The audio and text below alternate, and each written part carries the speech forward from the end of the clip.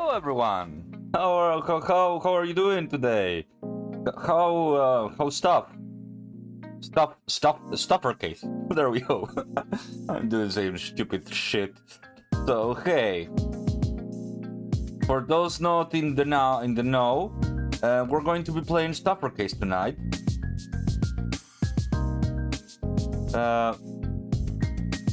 So let me tell you something. Before we do like a complete start of this, today when I was before streaming, I made myself a dinner. You know what I made myself some dinner with? Which is the funniest part. I grabbed like soup. I made soup and just put like things like noodles on it, and I just like literally ate them with like chopsticks, and I like that's my level of missing ramen, like a restaurant ramen. I really liked restaurant ramen and I miss it.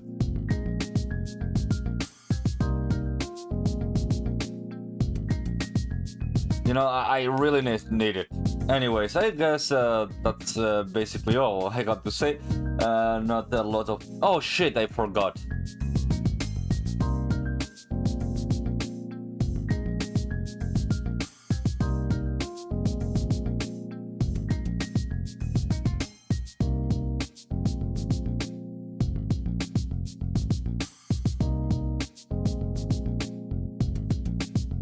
Now, see you there.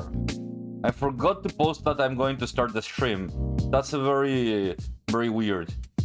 You know, I always wonder because I see people like waiting for the stream, but when I start the stream, they disappear.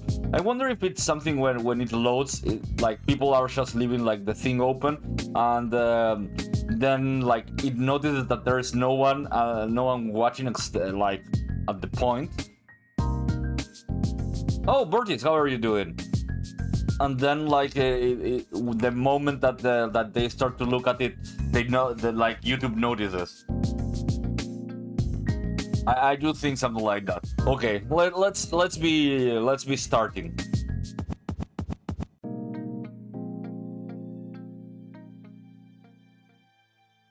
Okay. No, there.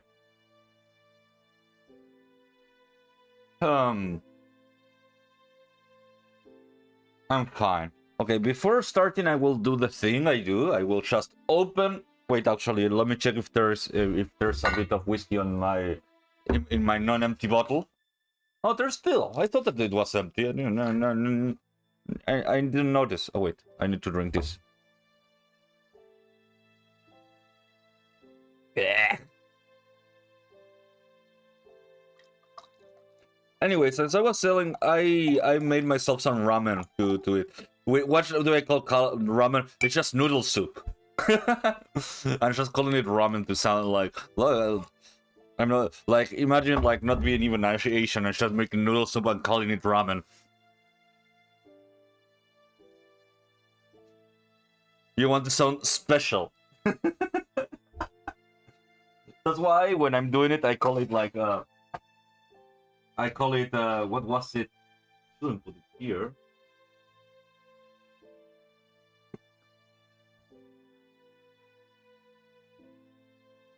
Yak. I need to put this to wash. Yucky. Very yucky. Give me one moment. Before I start, I need to bring this to the kitchen.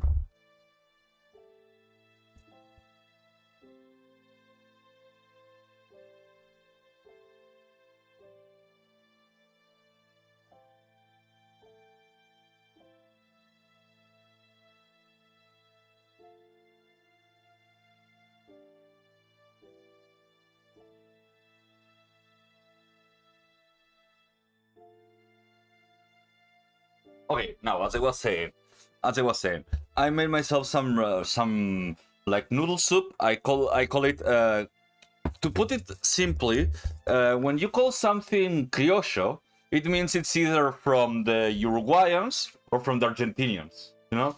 So it's ramen criollo. That's what they call it. Yes, it's noodle soup, but I call it ramen because I eat it with chopsticks. That's the only difference. Ah, yes.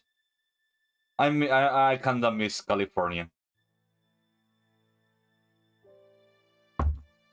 Things I would have never thought I'd say.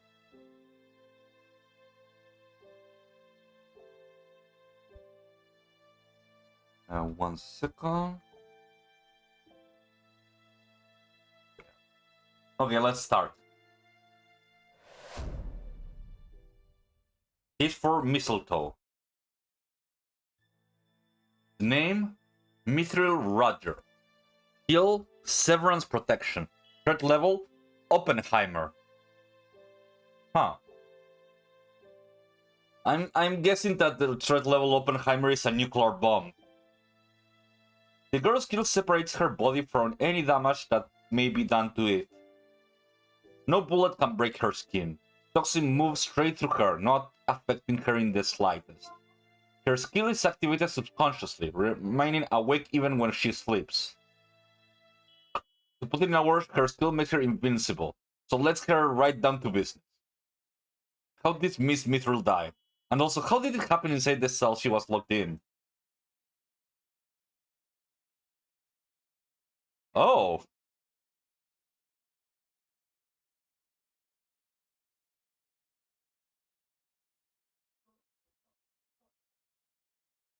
I guess she's called Mistletoe, or Mithril Though, because it's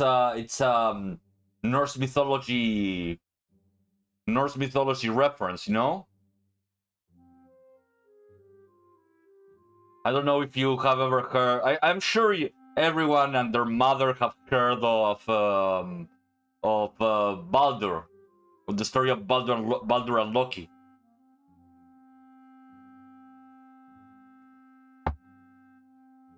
If not, I'm happy to tell it, but I guess not. Anyways, would you like some more? Yes, thank you. Huh? Note, is that black tea you're drinking today? It is. Seeing you drink it all the time, Sergeant, got me curious about the taste. Is that so? Would you like some more too then? No. In the end, it's coffee for me. Showing your true colors. Oh, actually, they added this, which is kind of cool. They added like a thing to like zoom in into the details of anything, apparently. Oh, look, he has a giant forehead. Showing your true colors. Showing my preferences, to be precise. Look at you, really opening up. Truly, how long has it been since we were able to put down the paper gold and John's pot of tea? That's all thanks to Note arrival, and the dramatic increase in the speed in which we solved our cases. We don't have a single case in our backlog, and the last few days have been nothing but peace and quiet. Do you think we might be able to take Christmas off this year? Wake up from whatever dream you're in. I've never seen a Christmas pass quietly in London. Last year, Santa Claus was wedged in between the bells in the squares. And the year before that, there was that incident where a nun was turned into a tree ornament.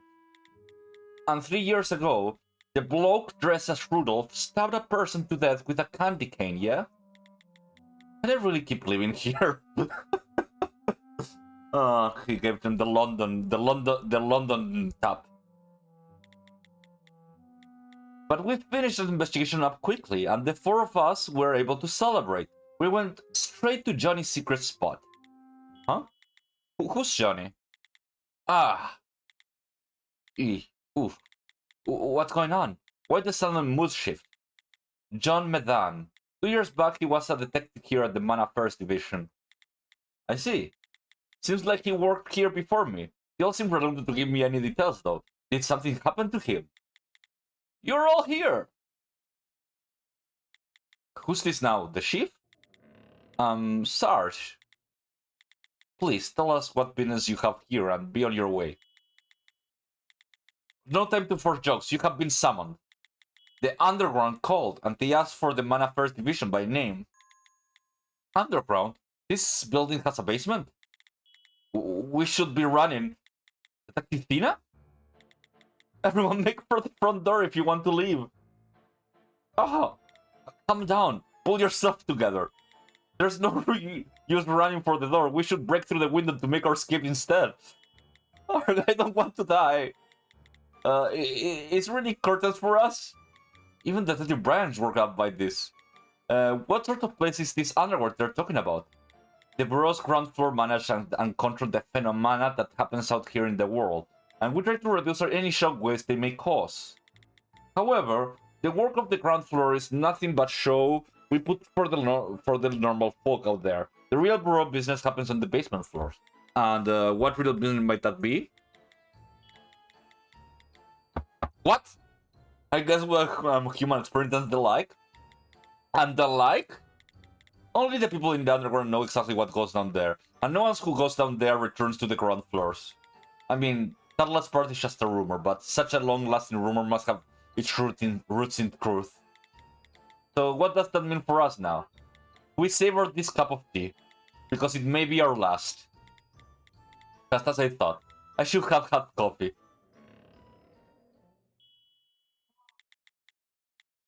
I have to escort you to your underground. Please follow me. They're here. You'll never catch me. Wait. Rather than pointedly putting up a fight, don't come my way. Ah. Oh, want me to? This is Mari. I have restrained the 3 who were resistant. I need 3 men to carry their unconscious body. Will I only need 3? Yep. Requesting 3 men. I will lead the rest of them downstairs. They really lost their cool.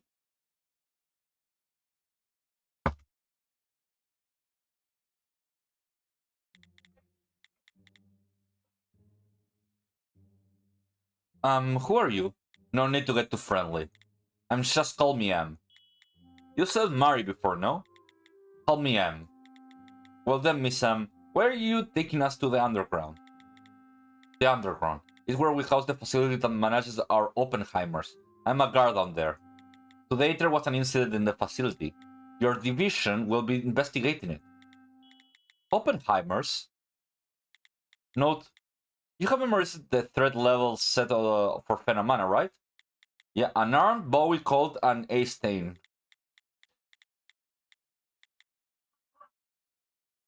From the lowest to highest, right? That's right. Out there people think that the stain is the highest threat level, but in truth, there are 2 levels higher than that. One threat level higher than a stain is Oppenheimer. Oppenheimer pose a threat at a national level, thus it's the Bureau's job to capture the Oppenheimers and isolate them from the rest of society. That's probably where we are going, to the facility where they keep the Oppenheimers locked away. I see.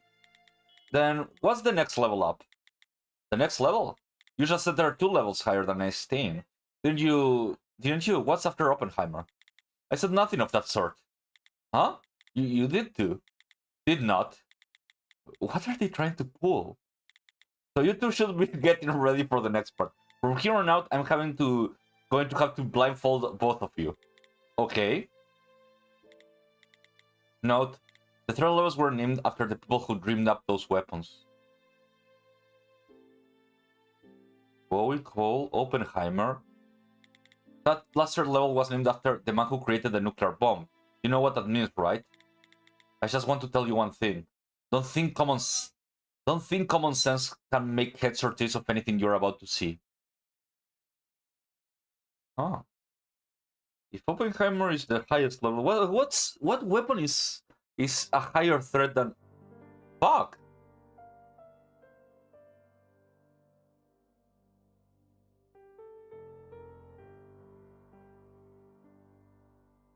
Compulsory trust.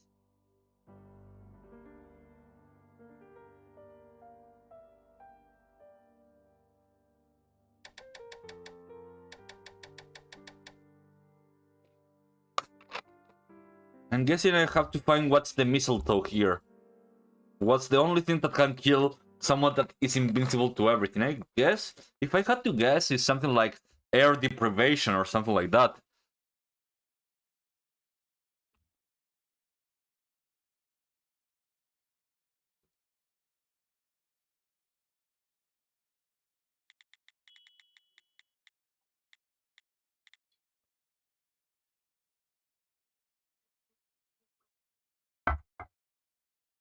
Here you are, an Indian black tea called Assam grown in the Bureau certified tea garden. Could you hand that one to me, please? After that, we got a coffee made from being grown in the strict condition down in Panama. That'd be for me, thank you. Finally, 5 gallons of tap water. So wait for our friends lying here, please. Is this heaven, please? Oh Lord, they all deserve to die. Tina, Pandy? Oh, of course, I'm in hell, aren't I? Man, what it's supposed to mean? Where on God greenness are we? The Bro Underground section. Ah, this is the underground, but it's so bright. Well, then we have the space reserved for Oppenheimer staffers.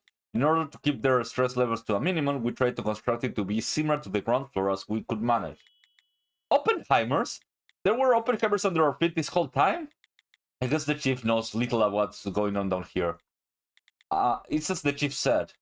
This facility was built to manage the staffers who were designated the threat level Oppenheimer.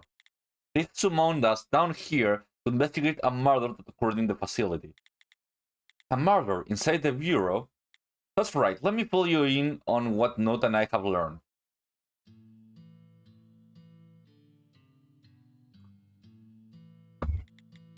At the time of the murder, this facility held 4 people with the threat level rating of Oppenheimer. So, 4 atomic bombs. The victim was one of those 4 people, a woman who went by the name of Mithril Roger. Roger was found dead inside of her private cell at 1 o'clock in the afternoon. The cause of death is currently unknown. The problem is Roger's skill, Severance Protection. Her skill disconnects her from anything that would have caused her bodily harm. Moreover, this skill was triggered outside of Roger's will and knowledge. In a word, she was invincible. Yet despite her skill, her body was found within a tightly controlled facility. The whole situation seemed impossible through normal means. Our prime suspects are 3 Oppenheimer-ranked staffers who were kept alongside her. Since they carry skills with the threat level of Oppenheimer, they may have made the impossible possible. Our job is to meet each one and find who was able to harm Mithril. That's why we brought them here. Do you have the papers? I want to know what their skills are. You Theraguard. What sort of joke are you trying to pull? Considering the value of this Oppenheimer and how much our nation has lost, to think such a thing would have happened despite all this surveillance, this sort of occurrence is simply unprecedented, no? Yet you lot are going to leave such a matter of national importance in the hands of the weakest link of London branch, the Mana Affairs Division. Have you all lost your minds? So we are the weakest link. I see. This was not my decision. Then who was it? Mine.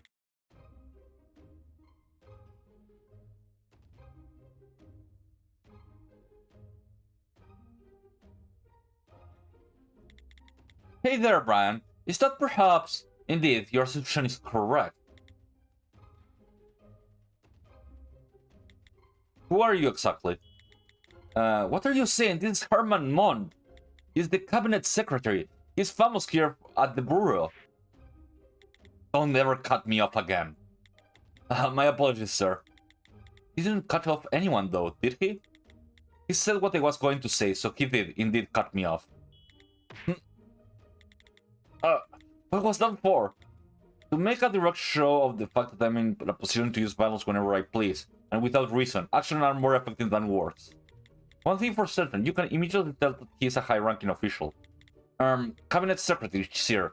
I'm beside myself for forgetting the contribution you have made in the funding of the Bureau. I deserve your best shot. Hit me again. Wow. Bending over backwards less than 5 seconds after a guy whacks you for no reason? Seriously. The man takes opportunity to the level of a phenom. I see you all listen back there. As you may have figured it out by now, I'm the one who called you here. My word! And what an honor that is! We had an incident we can't quite make sense of. And I heard that you are all good at finding oddities, yes? Yes, that's our specialty. Chief, I love it if you shut up for a second. From this point forward, this investigation is all yours. Blue hair over there will fill you in on the details. Sunglasses here doesn't look like he will be much help, so he can come here, share a meal with me. Pardon? Of course, I will be honored. You lad, you have your sporks on you, yes? I do, sir. Keep it turned on. I want to hear everything. I'm giving the 4 of you 2 hours while I'm enjoying my meal. I want you to figure everything out about this case, then report back here. Just to warn you, this case is not about finding justice, it's about improving the facility and preventing such things from happening again. It's not enough to find our culprit. We need to figure out how and why it's happened. If we can't figure all that out, there was no reason for calling you all down here. Please, make me see how valuable your division is. What was that all about? Herman Mond, commonly referred to by his rank of cabinet secretary, is the deputy director of the Phenomena Bureau. He laid the foundations for how we work at the Bureau by creating things like the threat level system. He doesn't do much in the outside world, but he's in the de facto head of the Bureau, handling every key issue that land. Oh, hey, Brad, how are you doing? I have no idea what you said, but nice to see you here. He doesn't do much in the outside world, but he's in the de facto head of the Bureau, handling every key issue that lands in his deck by his lonesome. I heard a rumor he was eccentric, but he put those rumors to shame. I'm just glad he didn't turn his harassment to our way. I wouldn't breath a sigh of relief just yet. We just came to know a lot of truths corrupting the secret facility. If the cabinet secret doesn't view us as valuable enough to keep on living, there's a high possibility we will be removed from the secretary's sake. Actually, since this is the current secretary we are talking about, I'm sure he'd do just that. How are you doing, Billy? Yes, I'm playing Yayoi. How are you doing? To sum up everything, we just have to solve the case down here. Then we got nothing to worry about. This is our specialty. That's quite the arrogant way to put in it. But it's just as Note says, our job remains what it is always is. Whether our lives hang in a balance or not, nothing changes. We got to put everything we have into solving this case. That was me must. Well then, shall we be off as usual with our minds perfectly at ease? I don't think that's what she meant. Shall we start off by looking at the body? Girls, could you please lead us in that direction? Right away, I'll follow me.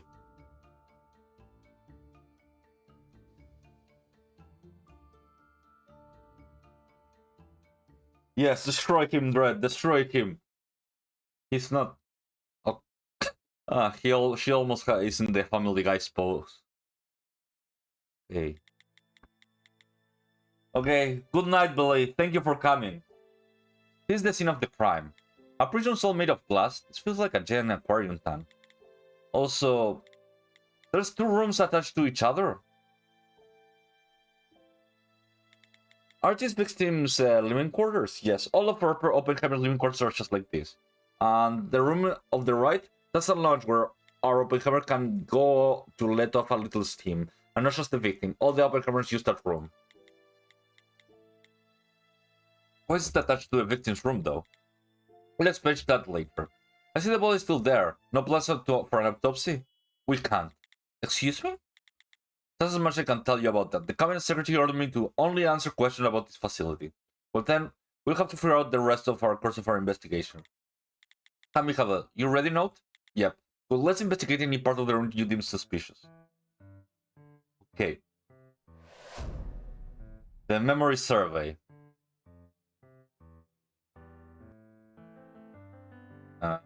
The bed? I hear the labored breath of someone in pain. The more recent the memory, the worse the sound. Was the victim dealing with an illness or injury? It's quite likely that the victim's death was far from quick, taking her slowly instead.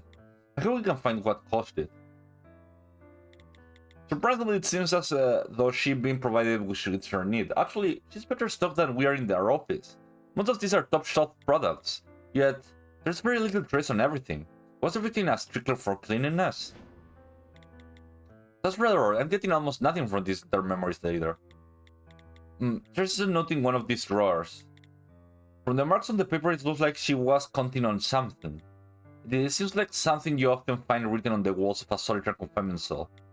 Maybe it's because I haven't seen my fair share of solitary confinement cells, but I can't think of an explanation for this.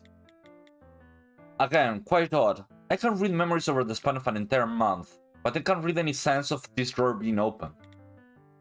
I don't see a lot of other ways she could have kept himself entertained, so to not use this drawer for a whole month, what does she do every day? Okay, the body itself. Come to think of it, this is the first time I've seen an actual corpse since I joined this division. Normally the police would have already carted off the body. My apologies to be the deceased, but I can't make out much of her like this. I had to turn the body. They're surprisingly calm about this. Back home I saw a few bodies that were closer to Swiss cheese. Thus, the more I find about this place, the more I'm surprised I am to know you live there. 1, 2, 3. It won't move. Come on now, what will it move over? Ah! Besides the fact that I can't move her at all, it feels like I'm not even grabbing hold of her body. They said the body victim's several skill happened without her knowledge. No way, so even though the victim's there, her skill is still active? Not that the guards left her here on purpose, that they can't move her. Well, now we have to assess the body based on the appearance alone. First things first, I see no signs of struggle on the body, though it's impossible for her to be injured regardless.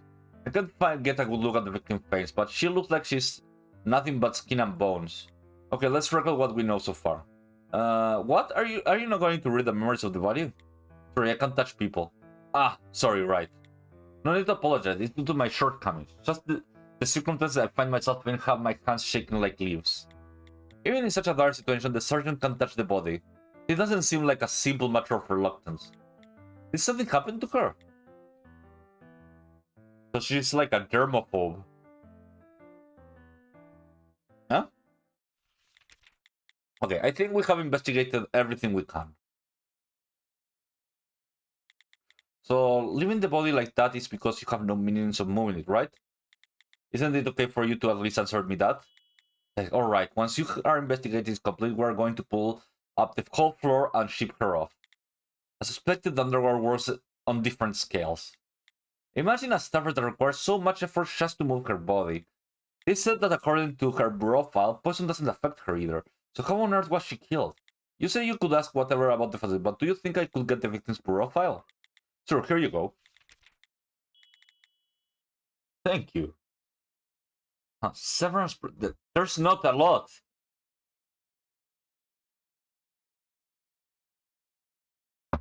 Like, this doesn't help at all. Oh. 2 documents. Huh. Failed. Maybe this will help. Mr. Roger was transferred to this facility on 1960X 10th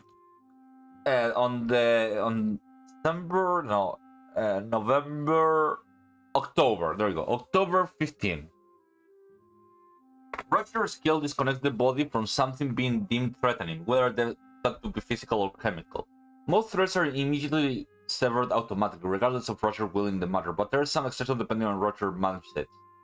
What her skill deemed threatening can change depending on how Roger thinks of something. For example, alcohol is toxic to the body, but Roger seems to be ignorant to that fact. Thus, her skill doesn't cut off its effects, but her body is allowed to absorb it. Opposite that, even though the oysters are non-toxic foodstuffs, Roger once witnessed a person die from food poisoning after eating them, so her body does not process them. No wait, they managed to write about her skill in such detail? Is this only because she is an Oppenheimer? No, it has nothing to do with her threat level. The Bureau has a profile on every staffer, but like I said before, we can't access that information since our clearance is so low. That's upsetting. If we had access to this much information, we could solve cases in no time. Are they really able to pick on us just because we're low on the totem pole? No, from what I heard, the Man Affairs Division was demoted because 2 years ago, and you weren't able to find any records of the victim from before her time here? That's right, I haven't been here that long myself, so I can't tell you the exact circumstances. But we got absolutely no information about what Mithril did before coming here. That's odd. It shouldn't be hard for the Bureau to track down information on one woman. Well, enough of the Bureau files. I'd like to know how your inmates spend most of their time. Alright, let me fill you in. Would you mind leaning back against the wall as you do? Alright.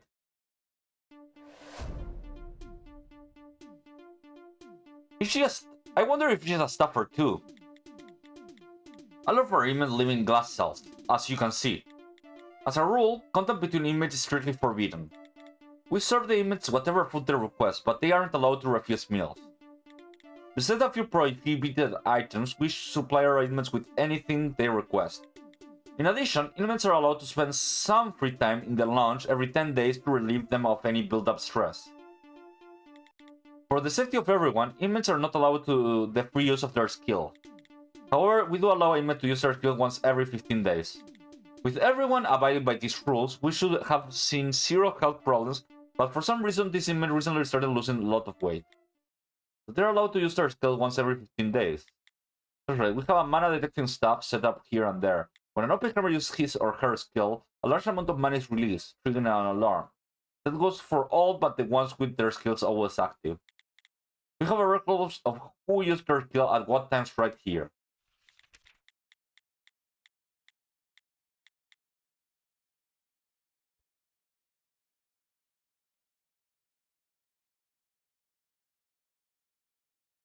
Okay, so the 1st of December, the 8th of December, and the 10th of December. The restraints they wear around their neck would inject a neurotoxin in their body, killing them. Oh. It's brutal, but there's simply no other choice. You have no idea what damage an open hammer's skill is capable of. If that's the case, why not ban the use of skills entirely? Great, thank you for your statement, Miss M. No response. Is she refusing to respond to anything but questioning about the facility? Well then, shall we investigate the lounge next? No, I would like to investigate this room after we meet our suspect. I think we should be more efficient if we collect suspects' fingerprints and footprints first. Right, since all of the inmates use that room, that sounds like the right move. Where do we have to go to meet the other Oppenheimers? Here's a map of the facility. But then, where shall we go head first?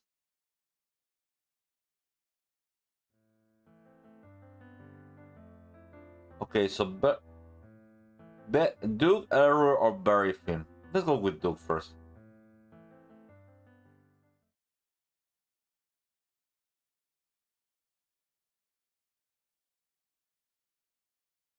Basically the same. This cell phone belongs to Oppenheimer Douglas Touchstone, a male. When you talk to him, be careful what you say. Be careful. Is he super sensitive or something? Just from the look of him, I can guess why. He's a cute kid. You got to be kidding me. A boy? Wow. Investigators? Huh? Sir, are you a private investigator? No, I mean, I did work at an office as a private investigator before. Wow. You think he might explode if I keep going? You should do something before that happens. I never even had a conversation with someone so young. Do you, like investigators? Oh my god, how do you know? You're an investigator. I bet you could figure out everything is to know about a person with a single handshake. I mean, it's not like I have shaken your hand. Fine point, as expected from a star investigator. He's like an ordinary kid. Why keep a kid like this? Why this kid? I see. Cultural object formation. Douglas Touchstone, nicknamed as Duke, carries a skill that isn't quite clear because of its peculiar nature. But what's certain is that the skill creates an object, that it alters memories to make those around believe the object existed there before.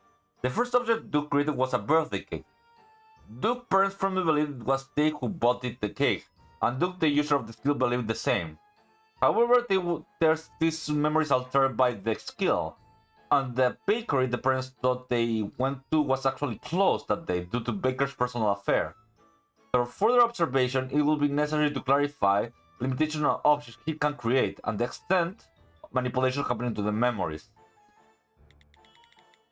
The Douglas Touchstone skill casual for object formation. He can make anything he desires. He can make anything. Dangerous indeed. Is someone so immature were to fashion some sort of weapon? Yes, but the scariest part of his skill is that every item he creates has a direct effect on those around him. An effect? When Duke made himself a cake, no one around him thought that cake appearing out of nowhere was a slightly bit odd. He thought the cake had always been there. Even if it was a cake the parents had bought for him.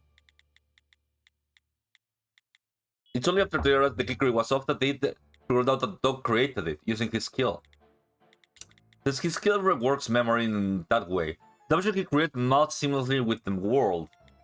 To think a kid that cute could have a skill so utterly terrifying. Sergeant, they keep children here. Indeed, what luck. What? Usually, a stuffer skill manifests itself at the age of 9. The younger the child, though, the more difficult it is for them to control their skill. There are even times when they activate a skill unknowingly. If a child is young, carrying these dangers of a skill, unaware of said skill, mind you, were let loose upon the world, I don't even know what to imagine might happen. I guess you're right, but I really can't fathom it. No, this is a world where babies come out of wombs wielding nuclear missiles. It's better if you don't fathom such implications. It's enough that you simply understand that they are possible. Still, do you think this kid was involved in our case? Sure hope he wasn't. I happen to like children. What are you investigators like you doing here? Are you here on a case? Was there a murder?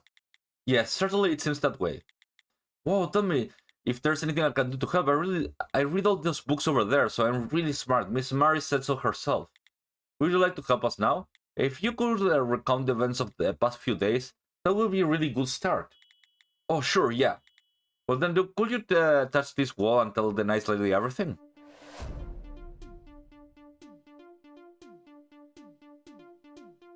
Okay, I came here about a month ago. I haven't gotten into any trouble and everyone's really nice. I haven't even used my skill once. I haven't had any long talks with anyone either. I've been good, huh? To think I give a witness statement to a bunch of inspectors. It feels like I'm a character in a novel or something. How exciting. I'm always wanted to be a suspect in a case. And also, that should be enough. But have you by chance told the lad about the death of the victim? No, we haven't.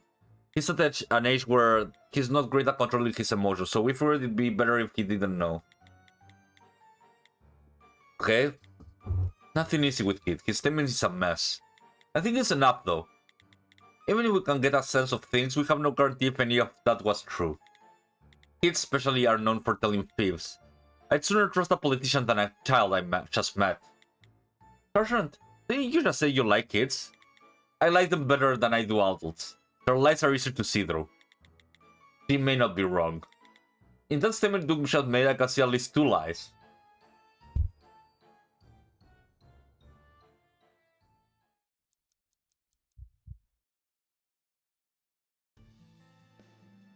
Okay, let me see.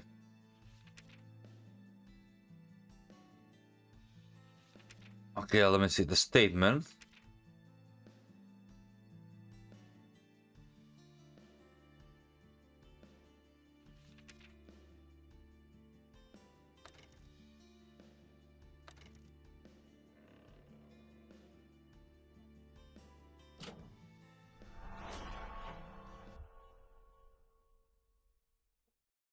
Hey, dude, this is a record when the open comments satisfy use their skill. You say you didn't use your skill here, but there's a record of you using it. You lied to us? I'm sorry. I'm a bad boy. I'm the worst boy in the whole world. I won't go that far. There's no one in the world who never told a lie. It's not because of the lie, it's because I used my skill. I went and used it again, so I have to keep living here because I'm a bad boy. They're teaching them from this young age that using skill is some sort of sin? That way, the Bureau is able to maintain a control of the staffers. We heard that your skill allows you to create whatever you want, so what did you make this time? I don't know. Whenever I use my skill, it's like that thing we've been there forever, so even I don't know what I made. Even the maker doesn't know what he crafted. That's not good. Duke can't tell what he made, but the person who observed him must have figured it out. Let's ask him around. But Duke... Huh? You can't fool adults. There's one more lie in the statement you made, wasn't there, Duke? Okay. I wonder what's the lie, because I know it's something like this. Okay.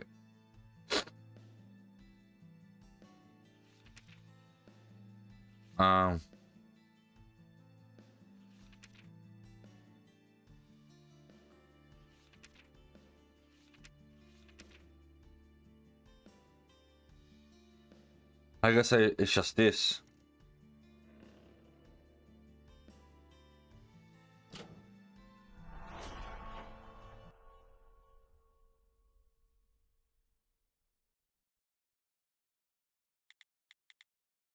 The thing about the abnormal heart here. It's just a contradiction, right? So I can't keep up with those how fast you are. Let me point something out a few times. Am I really that fast? Well, thank you for confirming my suspicions. There's no other reason for this abnormal heartbeat. That one's a lie. That you were lying about not getting to know the people here, weren't you? You know about that?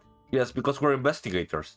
Of course, you can see what sort of relation two people have just from the looks on their faces. Sure, we'll go with that. Not like he thinks investigators have some sort of supernatural power. Considering that the work we do is closer to psychic work than investigating work, he's not wrong. To tell the truth, out of all the people here, there's one I gotten to know. Who's that? Miss Mithril. That will be Mithril Roger. Unlike the other people, I get to see Mithril when I go to the lounge. That there's a glass between us, I don't know her voice, but when we write letters on the glass and breathe on them like this, we can send messages to each other. When I get caught, Miss Mithril Mary sure did get angry though. What you should talk about with, Mithril? Mostly about books. I told her about this awesome mystery novel I just read too. Mystery novel, just called The Tragedy of the House of Mirrors. So cool, it's in the lounge, you should read it too.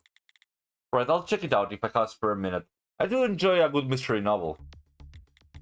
It's about a young woman who became the target of a serial killer. The man who once fell in love with her makes a plan to protect her. However, the plan actually ends up getting her killed, so it ends with the man killing himself. That's kinda dark. Why should the kid have to go and spoil the ending like that? When you put together a kid and mystery novels, you're setting yourself for nothing less than an explosion. Well done. When was the last time you saw Mithril? My last time in the lounge was last week, so that'll be 6 days ago. At the time, did you notice anything strange? Anything strange? Nope. I see. I wouldn't call it strange, but Mithril was looking a bit pale. She looked a little skinnier too. And that reminds me, these days she normally doesn't feel well once a month, so she takes medicine to help with the pain. Pain meds once a month? Was she suffering from some sort of illness? But the guard didn't say. Probably just her period. Oh. However, about her taking pain medication. Shall we stop there with our question for the kid? We got other place to check out. Right. You're going already? Of course you are. Since you're investigating, I bet you're really busy. Nice to meet you all. Love mystery novels, so it's always been a dream of mine to be warped up in a case like this. You want to be involved, not solving the case? A person like me could never solve a case. I could never be an investigator because I'm a bad boy. I'm just happy to be talking to you, Mr. Investigator, and be like one of the characters in my novel. Well, we'll be back. When we do, we'll sure to tell you how we solved the case. Woohoo! Please do. No, let's move on. Okay, bye-bye! Well, that one was easy. Easy peasy. Let's go with Elroy now.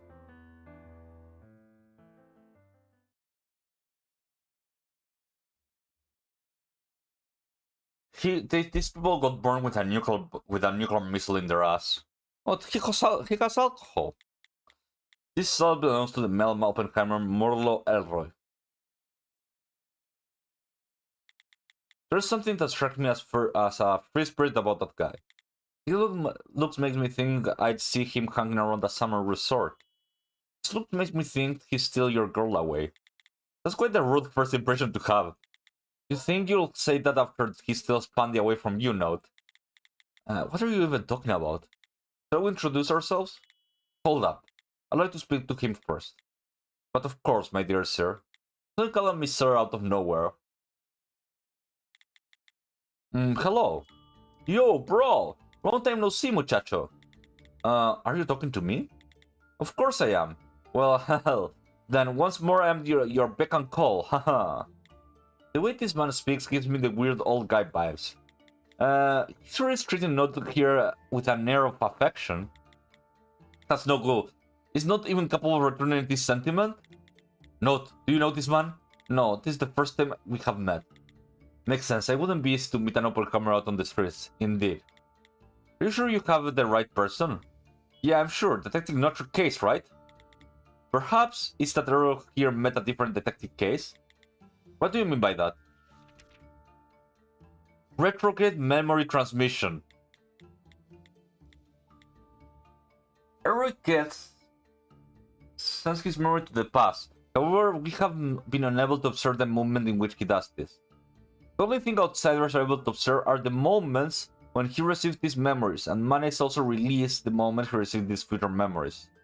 As much as yet to be discovered about this time itself, it's unclear whether he sends a snapshot of his memories to the past or if everything besides his physical body transported into the past. Errol claims that the maximum time he's able to go back is 10 days, but in truth, this is still unknown. And I can read the rest. Errol claims that though the use of his skill has lived roughly 20 years longer than his physical form. Once he sent his memory back 10 minutes, he had to wait 10 minutes before he was able to use this skill again. Retrograde memory transmission. From the name alone, I can tell what sort of skill that might be. Let me explain in layman's terms. Time travel. Time travel, like with time machines. Right, I can travel into the past. That's basically what my skill entails. However, the only thing I'm able to send back is my memory, not my body. I guess you say that's the difference between me and a time machine, right? So you're able to transmit the memories of your present self into the past. What where the retrograde part of the memory transmission comes in? No, that can't be. Skill that transcends time itself, is such a thing even possible? Up until this very moment, I never heard of such a thing. However, such a thing can be possible for an Oppenheimer. Right, get it now. I know how you know me, Mr. Elroy. The moment you came to know my name is right here.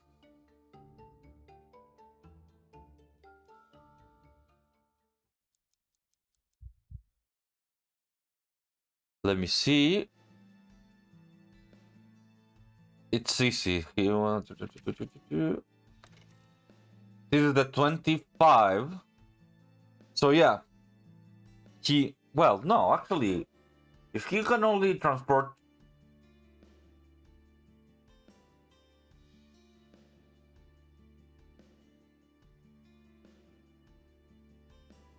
...14 days ago, no, but he can transport 10 days, right? Or am I...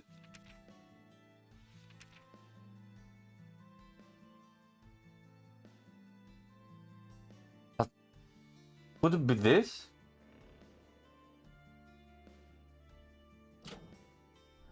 Then there's a... He can use more than 10 days, 15 days maybe.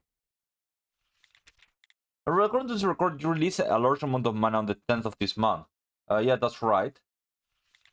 According to your bureau file, whenever you receive memories from the future, that's when you exceed such a large amount of mana. In other words, on that day you receive the memories from the future. Which brings me back to my point in all of this. The way you know my name is simple. You have a memory of meeting me before. But no, didn't you say you would never met this guy? Perhaps it isn't about them having met in the past. In all the memories ever acquired from the future, there must have been a memory of meeting Node. That must be it. Exactly right. You don't disappoint, bro. Why is he got to call us bro, and what exactly did I do in the future? I'm not sure if future is the appropriate term when we are talking about memories acquired 10 days in the past. It's so confusing, so let's call Elroy experiences the previous timelines. Mr. Elroy, how exactly did we meet in the previous timeline? It's Red Oros. We met when you came to investigate Richard Woman's death. Speaking of which, would you mind making an official statement about her? Oh, of course, good buddy. Well then please rest your hand on the wall and begin. Okay. The incident you're talking about played out the exact same way in the previous timeline. I was shocked. I saw that woman the day before everything went down and she looked so healthy. Just like in this timeline, you all came and did your investigation. Future you solved the case without a hitch. Then you told me everything that happened. That's when I used my skill. They returned to the December 10th.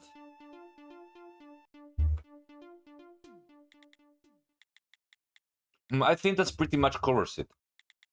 First off, We can say that he probably wasn't lying.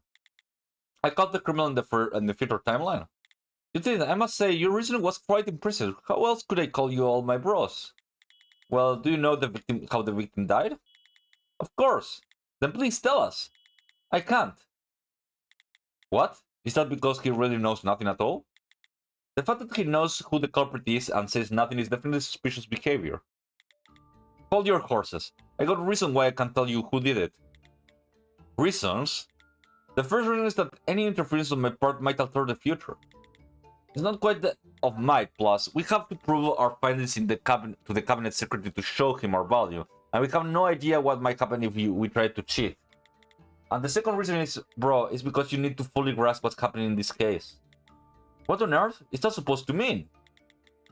I can't answer that. I might accidentally give you a hint. Alright, that's all I got to say about that. Head off some other place, shoo. I have one more question for you. Mr. Elroy, you know this was going to happen, right? Why not to put a stop to it before it began? About that. If you catch up to the you in the other timeline, I'll tell you then. Well, it seems as though I have found all I can hear. As for our time traveler Murder Elroy, I have no idea what to think. Well, he's a buddy.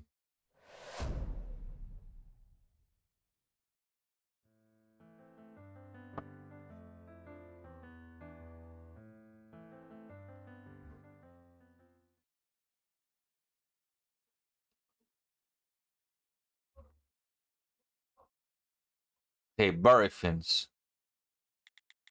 Self-belongs to female Oppenheimer Shia Berryfin, the most dangerous person in this facility. That woman, it looks like she's whispering something behind the glass wall, but I can't make it out. Is it soundproof? The woman has already tried to escape this facility 6 different times. I would suggest keeping your distance as much as possible. You could fall victim of her skill. What her skill is that? Here's her bureau file. Compulsory trust. Then her skill allows her to manipulate person's psyche. I see. To put it in even more simple terms, you can make people conditionally believe everything she says. I don't think that's dangerous enough to compare her to a nuclear bomb. She's packing a great dangerous weapon then. I will have to agree. Really, I don't think it merits locking that woman up. No, you're still not all too familiar with the phenomena, are you? It's not a big explosion and things breaking to bits that make someone dangerous. Skills are all about how you use them. So even though Panda's skill doesn't cause destruction, she's still rated an S-teen. You're an S-teen, Sergeant? Yes, did I not tell you?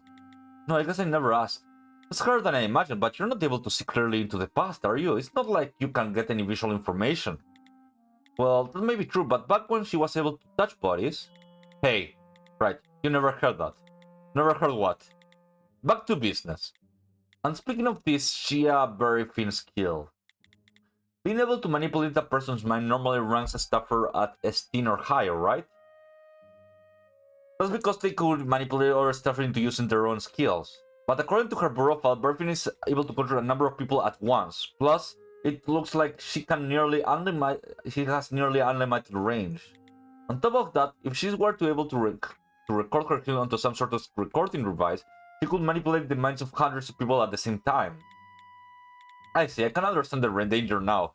So if we were to jump into a conversation with her, she could manipulate us as well. That puts us between a rock and a hard place. It's going to be difficult to get her statement. I would also like to get in there and investigate her room, but that's going to be a chore with her in. Oh, that won't be a problem.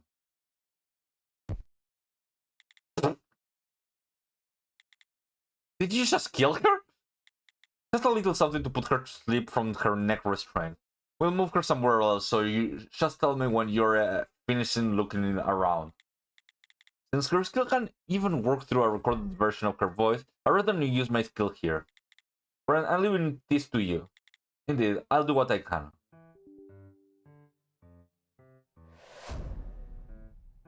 Okay.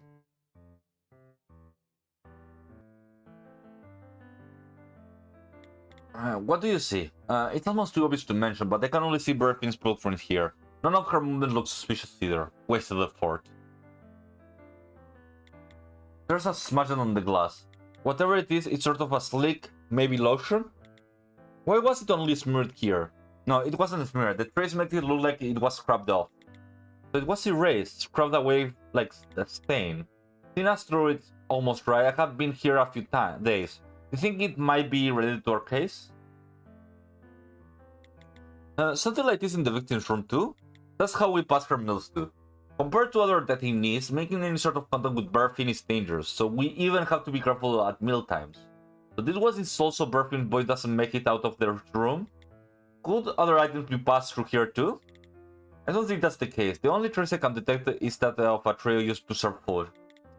Then I don't see any possible way she could have used on anyone, okay? And finally the books. Isn't that the items on the shelf were used just a little while ago? I checked, but I don't see any signs of pen around here. There's probably a prohibition item for her. After all, her skill can transmit through written word as well. With each escape attempt, her restriction probably grew tighter. None of this trace evidence standing out to me.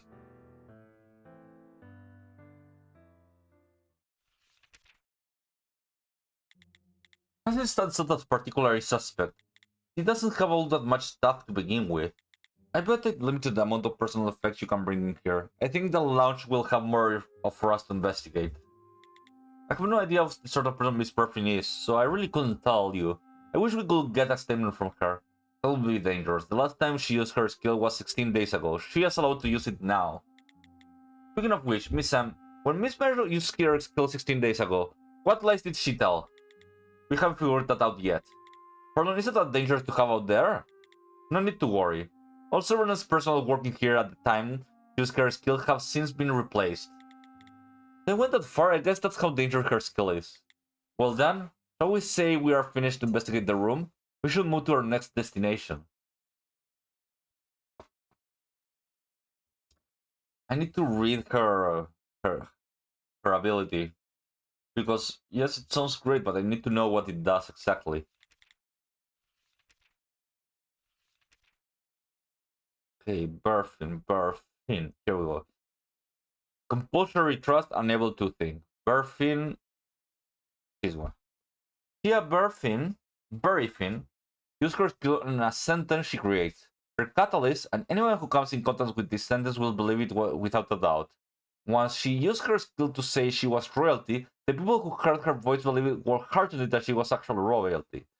Even those who heard a recording of that statement exhibited the same symptoms of those who had heard it firsthand.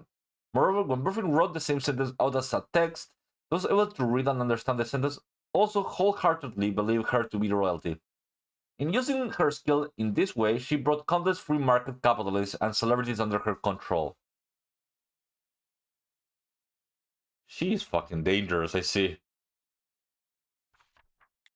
And seriously, not one of their skills made a lick of sense. I have to agree. They have completely changed the way I perceive phenomena. Sergeant, yes?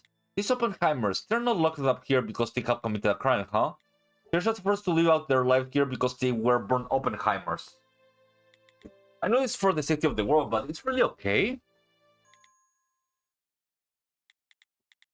Did I say something weird again? No, you just hit a nail on the head. You're clearly in the right and the three of us are in the wrong. I'm ashamed to say it. But life as a starper in London seems to have desensitized us when it comes to morals. When I was young, I got so angry with how irrational this all was. Then one day I just resigned myself to it, started thinking that there was nothing I could do about it. Note, it is because you grew outside of London that you were able to see us turning a blind eye to everything. Of course, that is you. Why are you looking at me like that? That's because. Well, let's talk about this later on. After all, if we don't solve this case, we might not be a later on for us. Right, let's do that then. Next, we should return to where they found the body, right? Yes, to the room next door. We got a lunch to investigate.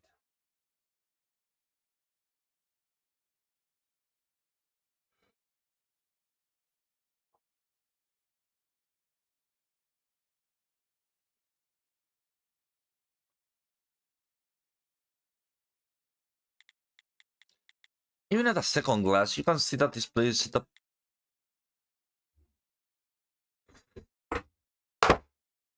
set up weird. It looks like the two rooms are actually one. They must have a reason for setting up like this, though when we asked asked them, she didn't have an answer for us. Instead, she told us about it later, though. There's no one here who can remember why it was set up like this. Not even the architect remembers why. What? Thus, we led to believe that the old layout of this building is from an Oppenheimer, and we're guessing it's Duke who used his skill to make it like this. Of course.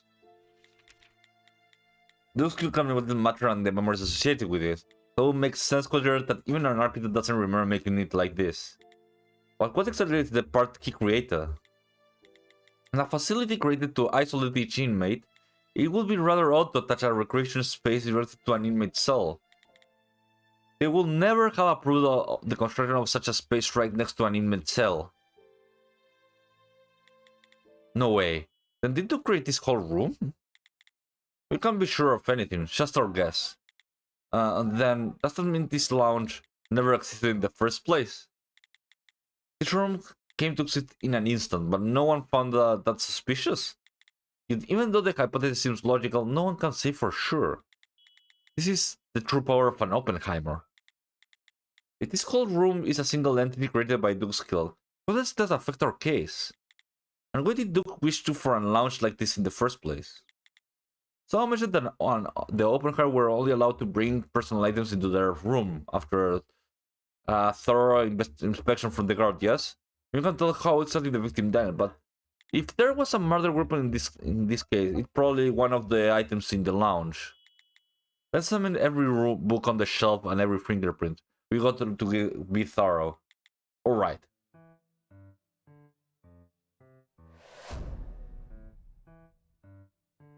Let's see.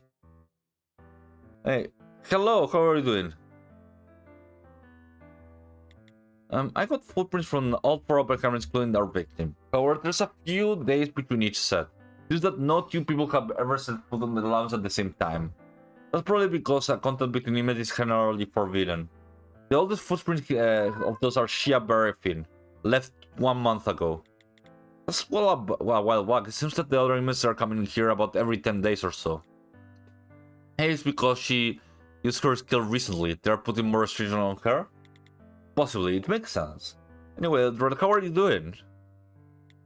It's cold. It must be a fridge, too. The door is temporary, we can see inside. They've got all sorts of medication stored in there. The door is locked. I can only see Miss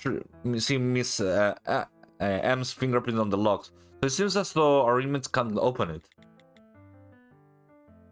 Pretty obvious, really. Even the weakest of drugs can be toxic at the right amount. Speaking of which, this seems like the strong medicines you only see at hospitals.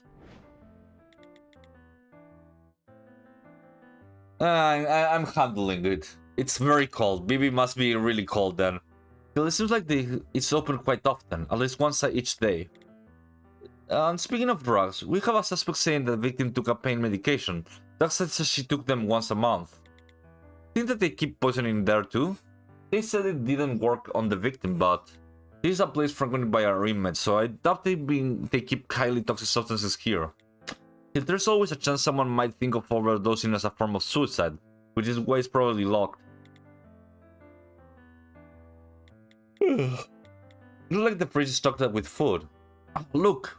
What is it? They had caviar, a whole box of it. And you can tell the liquor is Spanish just from the look of it. With only 4 people locked up in such a large space, at least they got the money to splurge on the good stuff. It'd be okay if living down here on 1 day a week. I know you're joking, but you should refrain from saying such a thing. It's rude to those actually locked up down here. Speaking of good stuff, the team Miss M brought you was pretty good, right? Was that stuff top shelf too? Maybe once a month. Hey! Okay. Alright, there's a purple book here. The brand, has the victim read any of these books? Let's see. There are prints on most of these books, but there's only one book with our victim's prints on it. The title, The Tragedy of the House of Mirrors. I heard that somewhere before. The mystery novel Duke was talking about. Ah, the one that he spoiled the ending of. It's the only one, yes. Maybe she wasn't a huge fan of real. Huh? What is it? Someone wrote something down. It's on this page. Looks like your average illustration to me. I don't see anything that looks like letters. Oh no, I see a smudge there. Look carefully, you see an ink smudge on the top left of the page. There was a message written here. Someone must have rubbed it away with spit or something. To write a message in such a small letters, you have a hard time finding it if you didn't read the book to cover. It's highly likely that our inmates were sending each other messages where the guard couldn't find them. Sergeant, you restored the message written on the page before. Would you do that one again? Unfortunately, the writer didn't press down very hard on the writing instrument, so it'd be hard to ask. You can only make out two words. Mills and die. Die, then this could be related to our case. I say it's about 90% certain that you're right, but if only we could figure out who wrote this message. You figure that out, Detective Brand? No. When whoever wrote it closed the book, all letters were compressed into nothingness. It would be hard for me to figure out with my skill. But there's something tucked into the back page.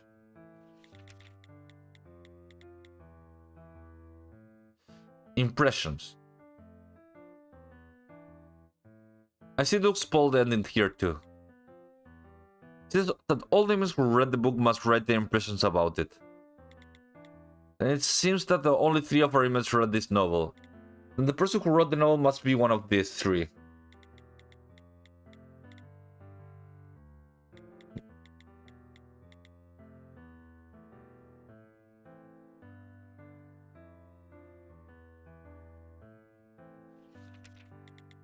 Can we reach a strip page out of the book? It'll be fine, it's an emergency. Yeah, she only read 1 novel.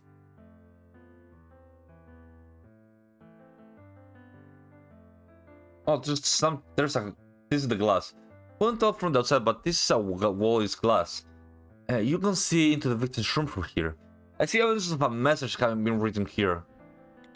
I can hear breathing and feel of a puff of heat. Doug said he wrote letters on the glass and blew on them to communicate with the victim. That's probably the trace you're picking up. And there's a high likelihood that our other suspects used a similar method to communicate with the victim.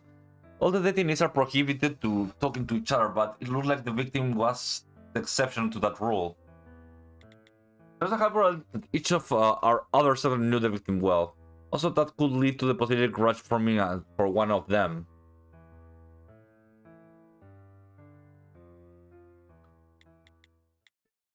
I think we have seen all we can.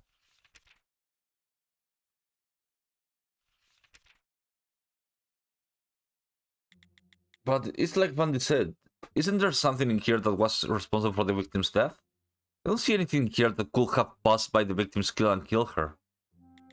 I'm not sure a weapon that can break through her skill even exists. Note, is there anything that stands out to you? There is. Oh? The victim's skill is always in effect, and it's normally severs the connection with anything that could harm her body. However, there's one thing that is able to have a noticeable effect on her body is in the lounge. I guess the drugs.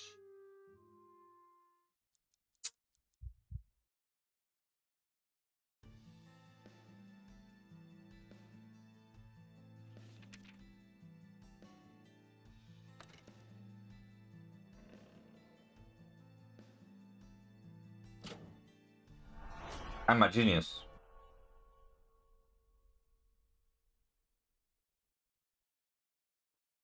Well, I'm not doing a chicken. Haven't eaten chicken noodles. I'm going to put a. I need to put a coat. I'm really, really cold.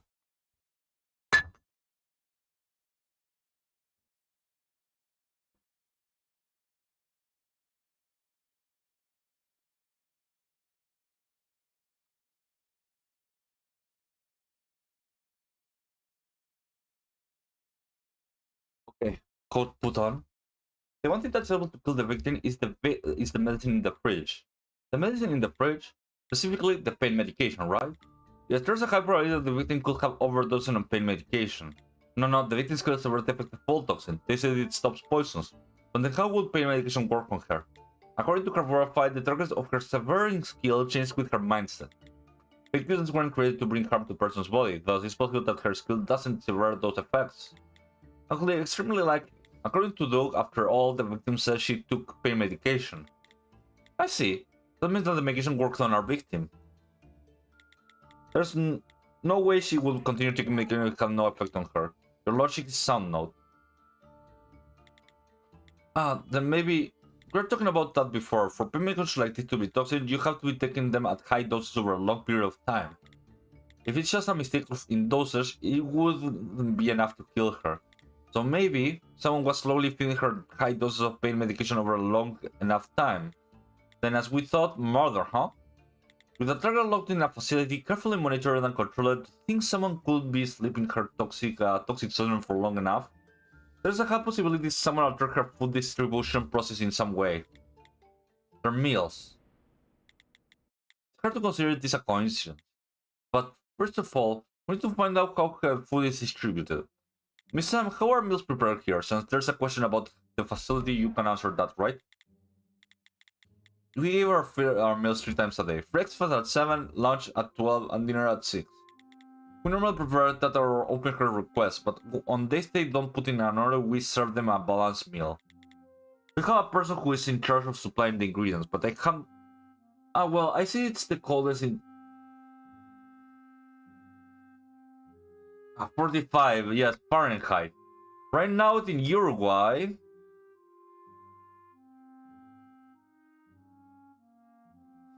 Right now in Uruguay. Give me a second. Give me Fahrenheit. Yeah, that's correct. It's 45, but for me it's 7 centigrade.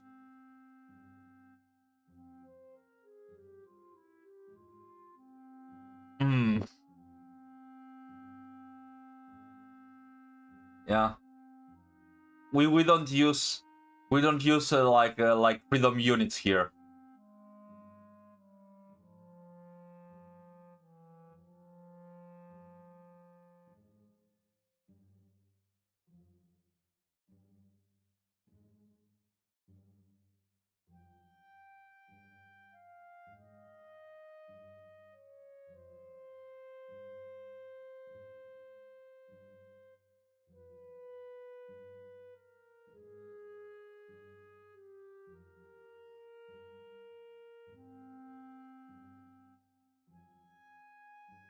Yeah, anyways, we have a person who is in charge of supplying the ingredients, blah blah blah blah blah.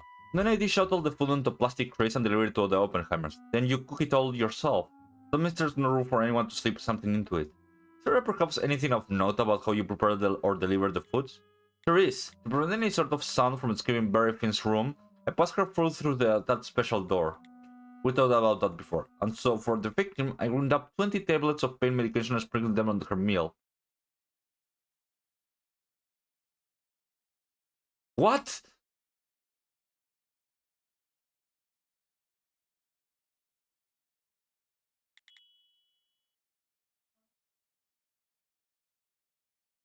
What? What? What?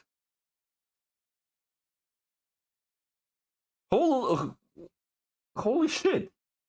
Like what the hell, Mr. Miss like what? What? What did you just say? No, what? Why? Why on earth would you presume to do such a thing? Why else? To maintain the health for image. It's one of the principles this facility founded upon.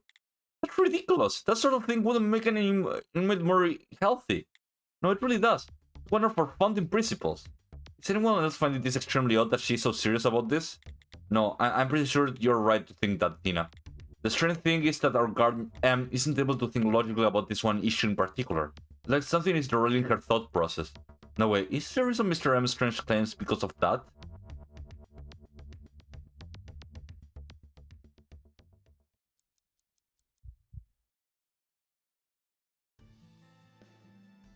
Like, did she get like... I believe this is the reason.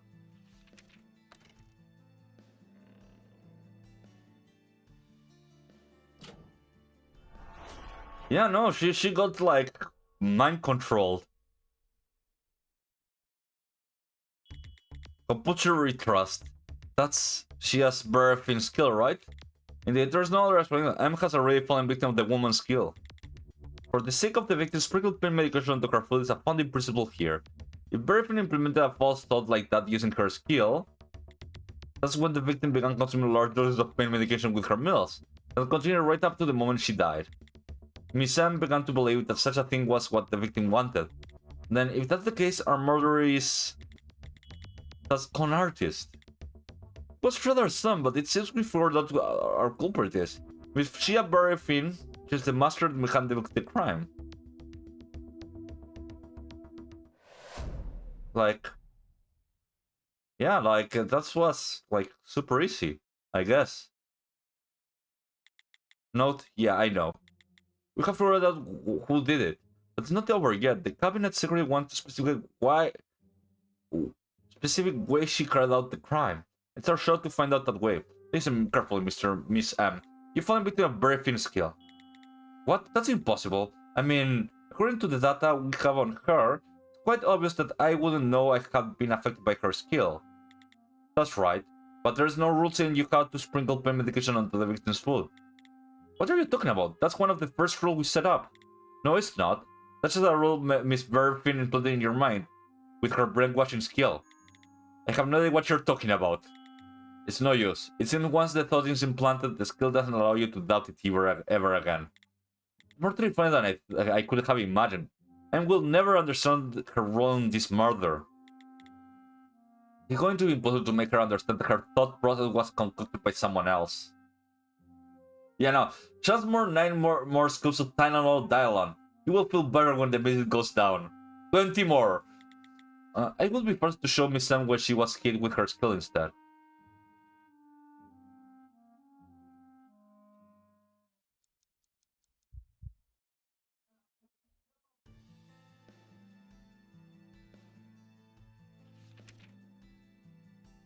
I guess this time.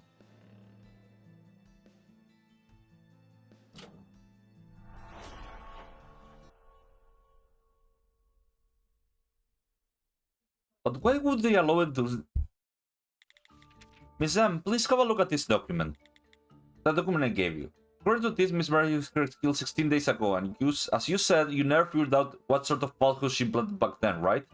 Don't you think that's when you might have fallen victim of her skill? No, that wouldn't explain it. And why is that?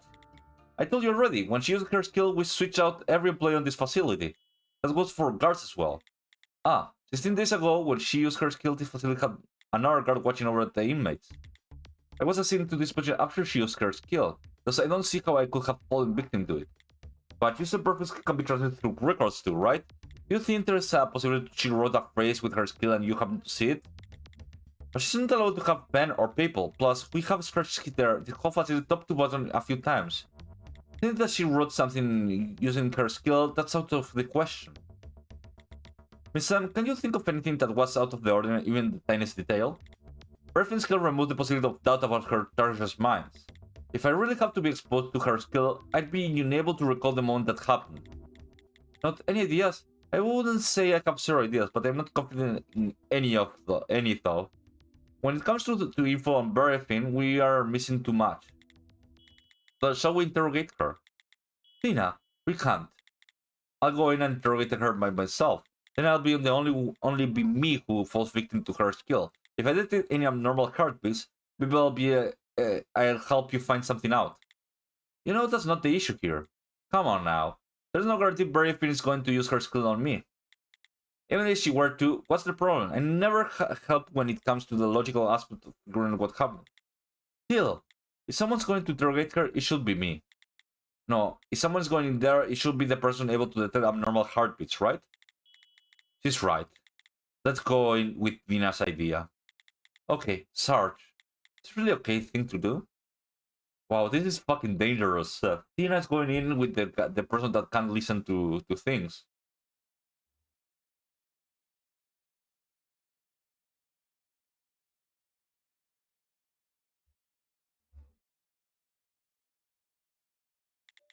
Well then, I'm going in. One moment, before you come into contact with Berfin, I got to pat you down. You can't be taking a pen or anything in there. What then, how am I supposed to take her statement?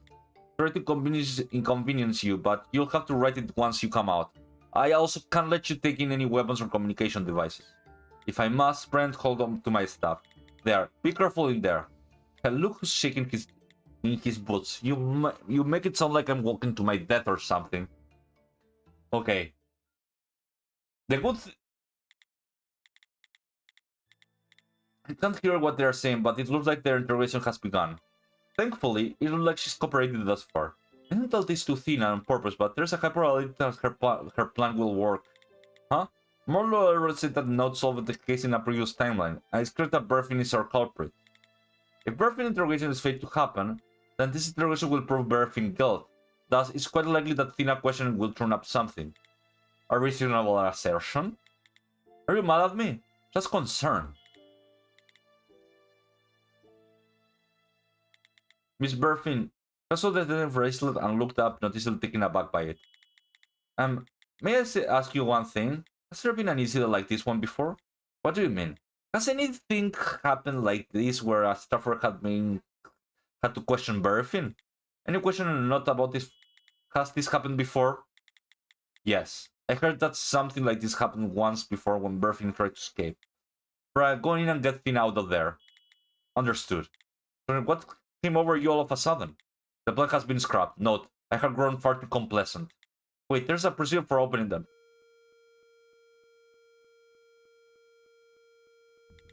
What's that sound? It is starting to sound when a large amount of mana has been released. Then that means... Damn it!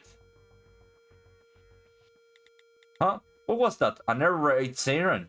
Tina, get out of here. Brian, how many seconds do we have left? How many kilotons is the bomb? Nothing's blowing out. Just get out of here. Sergeant, why are we inside? Dear heavens, how many visitors I'm going to have today? You're a fair bit quieter than the blonde who just left. Miss Berfin, what did you just make Tina believe? Oh, that? What did you figure out for yourself? You're staffers, right? Just like her. Can you just figure out what sort of lie I implanted using your skills? I see. This one figured out that the detective Tina was using her skill during the interrogation. She figured out based on a past run-in with a staffer. So it's a lie you can be caught telling, huh? It's just questions. Questions and more questions with you. You really shouldn't traditionally when speaking to a lady. Shut up. Right now, I'm trying to think. Not what's our best course of action? What should we do? You think we can make this come to the Earth woman locked away in the corner of some basement regret her choice even more? But of course, making her feel utterly helpless is a start, huh? Probably our best plan of action. Yes, I think you're right. Let's go. Yeah. I'll be right here.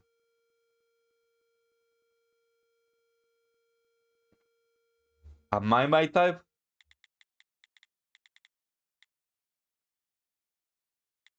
That's with Tina. Are you alright? Alright, guys, I'm fine. Why are you yelling at me? Detective Cavernous, this way, please. What are you doing? It was only a moment, but this woman was exposed to very thin skill. We must quarantine her. All of this babbling you're doing is related to this facility, too. Slight unrelated, but as far as the facility itself, you aren't able to discuss anything outside the operation of this facility. That's what you told us. But are you going to back on that now?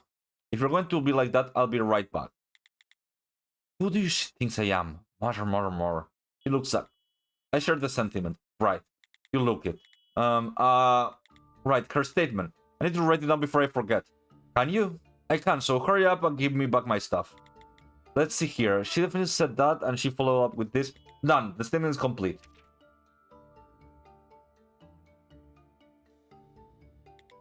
Tina, the abnormal heartbeats? There were none. That's Berfin woman, she didn't lie a single time. Sergeant, is this? Yes, Berfin's skill has altered Tina's perception of her. Based on M's case, we reanalyzed. Berfin's skills blocks all logic from dealing with the key words she uttered. Since Berfin made Tina believe everything in her statement, Tina didn't write down any abnormal heartbeats. Berfin could use her skill to make anyone believe a single statement. There's a part of the statement that should have been marked with an abnormal heartbeat but isn't unmarked here. That's not all. It's the statement as a whole. First of all, let's find the lies in her statement. All of them. Okay, let's find the lies.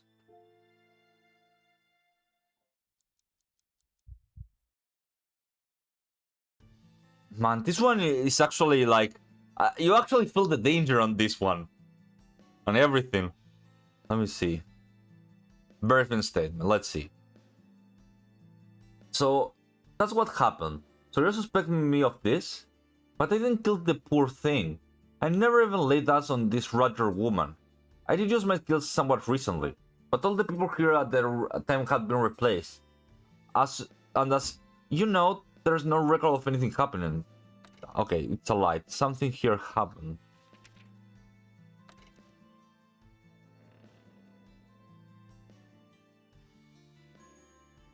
Ah. So this one isn't. Record of anything happening. Oh wait, no, there's something. There's much in the book.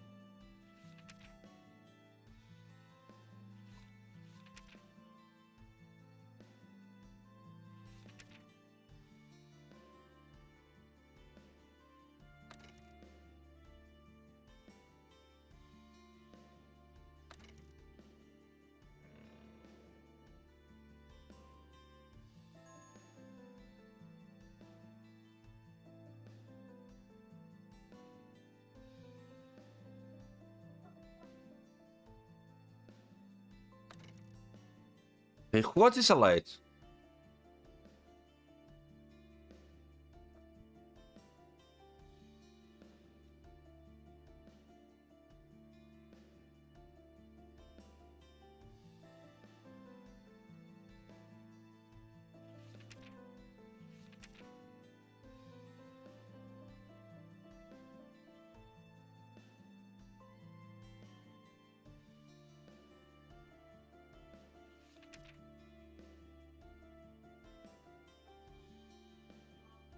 Okay,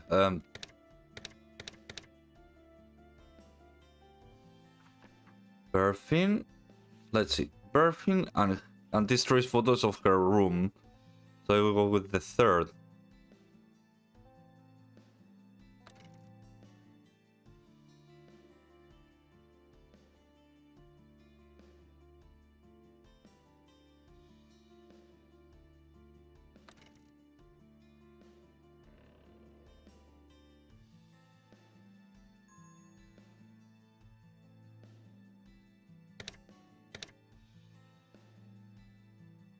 Hmm.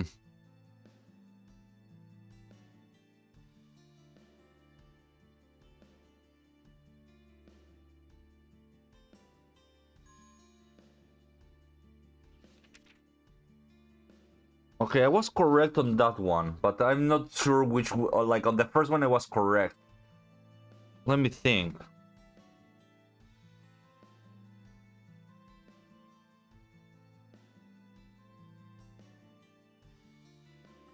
Wait a minute, when was the last person replaced? Okay, Perfin used her skill 16 days ago.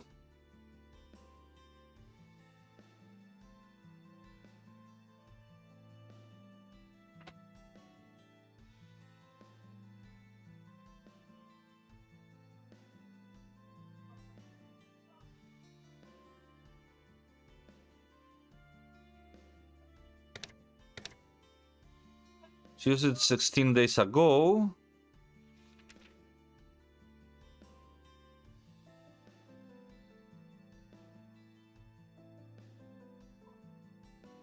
Oh wait, no, this is Morroy. Sorry, this is Morroy. I forgot this one. This got the one over here.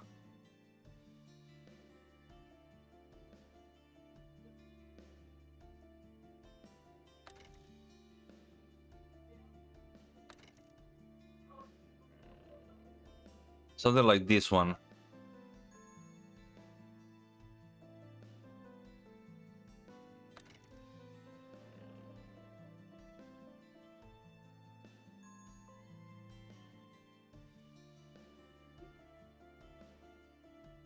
I never laid eyes on this woman.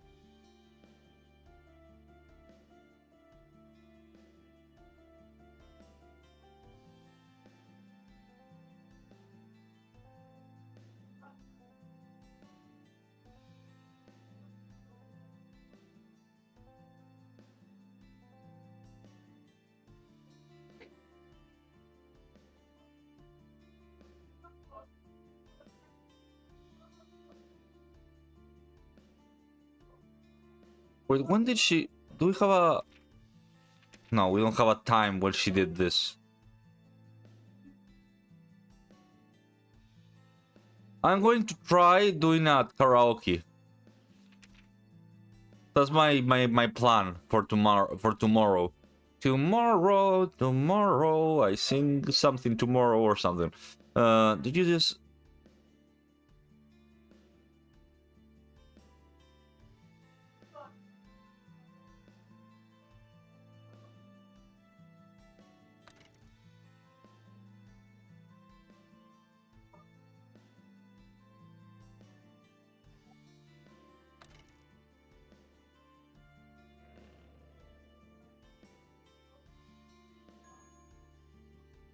Ah,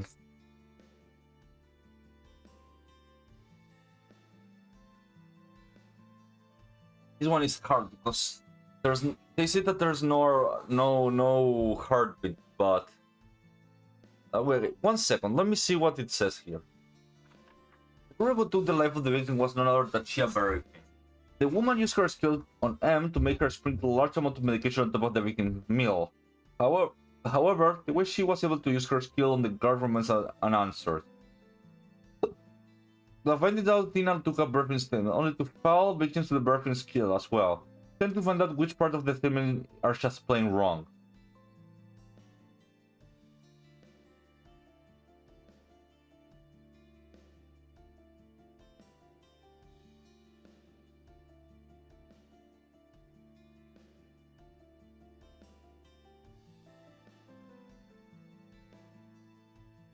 And never laid eyes on the poor thing.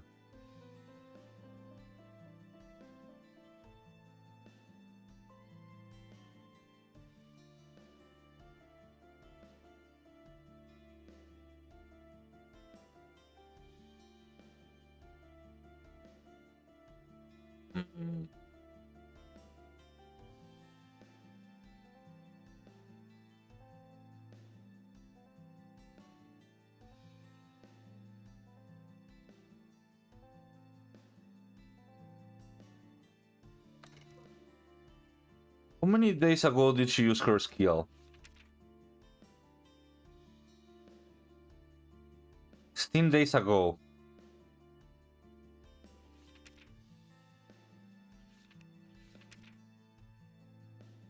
Did anything happen 16 days ago? No.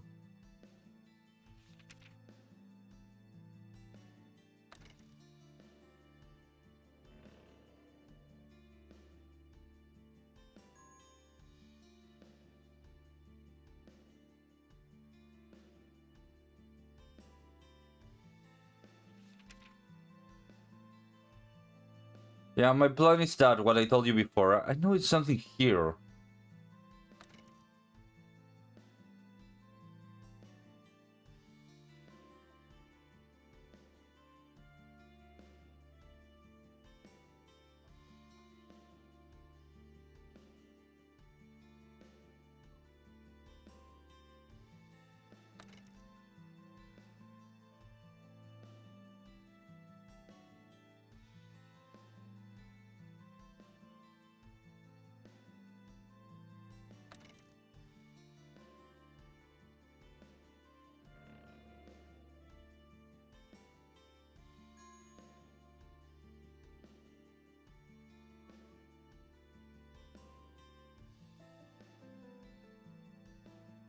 CBTH ZBKGH.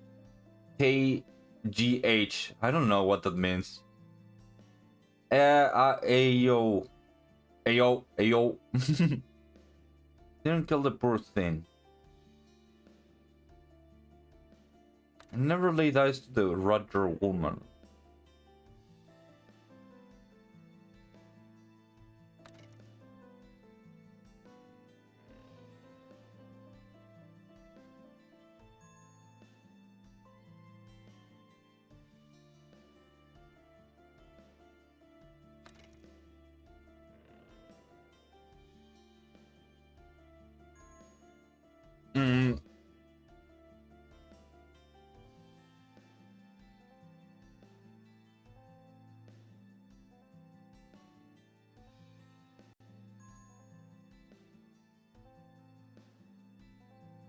I know it's one of these, but I'm stuck.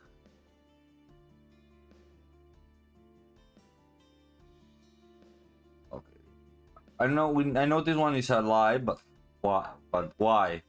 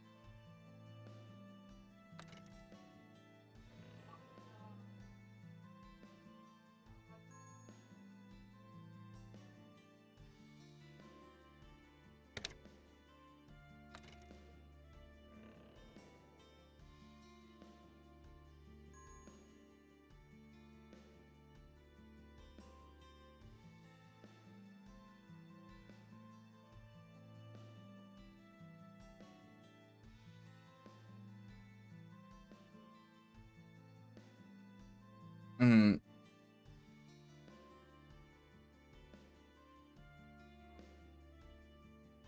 Hmm.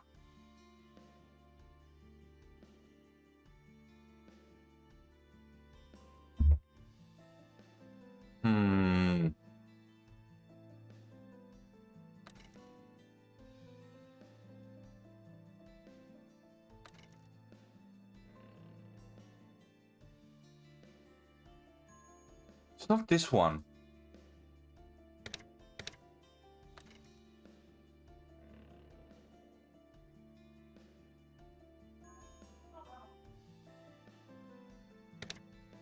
I'm a bit stuck here.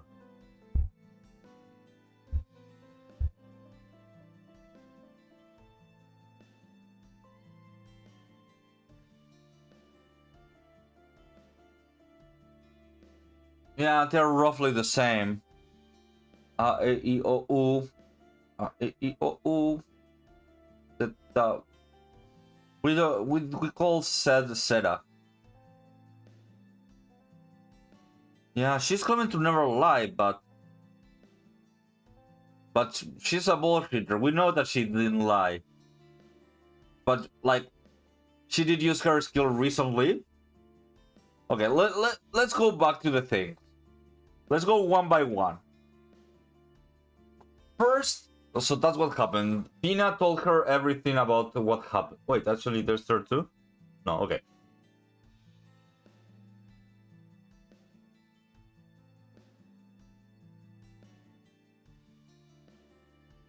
Second, so you're suspecting me for this?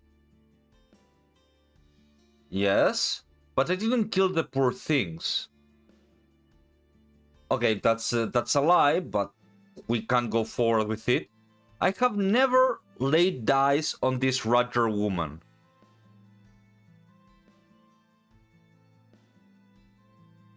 I never laid dice on this Roger woman. I have no way to prove it. I did use my skill somewhat recently. Yes, she did. And we have proof of that. But all the people here have been replaced. I think it has to do with this one.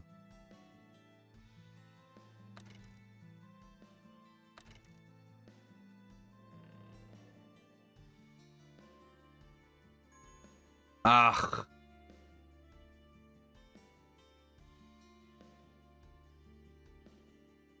But I'm not sure. It's about, yeah, her ability is about making people lie.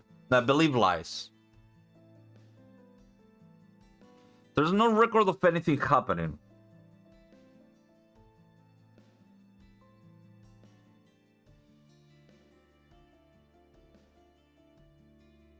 Plus, I never stood up to tell a lie.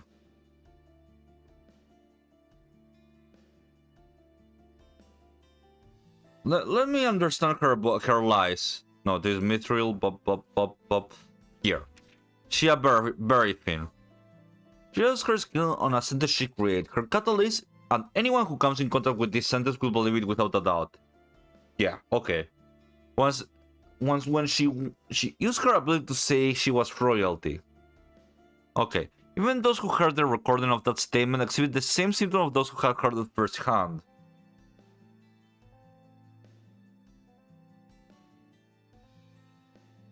And she can do that on text. Okay, so maybe there's something else on her.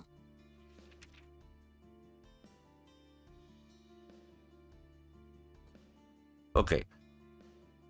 Yeah, there's like every lie she tells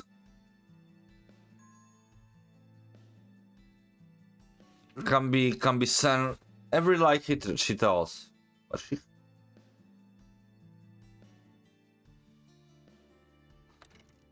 she would. Maybe it's one of these statements. Maybe it's something like this. But I can prove it. Maybe something like this.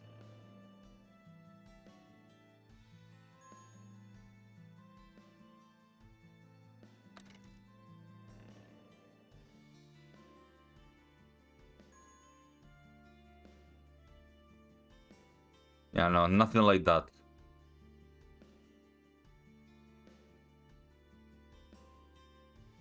I could be boring and try every combination possible.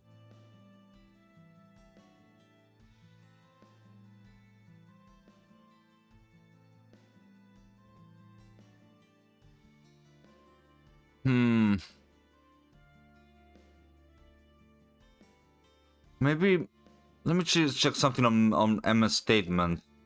M made a statement, right? I remember that M made a statement. I guess I don't have it. Okay.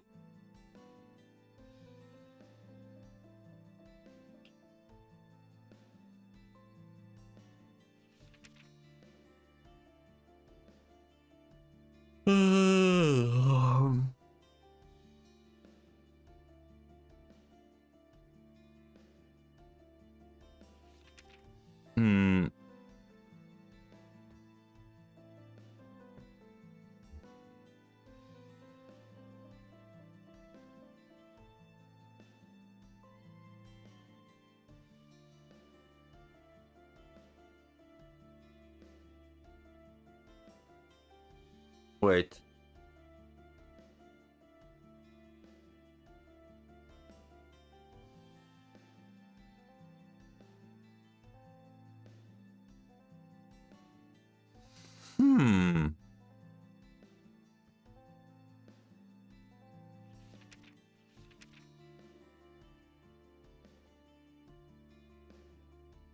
Interesting. Okay. I never laid eyes on the Roger woman. That's probably true.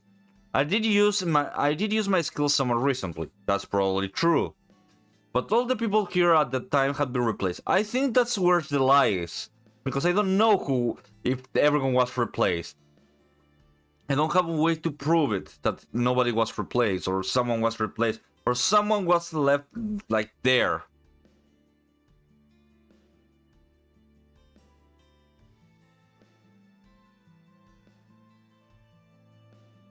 Wait, maybe there's something like...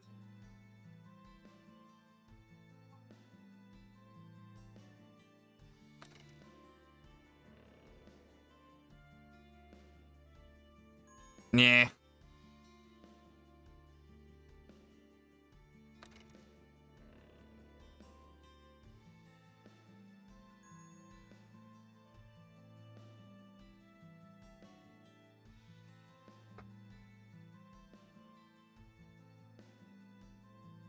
Yeah. No, this one is like super hard. Actually, I think I'm stooped. Like, yeah. Maybe that one,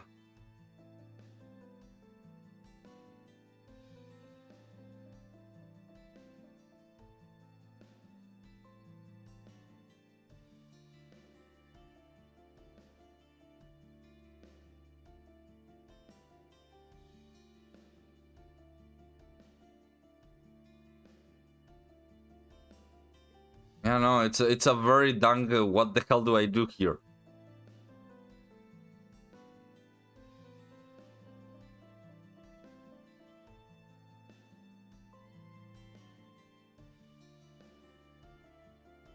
Oh wait, I don't know. Maybe something like that.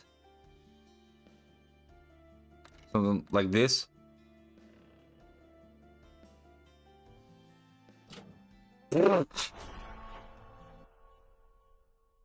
I just had to find where the thing was abnormal. Relatively thin abnormal heartbeats don't only show up for lies. Right, I also detect abnormal heartbeats when a victim speaks about death or murder. Well then, why exactly didn't you detect an abnormal heartbeat when Miss Perfume spoke about the death right here? Huh? Oh, that's just a mistake. Of course there will be a normal heartbeat here. A mistake? You wrote out that statement, yet it's a mistake? Sorry, I was just so sure that this statement was true that I didn't detect any abnormality heartbeats. And it must have been a mistake. You think it was just a mistake, so even though you detected an abnormal heartbeat, you didn't write it down. Tina must have been so focused on trusting Berfin's word that she ignored what she saw and felt. Makes sense. In that moment, she believed in the lie more than she believed in herself. The more I found out about this kill, the more it scares me. So, does that mean that this lie about her not having killed the victim is Berfin a lie? Berfin, she must have been caught onto the fact that Tina Stafford was able to distinguish lies from truth. Is that why she made Tina believe that entirely of her statement? Did she think we'd believe everything Tina said? No, something's wrong here. The siren tipped us off that Berfin hadn't used her skill. She would have known we couldn't believe a thing Tina told us. That's not the only strange thing. What do you mean? There's one other part of this statement that doesn't make any sense. There's a part of that statement that contradicts the trace left in their launch, this part right here.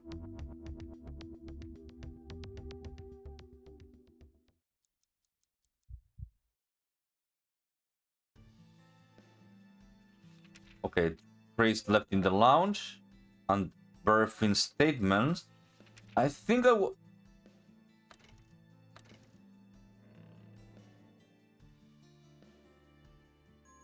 No? No? No?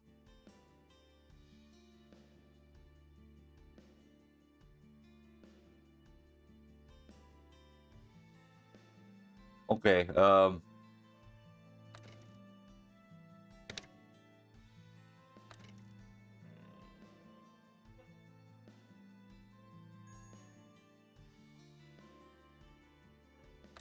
maybe this?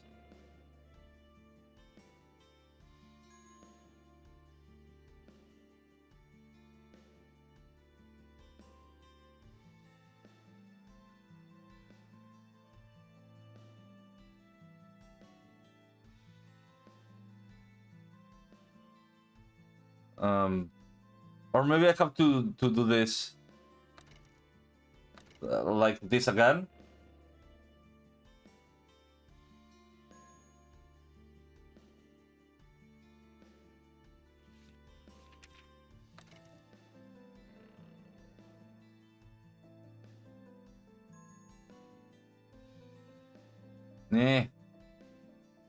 Yeah, this is always really hard.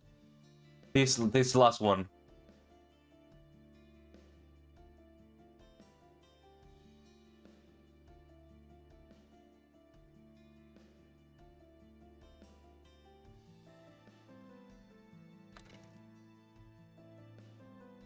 Wait.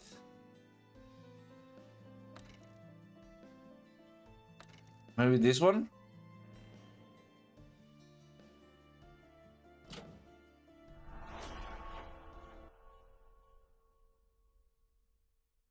Because you will be able to see everything from there. This part about her not be even knowing the victim's face seems strange. Wait, that? It's the truth. It's not. It was a whole month ago, but Miss Berfin has gone into the lounge before. You can tell from her footprint appearing in the trace photo. She would have gotten a clearer look at the victim's face through the glass wall that separates them.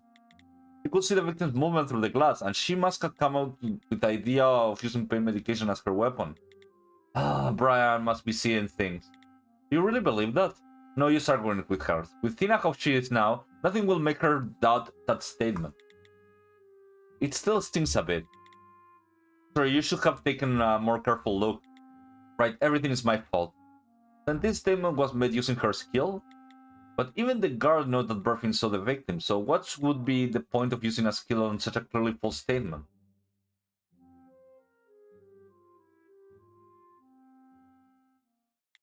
Wait, how did this happen? We can be sure that Berfin only used her skill once, but we have two parts of the statement that are wrong. She pulled a fast one on us. I can figure out why she did this, but the important question is how. Sergeant, could I have a chat with Miss Berfin? She can't use her skill anymore, so she is no longer a threat. But why bother? I think I know the lie she implanted, but I have to be sure. Look, you can't even give me a moment to think this through? That woman just declared war on us. So what's she's going to think when we march back in there 3 minutes later? Ah, sorry. Don't apologize, that was meant as a compliment. Bran, keep a close eye on Thina. Note, I will go visit our suspect. Understood. Spy eye on me? Did I really fall victim of Berfin's skill too then? You did. And thanks to that, Note's getting closer to the bottom of this case. Well, that was all I could do to help out anyway. How long have we been at this case? Exactly 1 hour. If you don't count the moving around and investigating, we have been about 10 minutes to deduce what's going on here. You know what? I think Note's actually getting faster at that. He used to need at least a little time to work through things. But now I don't think it takes him even a second to come up with his answers. You and Pandy help him with some of his steps in the logic, but honestly, I'm overwhelmed just listening and trying to understand. I'm so embarrassed that I can barely get out a word that show I sort of follow.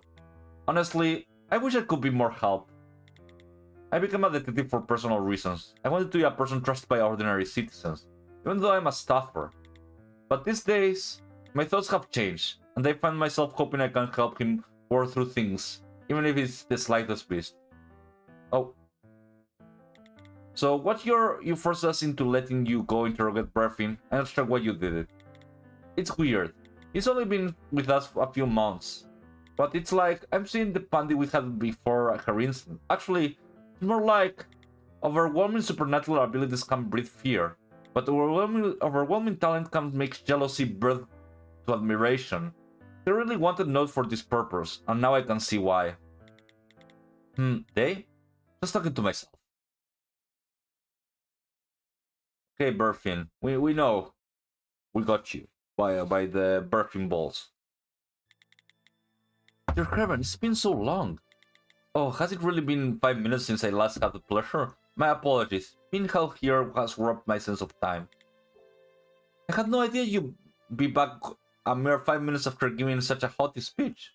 You're not funny. Huh? How rude. You don't strike me as a humorous type yourself, dear. I'm scared of getting between these two. Miss Berfin, we're back so soon because we don't need any more time to think this through. I know exactly which part of your statement you use your skill on. Oh, is that so? What statement might that be? That if Tina messed up on at least two parts of this statement. Miss Berfin relied on one part, but then to make us think that the whole thing was a lie, she had no choice but to use her skill on that part of her statement.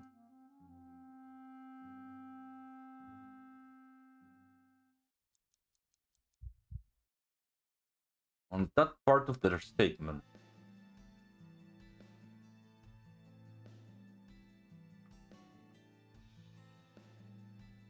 So it's just rubbing the statement, I guess. I believe it must be this one. Oh. Oh. This one.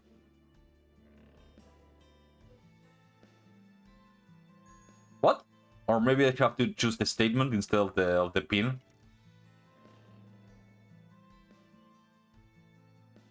No? Okay.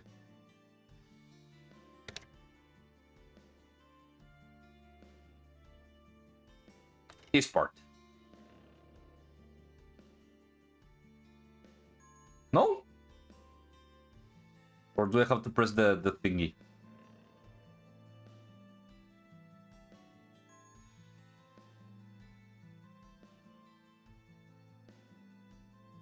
Okay, I will. I didn't kill the girl. No.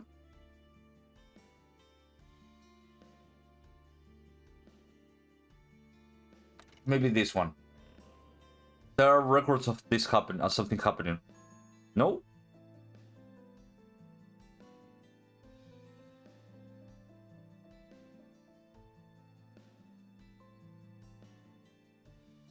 Hmm.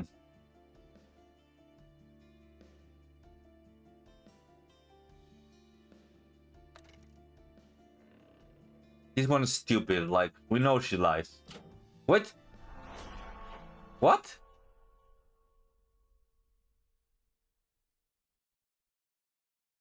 Oh, that we're trying to find the statement that wasn't a lie.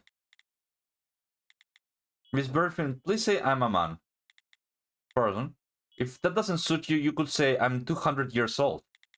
Are you pulling my leg? I see. Say I'm the president of Canada. That's it. That is, if you don't want to meet your maker. You two are laugh and a half. Fine. I'm 200-year-old man, the president of Canada. I'm an anarchist to boot. You happy? I am. Did you hear all that? That is Tina? Wow, you really have such an extraordinary person locked up down there. Are you serious? Canada doesn't even have a president. Then that's the woman's. That woman is there first? No, what's going on? The skill detection alarm didn't go off. They did not.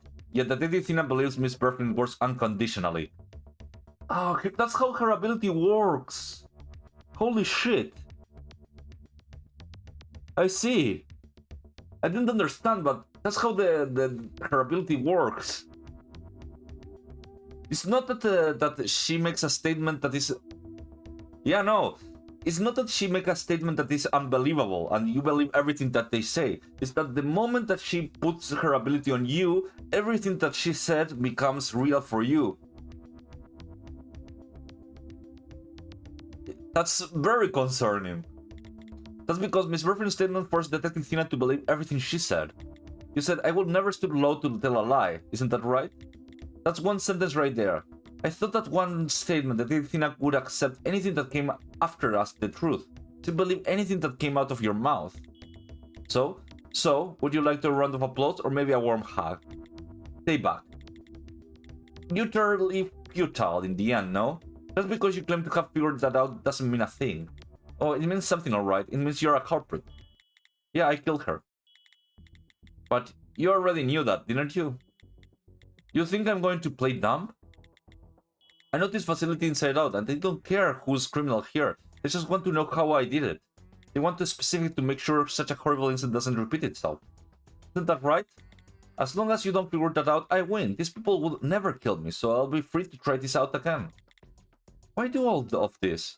Can you not take one look at me and see what my plan is? Does my discovery really mean nothing? No, I understood it wrong. Her statement is, I will tell everything the truth, and that's what Tina believes. You're right. We're here to find out how you did it. Sergeant. But even though you don't care who finds out you're the killer, why on earth would you use the last skill you're allowed to use on Tina? Because it was entertaining. I love seeing the helpless look on your faces. I'm sorry, but the only one who would ever believe a lie better suited for a dinner novel is Tina after you use that skill on her. And the one with the helpless look on her face is going to be you, not us. Think what you will. Note, consider this. Perfect goal isn't to conceal her crime, but the way in which she did it. Yet she chose to use her skill on Tina. Maybe something that Tina asked held a hint about how the crime was committed. That's right, and then she figured out Tina was tougher too late. But then if she used her skill to scrub just that one part, it would have drawn suspicion onto it. So to make us pass by information, she made it so we wouldn't be able to tell the truth from the lies. There's a lie in the statement Tina took that Perfin really wanted to hide. If not, she'd had a reason to use her skill. Sergeant, that's not half bad. A cookie sort of compliment, but I'll take it since it felt genuine.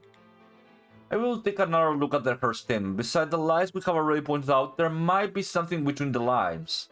Something that hints at the way she pulled it off. So we got on going. Yes, the music is going really well.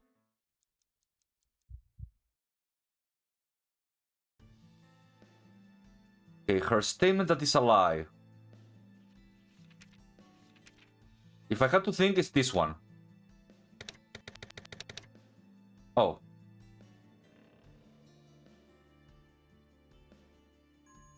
It's not that one.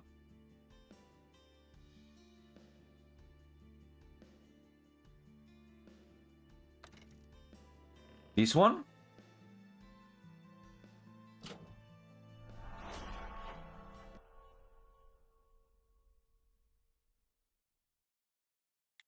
Miss Burfin, the statement you were trying to conceal is right here. There's no record of what you did. This is it, isn't it? What do you want me to say? Maybe this, maybe this? No. 10 to 1 is our answer. You have no reason to conceal any other statement.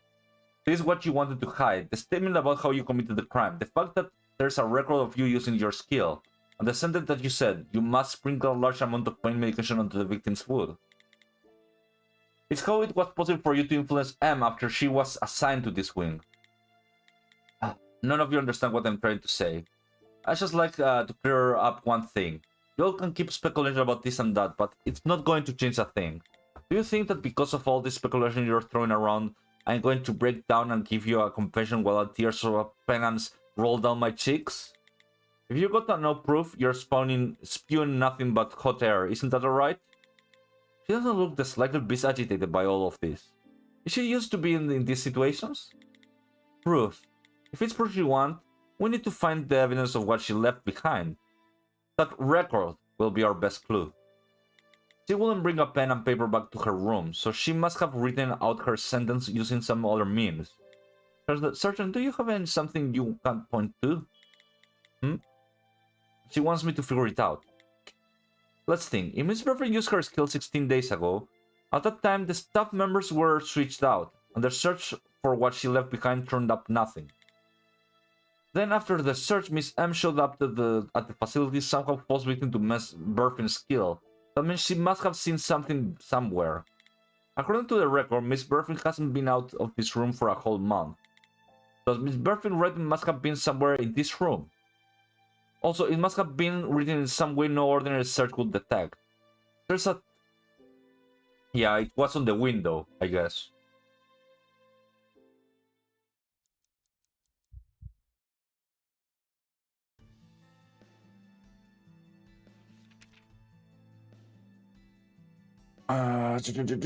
There.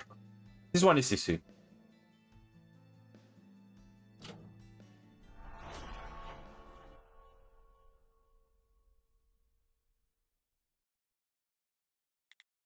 When I was young, I had to stay inside on rainy days, and I go absolutely stir crazy. Every time I felt like that, I used to draw on the fogged windows.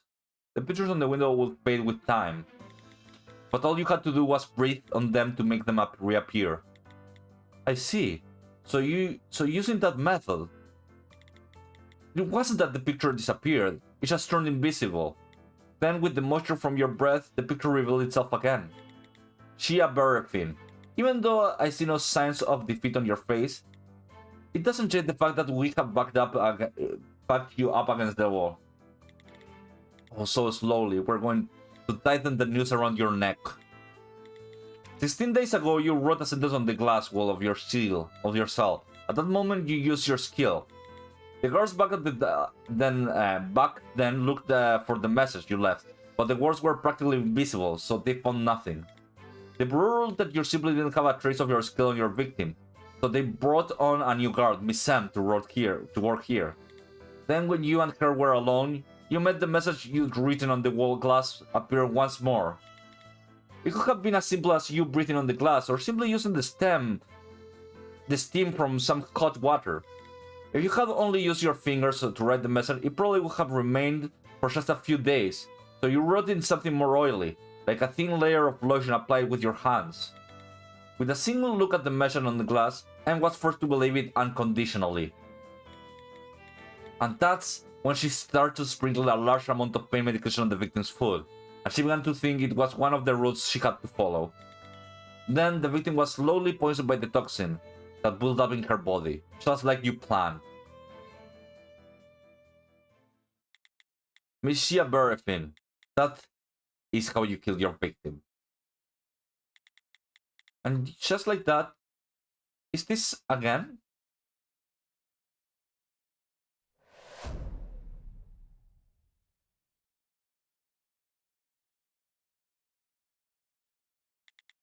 It's over. All I have to do is investigate the glass with my skill, and I will fill the memory left there. You don't need to go through all that. I already given up. It's unfortunate I got caught. But the crime itself was a big success. I'm happy enough knowing that. Why did you kill her? You two know each other, but that's only from seeing each other in the lounge a few times. What do I gain in telling you that? Though, it's obvious that you just keep pestering me if I don't tell you, so I'll just put it out there. After all, I need my beauty rest. To put it simply, I just wanted to wreak havoc on the facility. She's an asshole.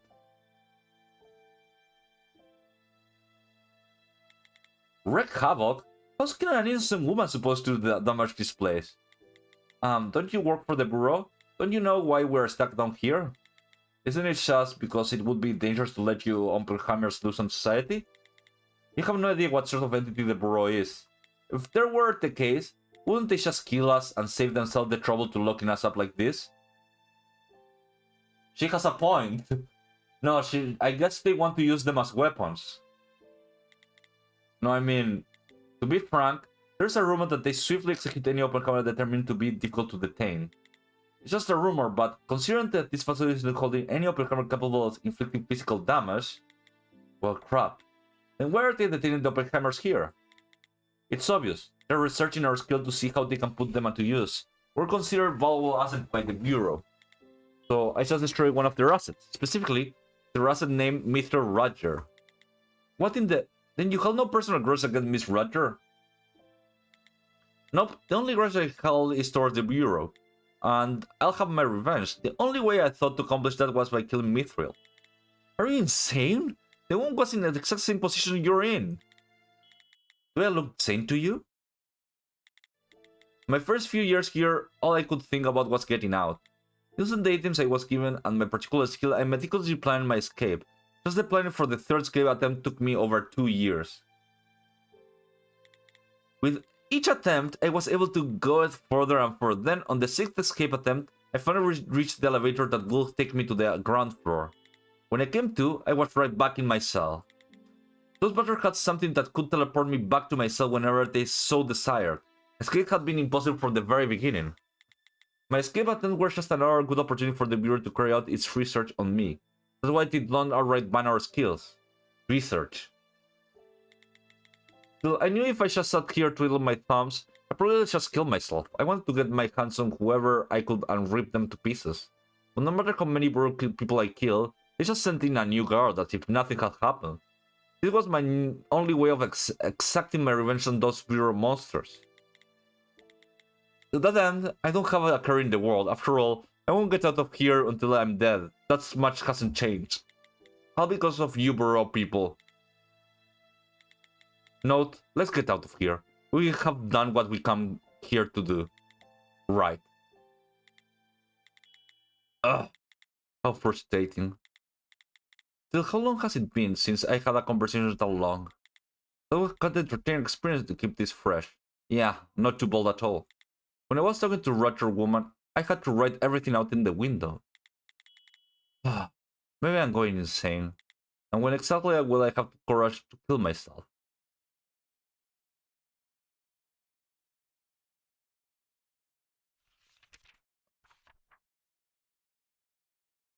There's something else, though.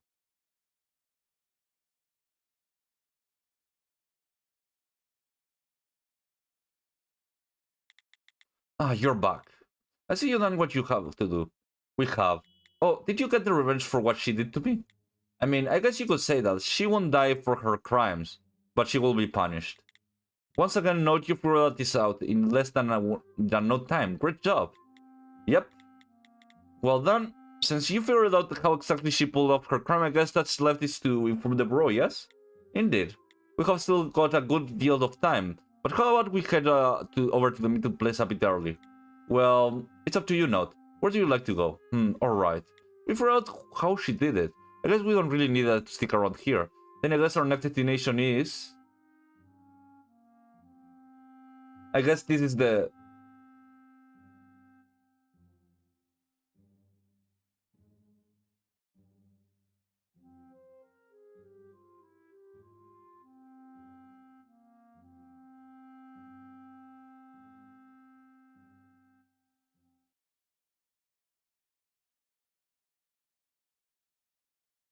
Yeah, I guess we're going to make a closed time loop, I guess. Hold up, hold up. No, this is... Yo, bro. You're back. I am. Have you been waiting for me? Rats. My worst fear has been made real. This is the worst timeline. You just think that because you're delusional. It's really not. Note has come over this way because he uncovered Berfin's crime. Or maybe it's because of what Arrow said before. But remember, you said you already lived through this case in the previous timeline, right? Then Berfin being our killer and the victim's food being sprinkled with medication, you knew all that. But you sat by and watched as all of it happened. When I asked you why you didn't do anything to stop it, you said you'd tell me once I caught up with myself on the other timeline. We haven't covered the truth behind Berfin's murder, so I'm here to listen to your answer. Why? Why didn't you stop these events before they could get started? Alright, I think you're ready to hear my answer. To start with the conclusion of the story, it wasn't that I did nothing. I passed along the message, the guard didn't know, but I left it somewhere the woman would see. I showed her the information that I alone knew. Information only he knew. That probably means the details of the case. Also, he's talking about the message. The same message, but is this what you're talking about?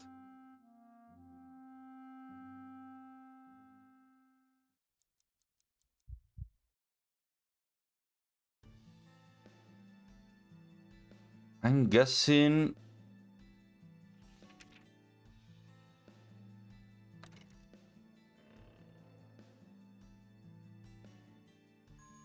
No? Okay.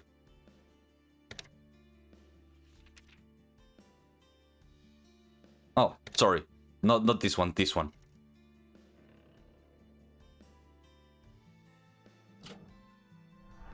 I was kinda correct. So he's the one that wrote it.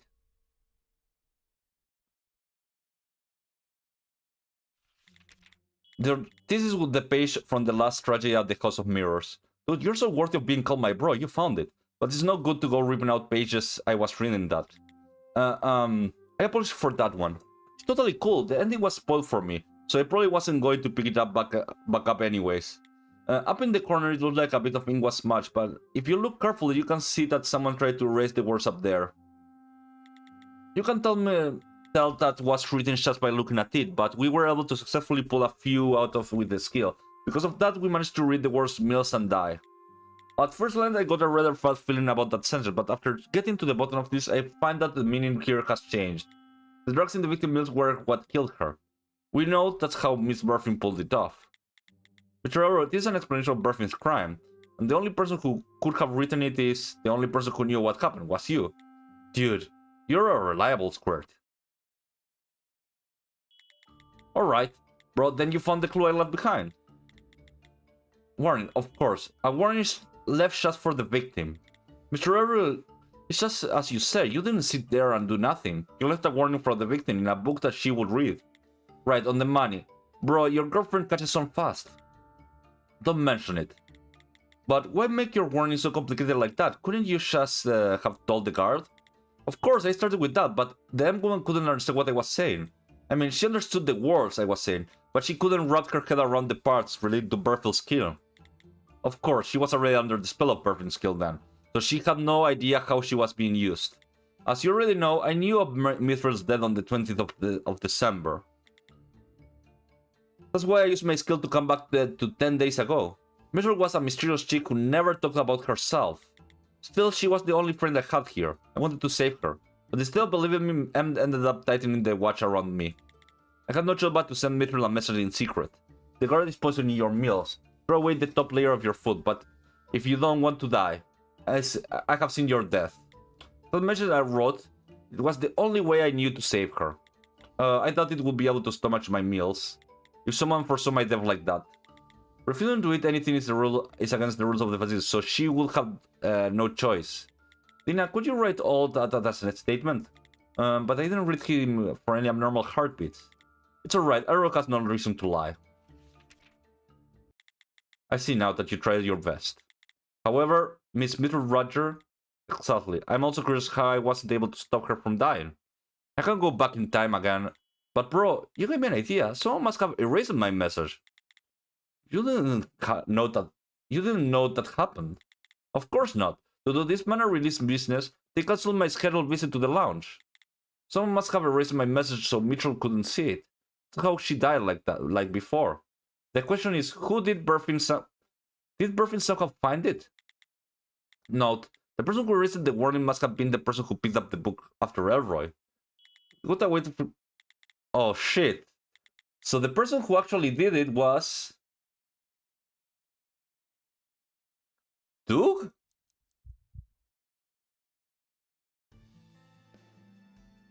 Doug did it.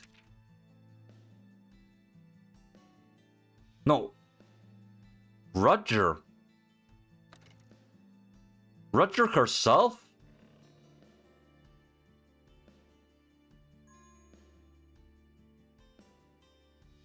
Okay.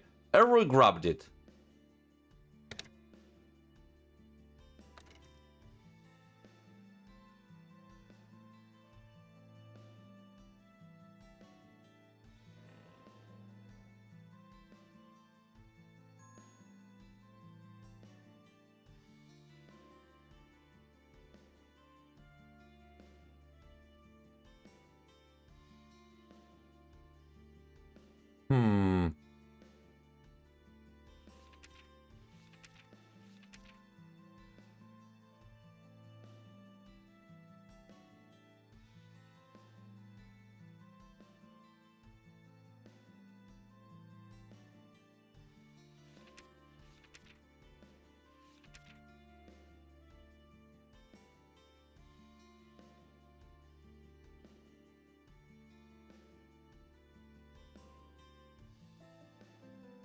Huh. Who did it?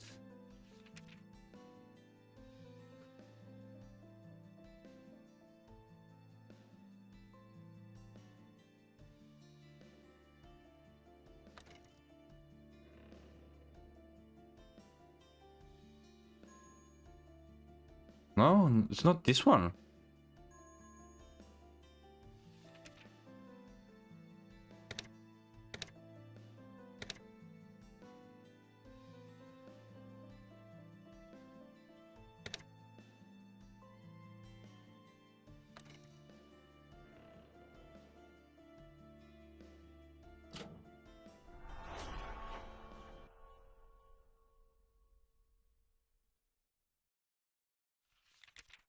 Do you remember this document? That thing. Whenever we read a book in the lounge, we're required to write down our thoughts. I'm not sure how it helps keep tabs on us, though. I believe it's about keeping track of your mental state. But that's not important right now. Mitchell, you wrote your impressions about the book right here, and here we can see the impression of the next person to read the book. That's going to be the person who raised my message. Who was it? Who read the book after me? Mithril Roger, our victim. What? Mithril, the only person to pick up the book after you left you a memo as the victim. Not even Miss Sam knew about the message you left behind. That means the victim erased your message. After all, if Miss Burfin were to have seen it, she might have altered her plan. Your warning to the victim was delivered as you wished, but why? Why did she die just like that before? Perhaps it wasn't just like before. What do you mean? The victim saw your warning. If everything went according to plan, like it did in the previous timeline, it wouldn't have been the pain mess that killed her. In other words, there's a difference between the case from your timeline, your experience, and the case we are currently investigating. A difference?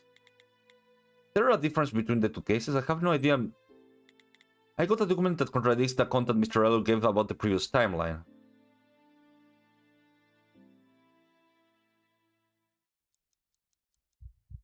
Huh. Let me see. As you know, Miss Murder was on the 20th.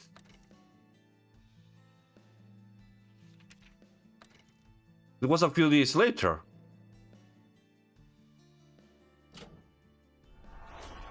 Yeah, he changed the timeline.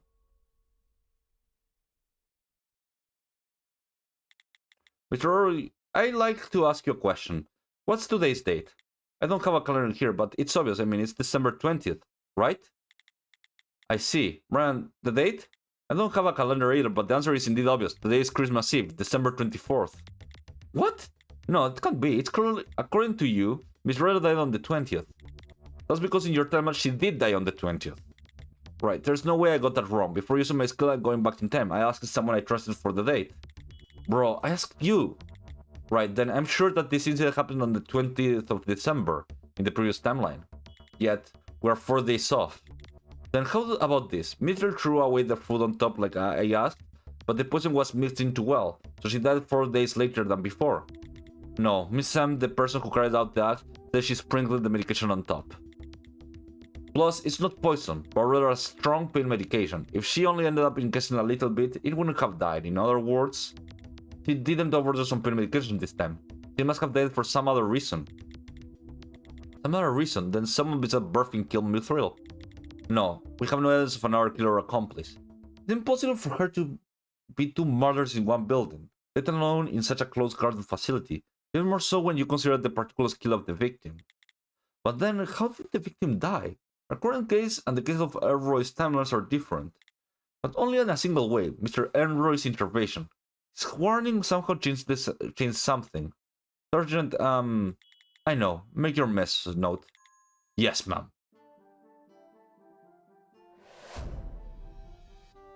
Okay, well, I guess we got to the end. Bro, this isn't your room. Shouldn't you be asking for my permission first? There's only a single difference between the case and the one from the previous timeline. It lies within whether or not Mr. Elroy intervened. Sure that its set of changes. Let's think. I got to put myself into the victim's shoes. What would have happened if I were her and I saw Mr. Elroy's warning? What would change if I knew my meals were toxic?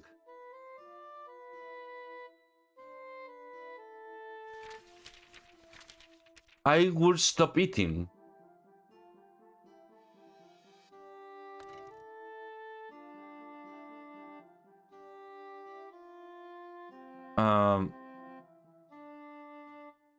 A little Skinner.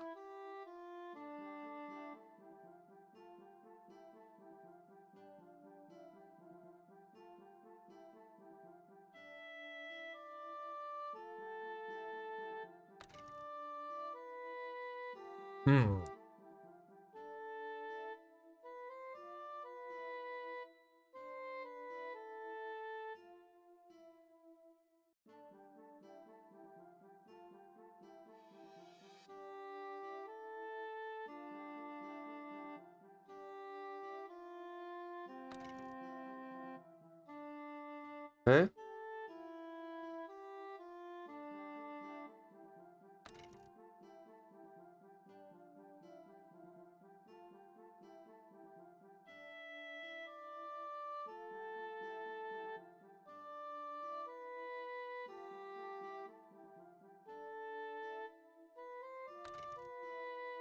Think something like that. Let's see if this works.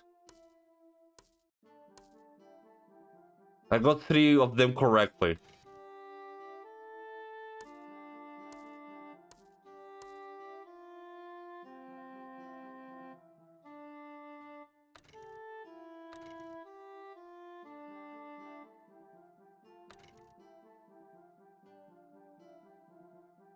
Oh, this one.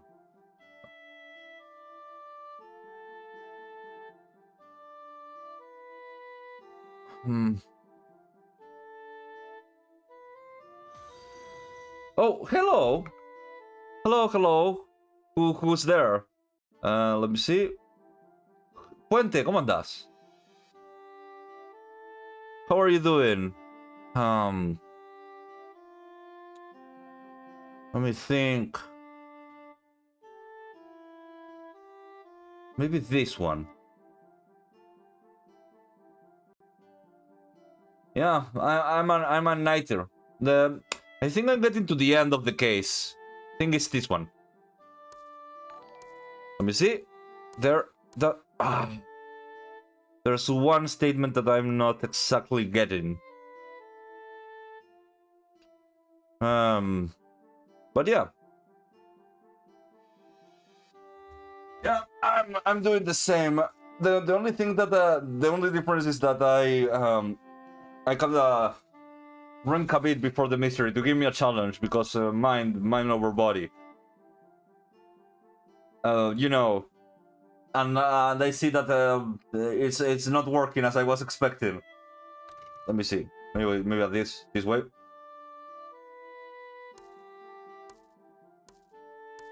No, I was correct. I am fucking somewhere else. Let me see. I think it's this one.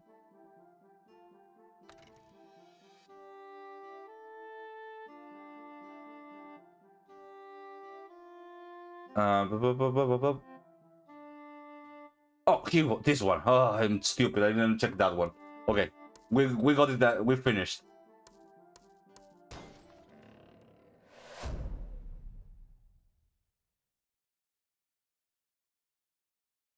So basically, she starved herself to death, and somehow I've unlocked it. I figured it out. The victim was that dead woman, one way or another. Are you serious? Who did it? No more important, how? The how actually doesn't matter. In a way, the victim's death followed a set path. Look here, friend. You should probably be a little more careful with your words. I'm sorry, but there's no other way to put it. There was no other threat on the victim's life. The victim's death was caused by an incident we were already well aware of. Mr. Elroy, think about it. But think about it from the victim's point of view. What do you think the victim would have thought after seeing your warning? When she knew that her food was being poisoned, and that the person who warned her was a staffer able to travel back in time. Mr. Elroy, your warning was left with good intentions, but do you believe the victim would have been relieved after reading it? What are you... The victim was made aware that she was in danger of dying, but instead of feeling relief at avoiding death, she must have been filled with dread of death coming for her.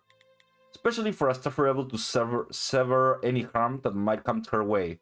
I'm sure death was something she viewed as a distant threat. The shock she received must have been immense. Moreover, in this unique enclosure set up by the Bureau, I don't see mental recovery coming easy to her. Even if she threw away the top part of her meal, I doubt she'd be able to get the rest down easily. When she was checked out the victim room, we found lots of evidence of the victim's reluctance to eat. You know, in the end, the victim rejected her food altogether. So what of it? There's no way she could have stopped eating all the way up to the point it killed her. So none of that's important, right? No. No, it's right. The fact that the victim was reluctant to it is important. That's because of a certain trait of hers. Choo. I have no idea what trait that is. Must be on her bureau file. There's been a Roy Duke Rogers, this one. Okay. Mr. was transported. There's no record of her before the time. Rogers killed disconnect her body anything deemed threatening, whether it be physical or chemical. Most Rogers are immediately regardless of Roger's will on the matter, but there's an exception depending on Roger's mindset. How Roger thinks of Sandy, for example. Oh! If she thinks that food is threatening, she can't eat.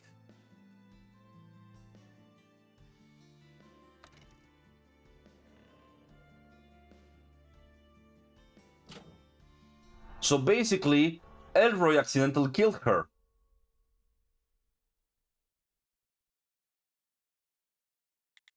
Mr. Elroy, how much do you know about the victim's skill? All I know is that her body protects her. That's all I got from the short conversation we were able to have on the glass wall of the lounge. I see, well, you're not wrong about that part. The victim's body severs the effect of any sort of threat. The problem is how a thing is determined to be a threat. The skill itself is determining of what is a threat and what isn't. However, Roger's mind is able to make certain exceptions.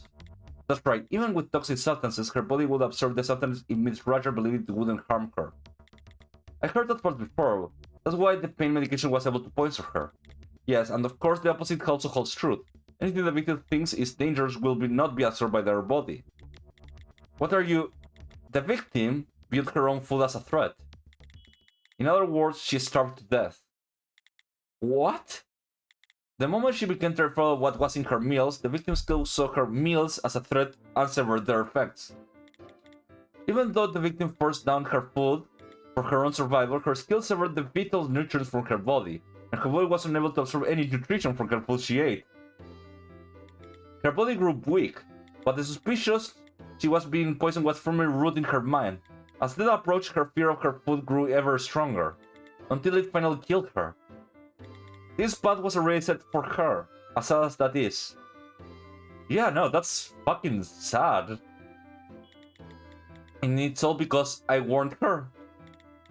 That's right. Shit. That's kinda brutal. Mr. Elroy. It's fine. This is my first dance. This always happens. Every time I use my skill to try to change something, the problem only grows larger. When I first realized that the skill I'd been given, I felt like a god among men. Even when I was running from those goons at the bureau, I felt like the main character of a movie, which only excited me more.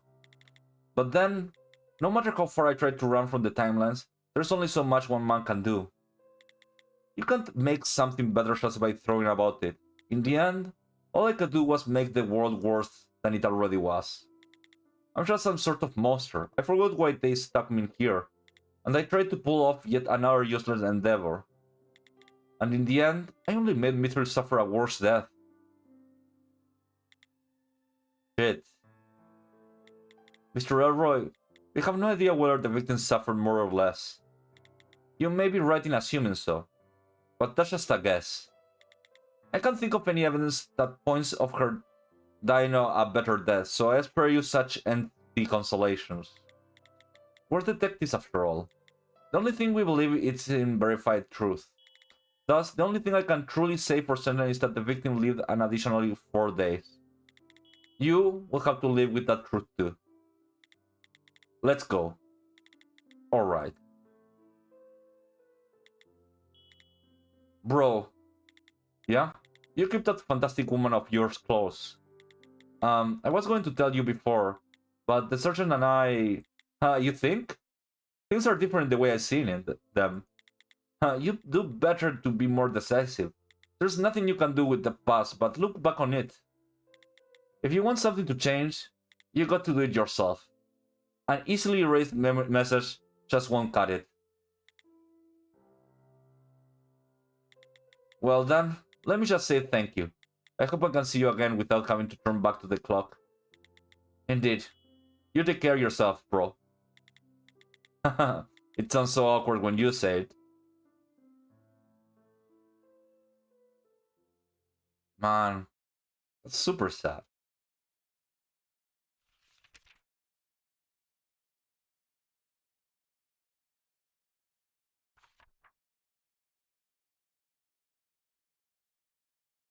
And we finished the case earlier than I expected, actually. So I guess we're going for the second one. For the last one, I mean.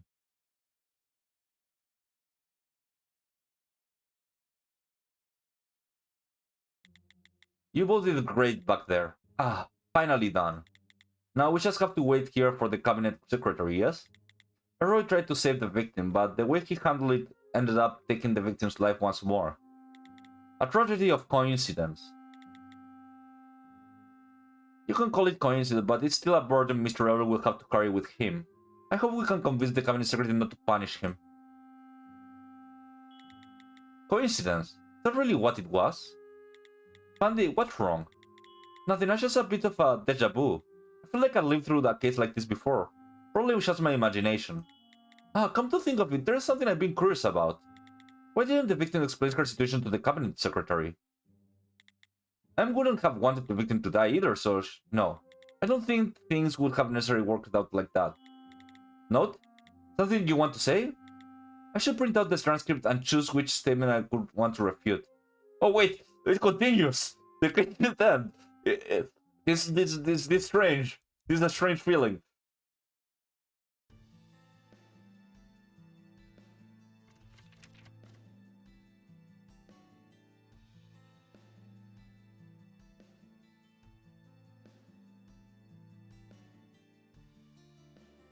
He's like this before.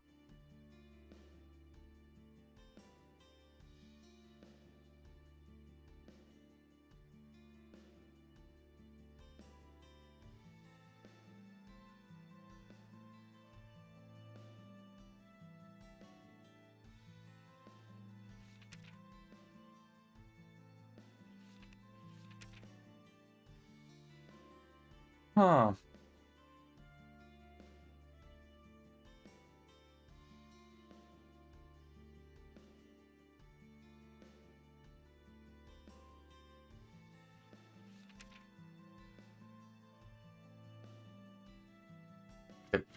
Print and pin.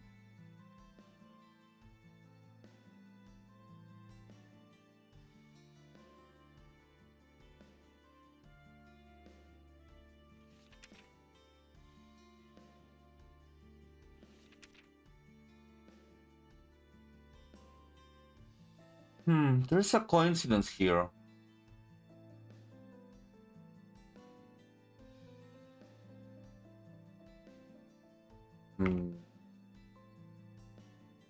It's strange. This case is hard. It continues.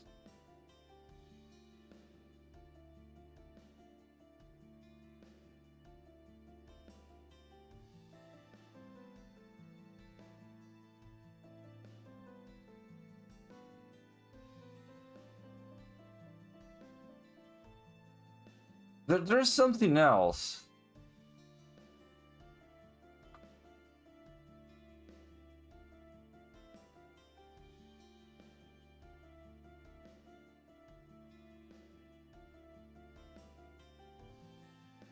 There's something else. Wait a minute. There's something like this.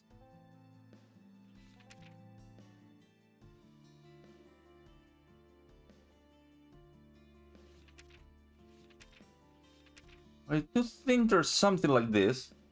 No. No, let me see. No? Okay. Wait, actually, instead of this one. Wait a minute! What the fuck? The twist about his attempts at saving the victim was actually killing her was just the best. This is what happened. This can't be a coincidence.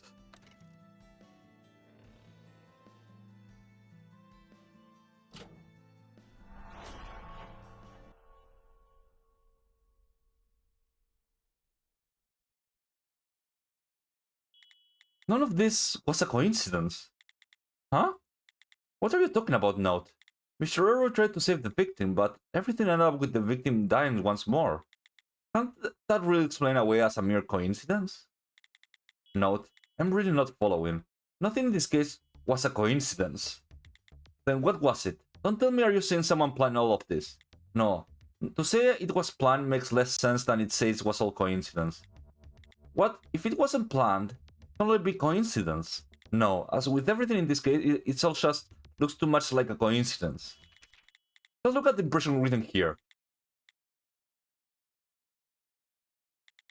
Note, you can get home early today if you like. Sergeant, I'm dead serious. The fact that you're so serious makes me more worried. Note, you're no gumshoe anymore. The crimes copied into novels are just that, fiction. No one actually wants those fiction murdered to... No, not in real life. No, there's one person. You figured it out, didn't you, Sergeant? After all, we have a statement. We just don't understand his power, no. Is he, like, able to will things into reality?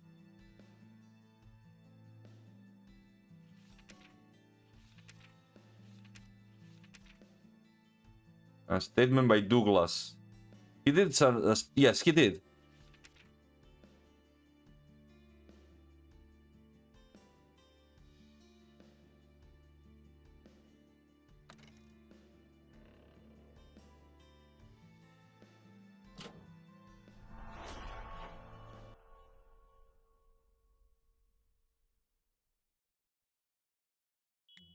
Douglas Touchstone.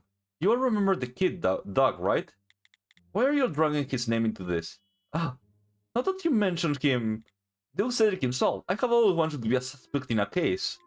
Plus, you said something else, Sergeant. Sometimes young staffers use their skills without knowing they are doing it. Okay, but if Doug did use his skill, what exactly does that imply happened? Doug is able to create objects. He can make the stuff in his novel become real. Also, Doug only used his skill a single time in this month. He used his skill to create that launch 23 days ago. So even if you're saying Doug had some way of getting involved in this case, it would be hard to support the claims when he hasn't used his skill a second time. I mean, No matter how immature the kid is, you really think he'd do something like that? Even for you, Note, this is pushing it. Note, I just heard something from one of them that rubs me the wrong way. I have to find something that contradicts it and point it out.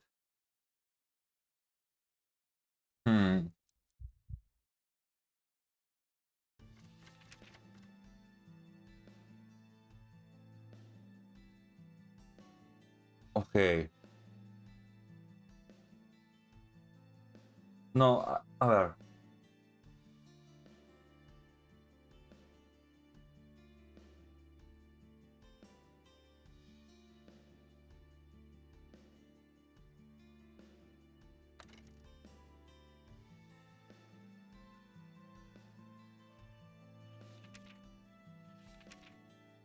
No.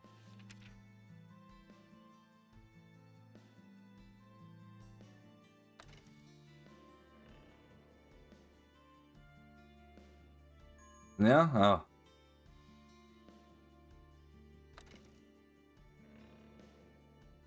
This one. No?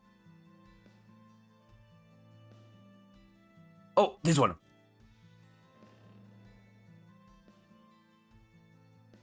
No?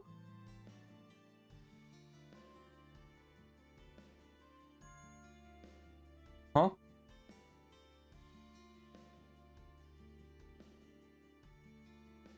Okay. It isn't this.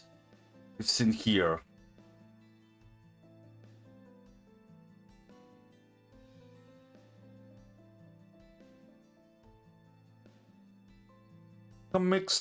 Can't make stuff in his novel become real.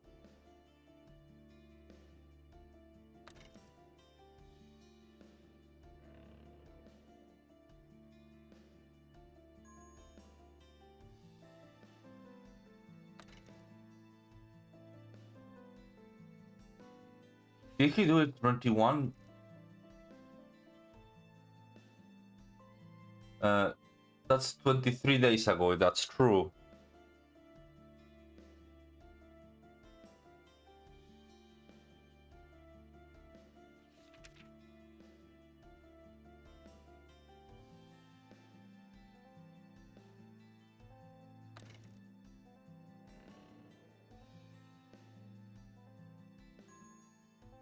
Eh.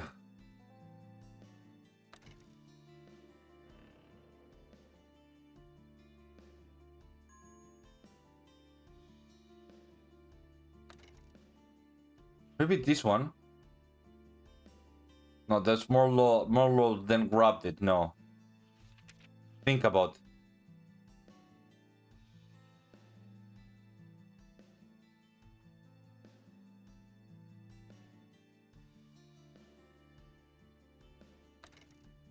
Maybe this one? He did. He did make them real, but no, it's not that one.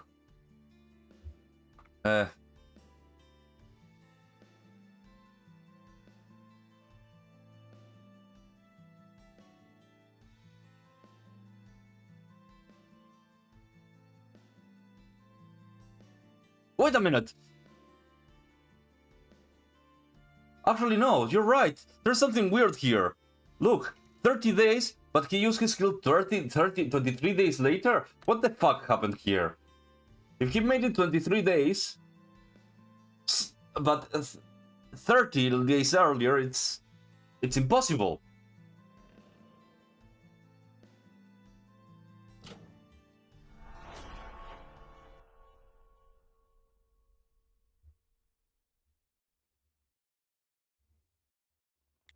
No, you're wrong. No, you're all wrong. Huh? Sorry? No, Detective Brian is wrong. Meet this time. I thought it was me again. You two getting scrutinized has become a daily occurrence recently. Still, I'm sure Doug only used his skill once. If he used it another time, it'd be a record of it. Yes, we're sure that Doug only used his skill a single time.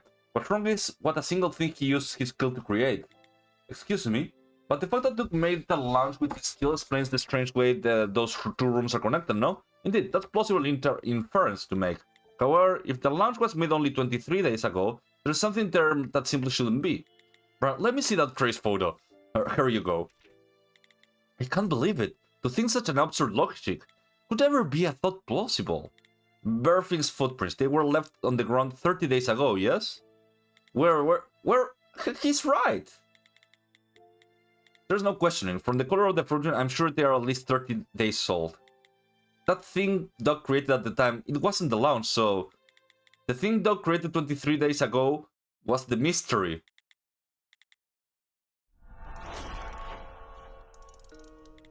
That's a strange way the launch connected to her cell.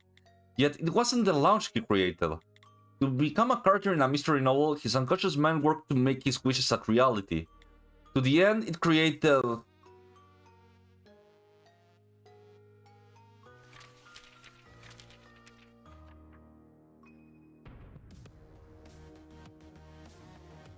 Wow, the music is actually really fucking good.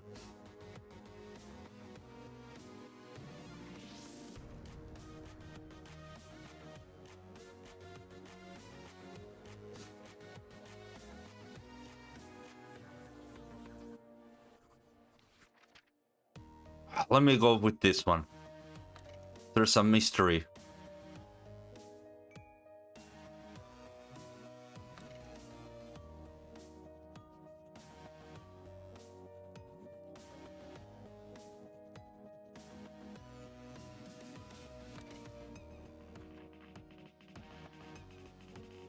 No, actually, the music is like top notch. This one.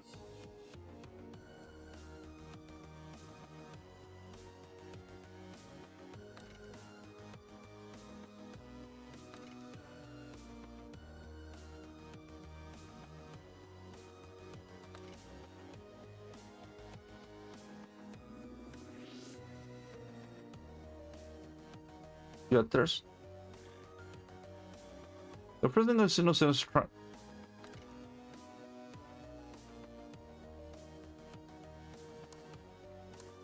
Too muches. Fuck. Wait, no. This one. No. What I'm trying to find is like the mystery created 30 days ago.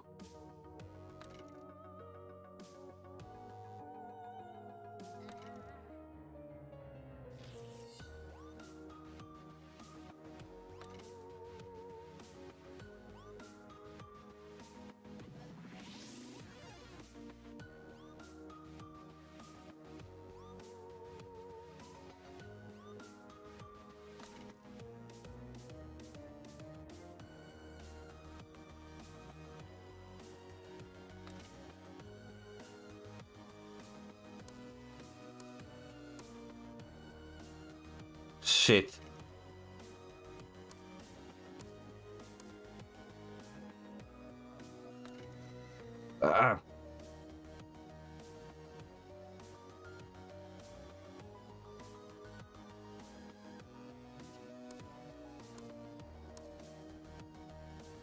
Actually, I can't touch this one.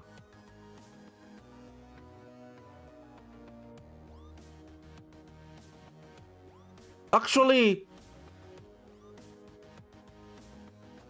I just realized. What if Mr. Roger is fake? Mr. Roger is not a person. She created Mr. Roger. She created a whole people to do that.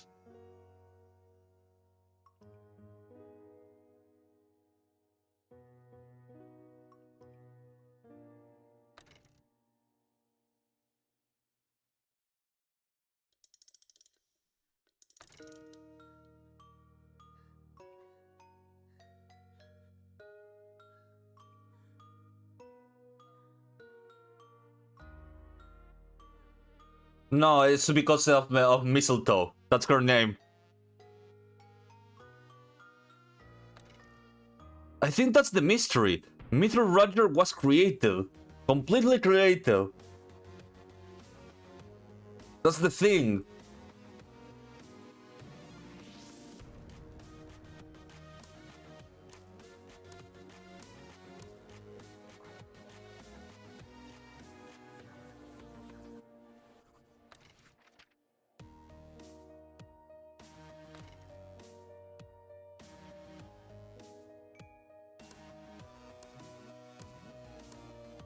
which is fucking insane. It's one of these. I'm sure the one I'm feeling is this one. No, I was correct.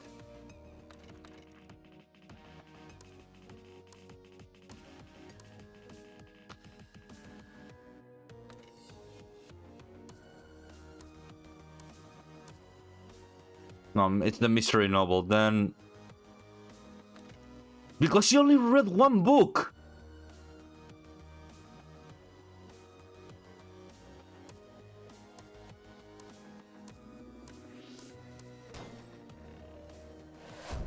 Roger, Mr. Roger is fake. Fuck. This game, holy shit.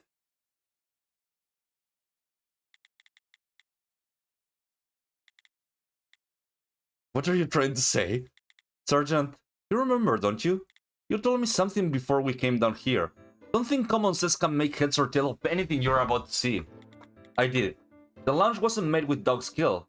It was always there. All I can say is that the way it's joined to the other cell is rather unnatural. In fact, it was built that way because the victim has a rather special connection to another one of our Oppenheimers. Because Miss Burfin was able to observe the victim's daily routine, she was able to come up with her plan to kill her. If Mr. Elroy hadn't known the victim at all, who knows whether or not he would have tried to use his skill to come to try to save the victim. Doesn't it seem like the layout of those two rooms is that way in order to cause everything to happen the way it did? Yet the lounge has always been there, so... Which side was dog creation? Note, what on earth are you trying to say? Dog used his skill to create what was attached to the lounge. The victim's room, actually our crime scene. Eh? No. I don't understand. Our crime scene is where the victim's been living this whole time. How would Dog create this make sense? It can be. Detective Brand, you're looking at the trace photo of the crime scene, aren't you? Among the trace, is there anything older than 23 days? They just erased everything when they cleaned. That's not enough to explain it, note. If you really stop that to think about it, there's one more particular characteristic about the victim. Not as a stuffer, but as a person, there's something weird. Everyone, this document should help jog your memory. You should be able to figure out from her bureau file, but there isn't a trace of this woman from before she came to this facility. The victim carried the threat level Oppenheimer, so it's hard to claim the bureau just neglected to investigate her. Isn't that right? Indeed. It's hard to think that the bureau and all the powers they carry would be unable to dig up a single thing about the person's past. Indeed, because there was nothing to find. Nothing from before she came to this facility. They used his skill to create the crime scene, and everything contained. There's one thing every crime scene needs. A crime scene needs a victim. No way. No. Common sense says that shouldn't be possible. This facility houses Oppenheimers. We have a woman who can make you believe anything and a man who comes from the future, plus one little boy who can create objects and memories that weren't there before. Common says it's a luxury that this place can't afford. Our victim was willed into existence through a skill. Then this is all about the Oppenheimers? No. This case... Yes, Sergeant. Note, I must say... Shit. I must say it's quite unfortunate. Huh?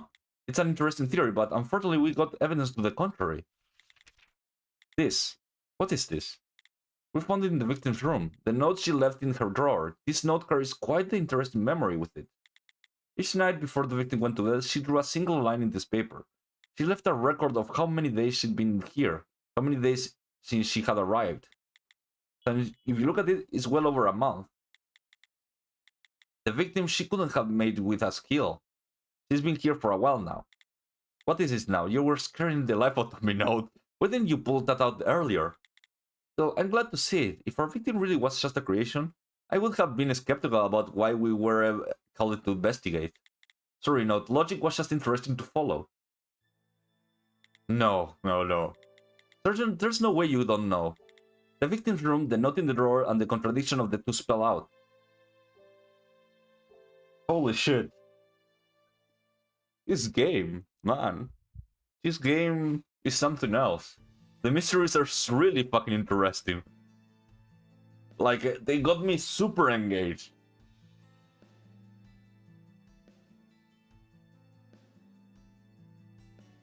Yeah, that thing couldn't have happened. Because... Not this one. This one.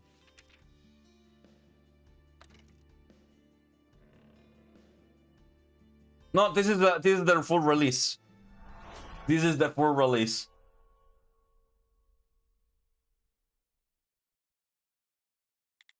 Sergeant, why are you playing dumb?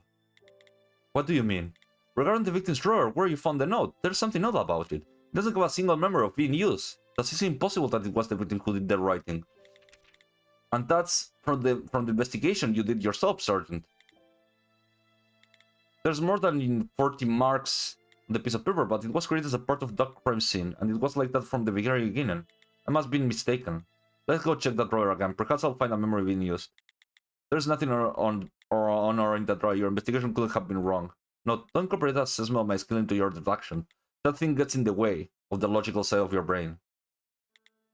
Sergeant, you're always wandering around by yourself, head in the clouds. But you take a detective work more serious than anyone I ever seen. You may not let on to it, but you, more than anyone else, understand the mind of the hurt and wounded. So, Sergeant, there's nothing left to find in that drawer. That is my logical assessment. Note, why, on today's of all days, at this very moment, did you have to go and say something like that?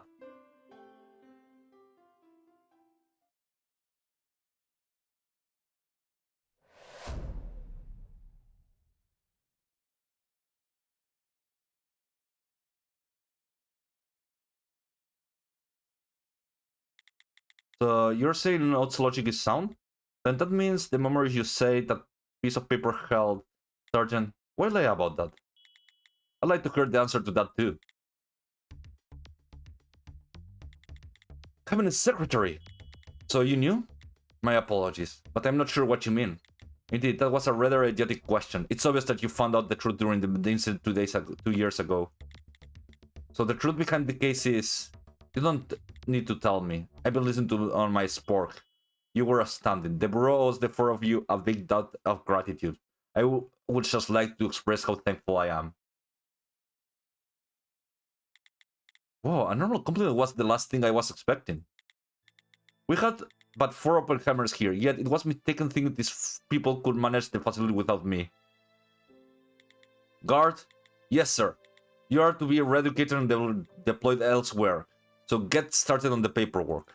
Understood, sir. Good, and also bring me Douglas Dashton. Since the two of you are so close, it should be safe to do so. Understood. Cabinet Secretary, sir, are you going to hold Doug responsible for this? That's a question for later. Excuse me? Blame isn't exactly something I hold in high regard. For both of your investigation and this facility, the goal is not about finding who's responsible, but managing our wards.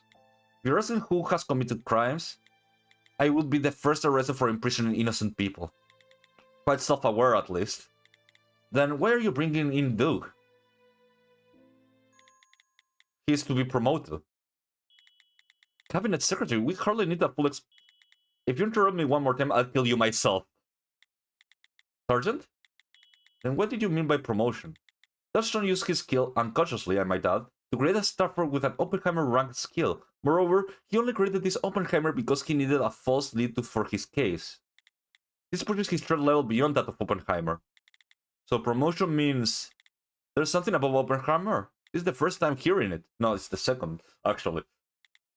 Was this what Sergeant was hiding from me? He's not Rick of the...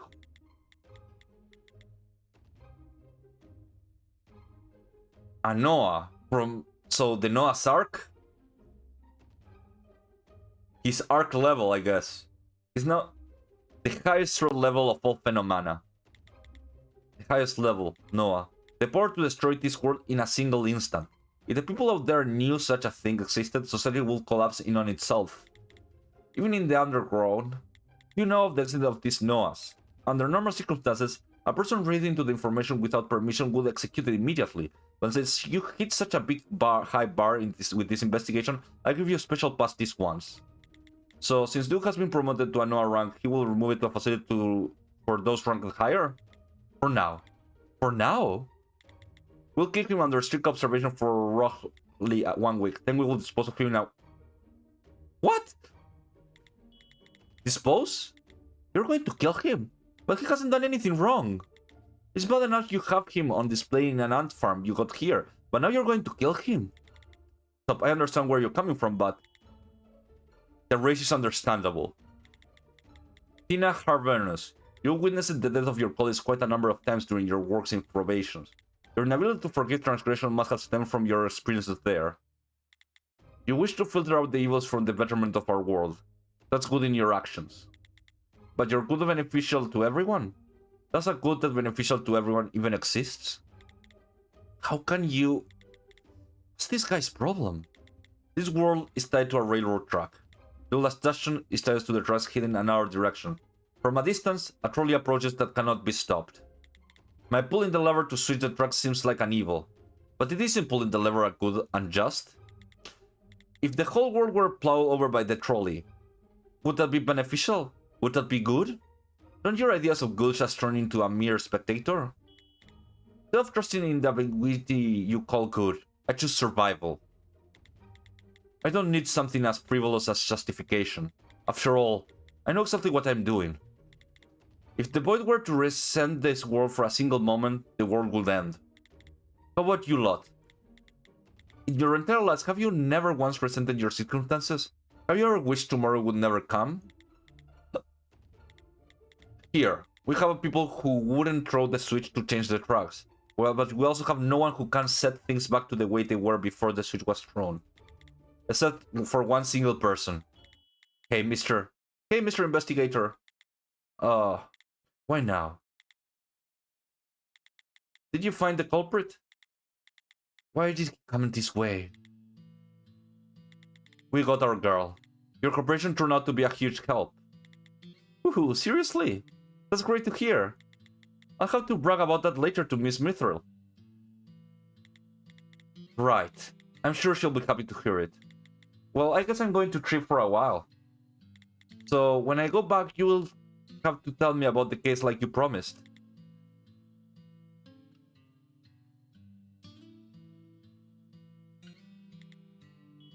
See you when you get back. Yep, see you later. Cabinet Secretary, could we be going now? You may. I already called for your escort. Note, cover your eyes. We should get going. I came here because... Fuck.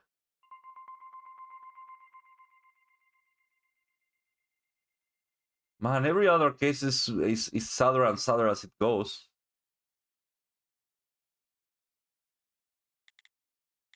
Medan. Sir, put a guard on Morlo Elroy. If we continue to follow the path of that noble, there's a high likelihood he will try to kill himself. Understood. Did Notre Talents live up to your expectations? He's still a bit wet behind the ears, but yes, they did. I'm sure of it. In that small amount of time, he forgot everything we knew about this case. Then he dug even deeper to find more. Then about what you mentioned before. I have already spoken with Chief Investigation. Once we are done with the job, get your affairs in order. Too quick as ever, sir. Don't waste your breath on compliments. You're just using it up using up time. We got our 4th person now, and we're going to have to settle on a threat level. We have humans with all the powers born to them, and superhumans that excel in one particular field.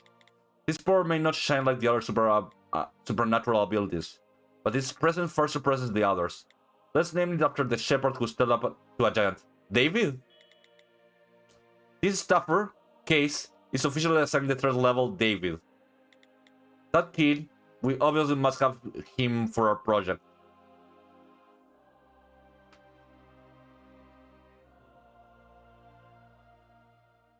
Staffer Case. That's the name of the... They dropped the name.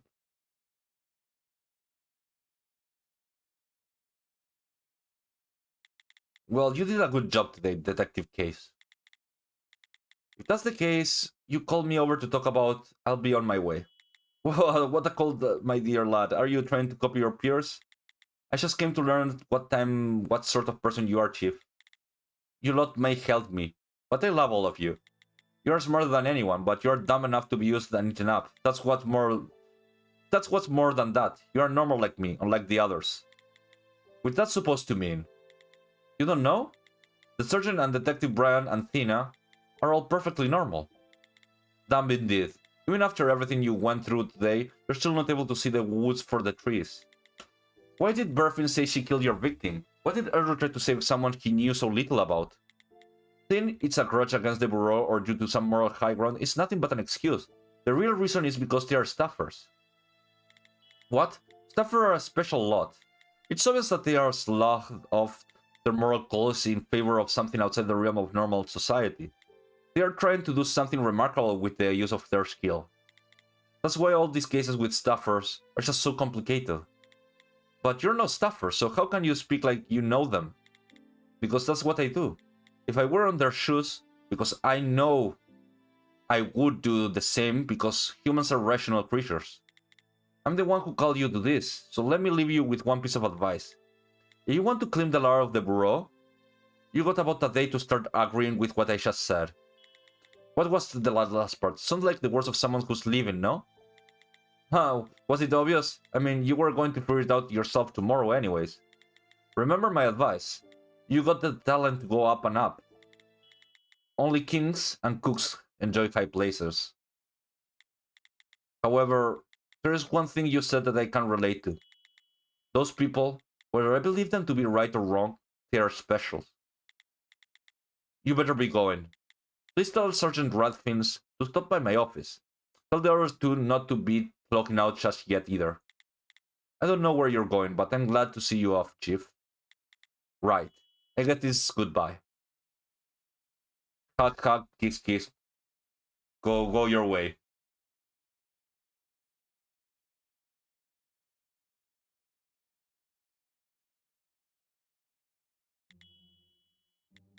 I'm here.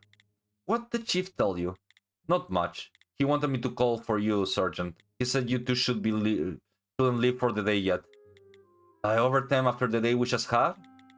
Well, I'm off to see the Chief. So you go ahead and leave note. Head home, wash up, and get some rest. Alright. Note, just in case you haven't figured it out yet, never speak a word of what you saw and learned today. Yeah, I'm well aware. Also, there just might be something keeping an eye on your starting today. I wouldn't do anything that could be misconstrued. Keeping an eye on me? There's a NOAA, the highest threat level, that most of the people working in the underworld don't even know of. The cabinet secretary will do everything in his power to prevent the fact that from getting out. From this moment on, our every movement will be made under the watchful eyes of the Bureau. In fact, the building interior is probably the only place we'll be free anymore. Would the cabinet even let us know what he did? We're just an experimental division with zero authority or clearance. Indeed, that's why the sergeant was keeping her knowledge of the NOAAs from us. Then just maybe I could... Note, don't ever think about it. Okay. Well, I'll be going then. And note. Thanks for today. You saved our skins back there.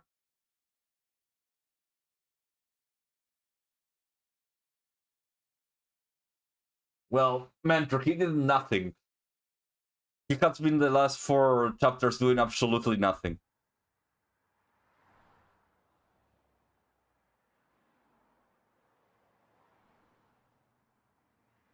Wow, this looks different. Redfins. Didn't I tell you to head home and get some shut-eye? Today, there's no fog. Every time I come out here, the fog is so thick. What I thought was a tower is actually a steeple of a church. I always thought it was Big Ben. In truth, I'm not even sure what Big Ben looks like. I just decided to think like that. I didn't want to find out. It's just, as you said, without the fog, it's a garbage view.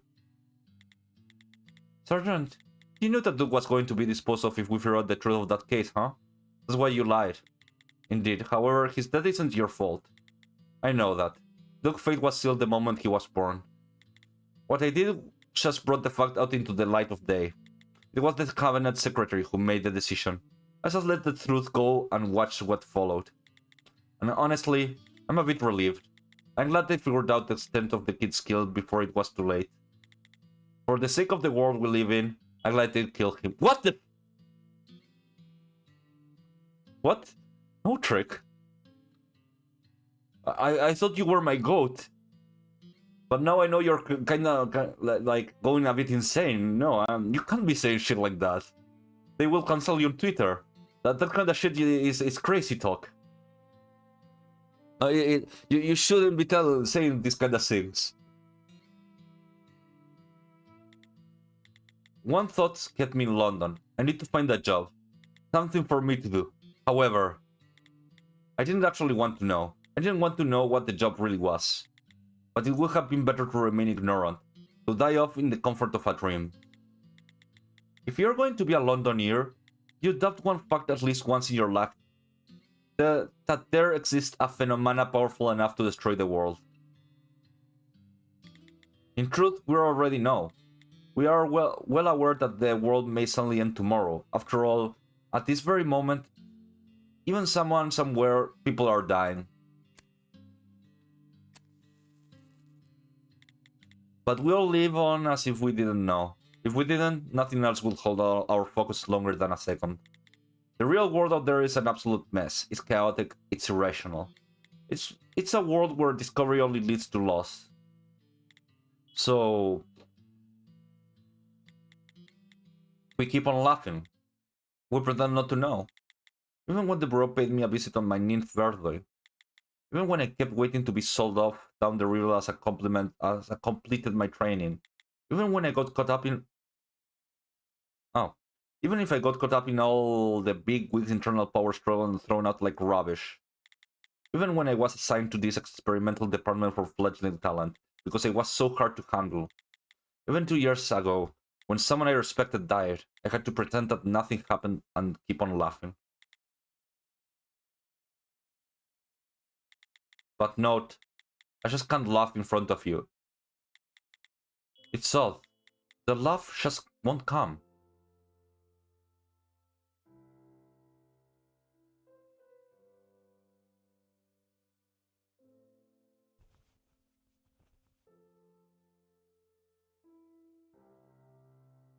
Note.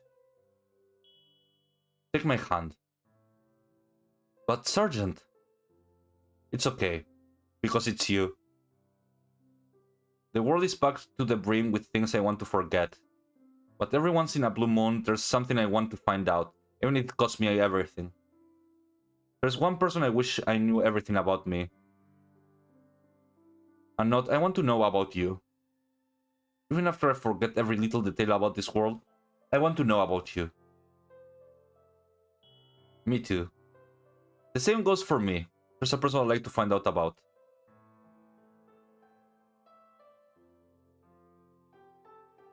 It was only for a moment, but as she stretched her fingers towards me, those eyes looked so sad, and as our world poured out like they'd been written out of a script, I couldn't be certain where my mind was. No.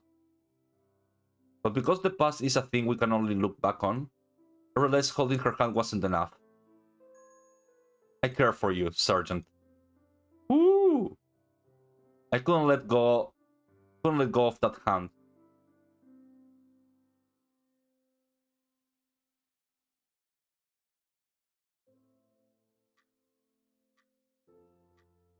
The Manafort division within the investigation department of the Panamera Bureau is to be shut down in 20 hours.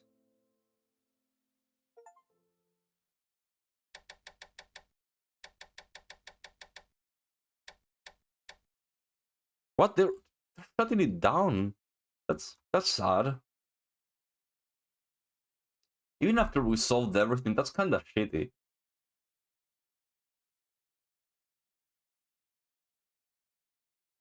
Let me see. I solved it in 3 hours. Give me one moment if I decide to see what I can do. I'm still kind of like good to go to continue for a while more.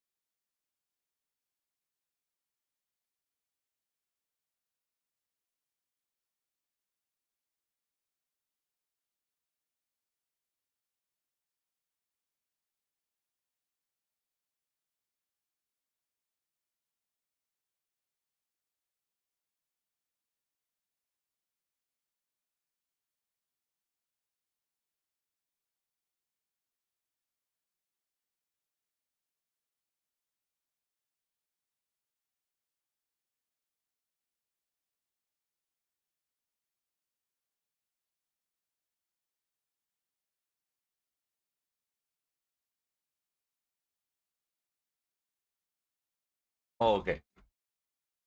I guess I could continue. Thank you, Red, for being here. And let's continue. It's weird. I think the fourth case was much smaller.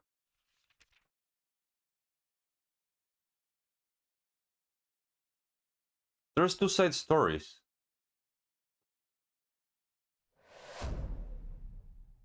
Before the case, I guess we could read them. This story contains a spoiler of case 3. Would you like to view this episode? Yeah, I already did case 3, so let's see what it says. Hey Nemi, hello.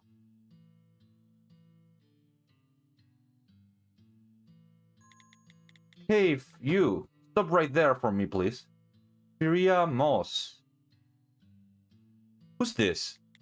You're the Robin Hood sort of bloke I've been hearing about, huh? We are with the Phenomena Bureau. Thank you for taking the bait. We've been hanging out for you. Don't resist, just come quietly. Bollocks, I can see a thing. Is this skill or something? He's getting away. Tina. I know. Oh, it's... This is quite the shabby hideout you got here. Have you perhaps stashed away all the money you have stolen there too? You shouldn't be able to see anything yet. How? That's quite the useful skill you have there, but I must apologize. If you were thinking about getting away from me, you'd have to kill off old sound too. So in hands in the air. Hold your horses, there's no need for this. Shut it. Turn around and place your hands on your head. But my work. Shit. I'll have you know, I didn't miss on purpose. If you don't want to die, I'll stay put. If not, I will just start firing blindly.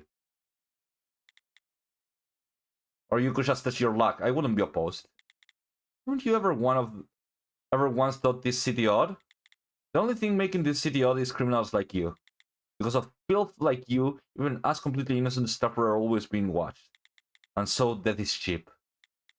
Last chance, now. Well, damn. I had my concerns, but to think you'd hide up in a place like this. Pardon me? Don't judge anything. Let's just get out of here. This place is going to... Damn, Dex, did the single bullet really cause all this? Where did he go? The whole building is shaking. I can't detect a thing. Ah, you bastards. You want me to kill you where you stand? This is really... my vision's returning. What? No, did you just push me out of the way? This can't be. This can't be. You didn't... Yeah, Nemi, how are you doing? Thank you for coming, Nemi.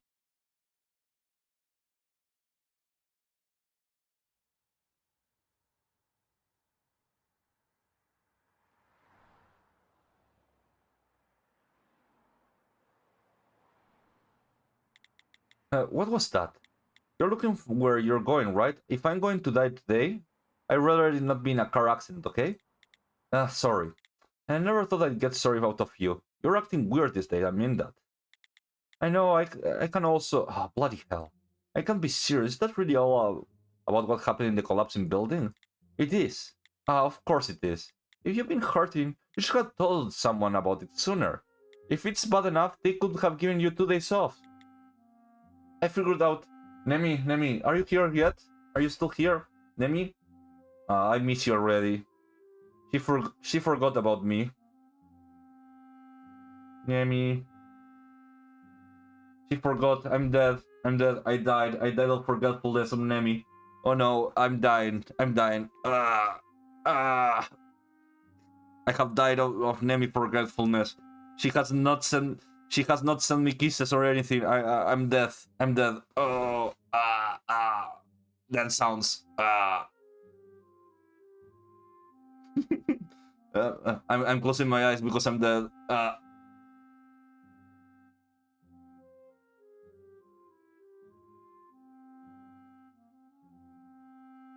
No. Closed eyes. Completely dead. 100% completely dead.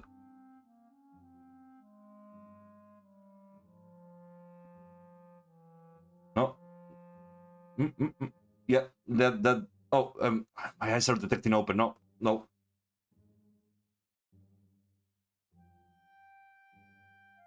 Dead. Ah.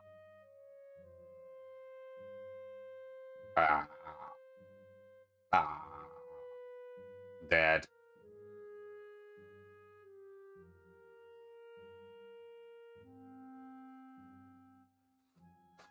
Wait, no, you shouldn't poop in the bidet. What are you doing? No, no, wrong. Bad naming, bad naming. I will roll up my newspaper and hit you in the head.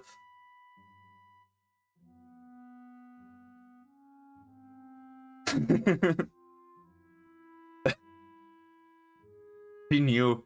He knew. He knew I wasn't dead. Okay, let me continue.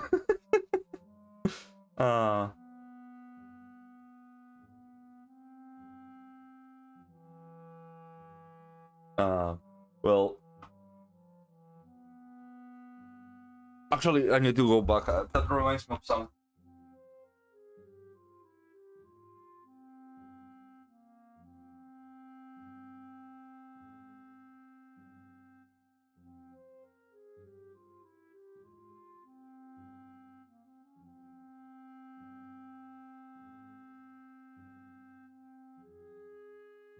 Wait, now I'm back. Yeah, she killed me with her cold damage. Okay, I forgot you'd say that, but you got me all wrong. Just that the thief pushed me out of the way and got crushed under all the rubble instead. Don't tell me you're not feeling guilty for his death, are you? If you are, you're sort of scaring me.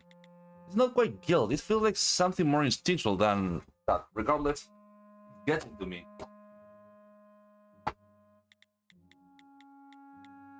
To think that Tina, the human blender of probation 3rd division, could be bothered by such a human concern.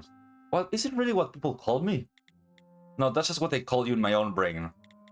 I mean, if it bothers you that much, I got just the thing for you. Trust your good friend with this one. What's your planning? I'll set you up with a nice boy. That was a dumb for me thinking she was actually going to confront me for after all of this. How about instead you open up the door and jump out to your own death? No, I'm really being serious.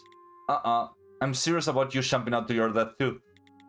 To be so cute and so dumb, we can't have you a single your whole life. Do you know how helpful it would be to know there's always that one person on your side? Don't you worry, I know about the 30 guys crazy for blondes. Pick your flavor, I'll serve you one up to your heartbeat. You got a pretty enough face that if you laid on the cutesy act even a bit, they'd be falling for you, left and right. Sounds like a racing for one crazy night. Let's just kill ourselves. I could ram it into the telephone pole over there and do the deed. I love Tina. Hold on a second. I never really feel like you're joking when you talk like that. Hold on. I'm sorry. Tina, let's put off dying for later. Head to my office. I need to word with you. Okay, understood. I'll be waiting. Why is the chief calling you in? You do something you shouldn't have? No, I didn't do anything wrong, I think.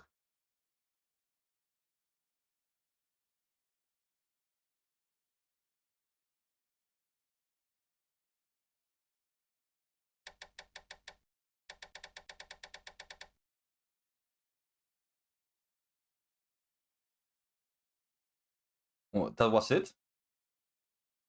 No, it continues. This was 4 years before this one.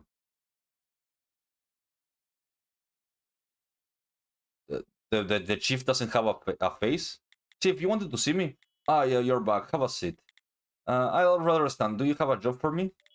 I wanted you to head to the Mana 1st Division. What's that? Do you know where the London branch investigation department is? There's a division there to look into cases where Phenomana comes into play. No. So that means you're assigning me? That's right. If he's moving me to investigations, did I do something wrong? You've done quite a lot of wrong. But this is no order, it's a recommendation. If you'd like to remain in probation, that's your choice to make. However, that would mean the events you have been through may end up repeating themselves, no? Recently, you have become more and more passive, ever since the bank hit, that is. Before, I used to think the things I was doing were right, but now, if you transfer to the Mana 1st Division, you'll no longer have to resort to violence. You're losing it. It might not be a bad idea to do some menial tasks for a time while you let off some steam. I hear you. I'll go, I'm off to the Mana 1st Division then. Huh. Great, then move your things. Huh? Right now? No, but we do need to get things ready for your replacement. Make sure you're finished by next Tuesday. And by my baby brother works in that division, so look after him, will you? I feel like I've been tricked into this. I haven't, have I? My baby brother, so that's... I see. Hey, traitor. Call me whatever you will. I'm prepared to take whatever you got. Hey, Pipsqueak. Investigation was set up as an experimental department a few years back, and it's already going down the tubes. I heard that you're about to be dismantled another division over there. After that, the Mana First Division is going to be all that's left. Yeah, I know. Then get the hold of yourself and cancel the transfer. Like I said, just one crazy night with a muscle man will make all those bad feelings go away. Go crawl in a hole and die somewhere. I can't even joke about the very end of everything. You're not going to treat your coworkers at your new division this way, are you? What if I do? You said you liked how honest I was, didn't you? I mean, that's because we are in a product full of macho men. But think of the wimps over in the investigations. I bet if they caught a tiny whiff of gunpowder, they'd all think it was a gas leak and flip their lids.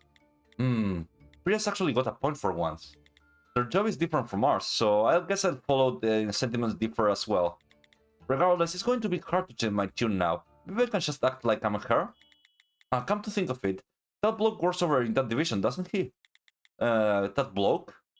Caucasus Brian. Actually, you two went to the training facility the same year. We did? You did. He's the nice guy.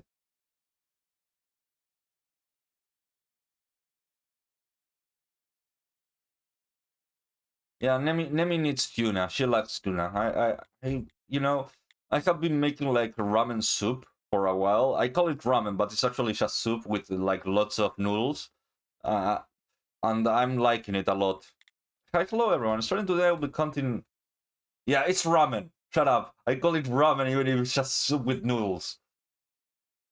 I eat it with chopsticks, so it's ramen.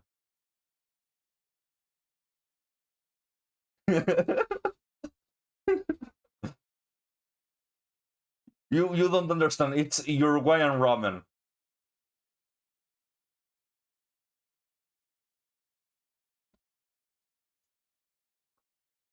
And I put like pieces of meat in there, so it's chunky Uruguayan ramen. I keep adding things. You just don't understand it.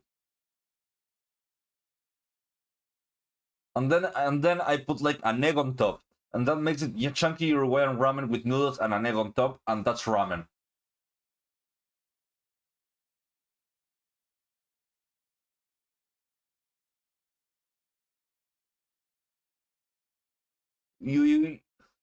I know you would understand, Nemi.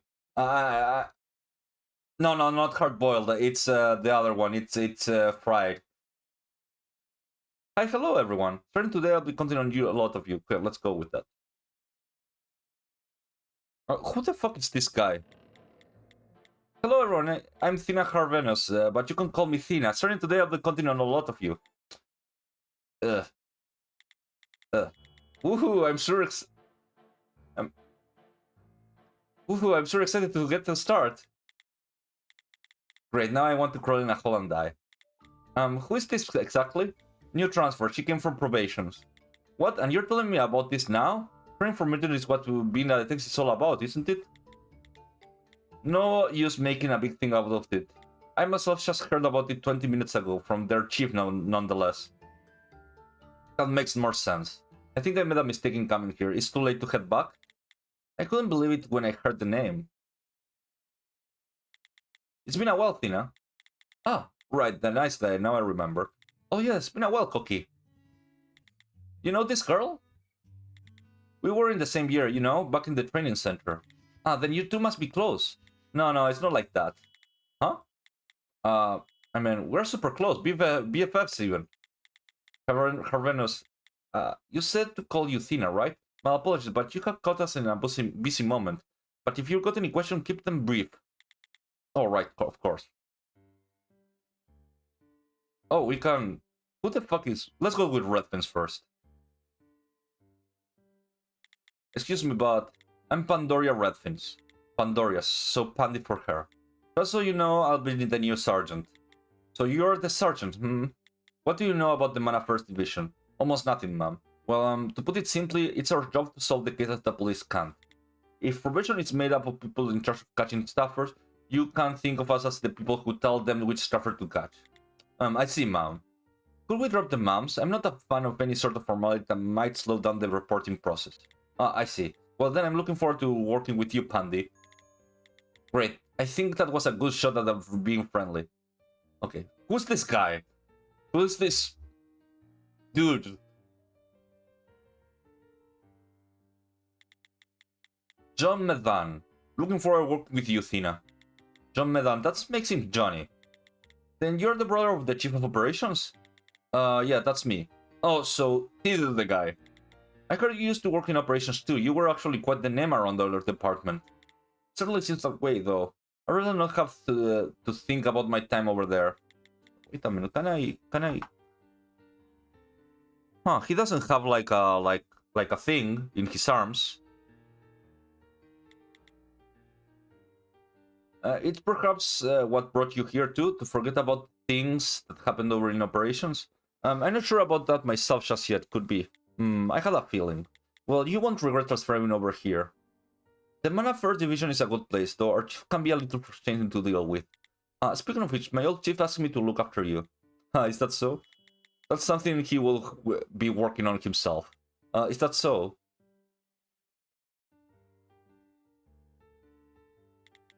If I remember right, it was Koki, right? It was, and if I remember right, you had a habit of making pet names for everyone. Yes, that's because I'm bad at remembering names. It's better if I can bring them down to 2 syllables. Wasn't it you who made the pet name for our instructor, sending the class into an uproar? Yes, you're right. Right, and our instructor believed in collective responsibility, so she punished the whole class for that. She did? Sorry about that. No need to apologize, it's just all our memory now. Saying it out loud actually makes me miss those times. Indeed, all this happened back then.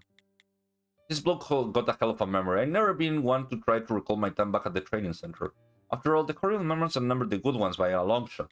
Mr. Koki, Caucasus Brian. Caucasus Brian. I remember he was so obedient that he was the church pet. Fuck.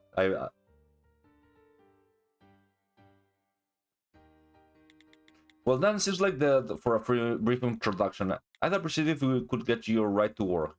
Right now, isn't there something you should do or tell me first? It's not the best at sitting back and teaching, plus we haven't the time for that. On top of that, traditionally, it's the scene of the crime where the true investigator proves she's up to snuff. Is that so? Brian, for the case you were telling me about, how about we sub in Thina for me, and you two go check it out? That could work. The cases assigned to me are certainly easier than those that are assigned to you and the charge. Then that settles it. From now on, the two of you are partners. Just like that? Just like that. Well then, let's see you straight off to the scene of the crime. Conversations here sure do play out quickly. Are these people always so swamped? Well, this is different from my time in probations. I feel a certain vitality in the air. Shall we head to the car? I fill you in the details on the way. Antina, may I have a word with you before you go? Why? I saw your profile. You're able to detect vibrations, yes? Yes, and? I imagine you normally use your skill to hunt down your target. However, such measures won't be much help in our division. So what will your role be here? I'd like you to give that some thought. I heard you loud and clear, Pandy. Well then, we're off. Pandy? Don't you have a job you should be doing? No, he doesn't.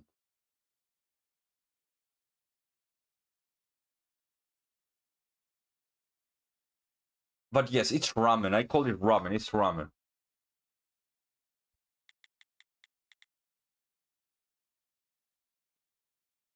Yes.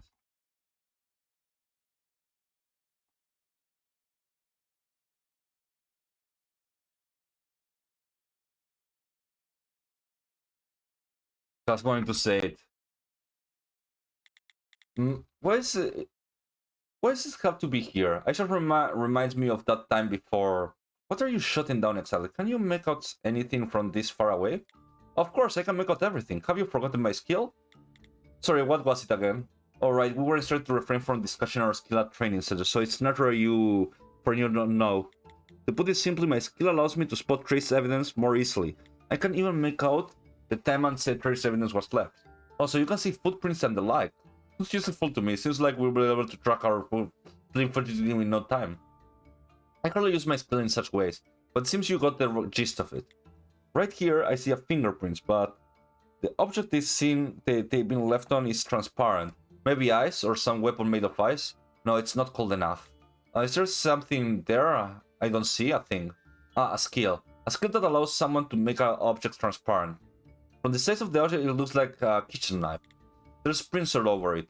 On top of it, the time the wound was inflicted on the victim and the time the prints were left are identical. The culprit must have displaced the transparent object, leaving it on the crime scene. Then we have just to find the person with the skill to make object transparent. Sounds easy enough to wrap it up. Let's just ask the chief of investigations to pull some bureau files. Well, then I'll leave that to you. In the meantime, I'll check out the area around the victim a bit more thoroughly. Alright. Why though? I should be done in about an hour. Who would have known that it takes 4 hours to read through a single bureau file? Is it because investigation is such a small department? No, it's probably just that our chief is as lazy as they come. They never thought I missed the bluntness of the chief operations. The day after I transfer.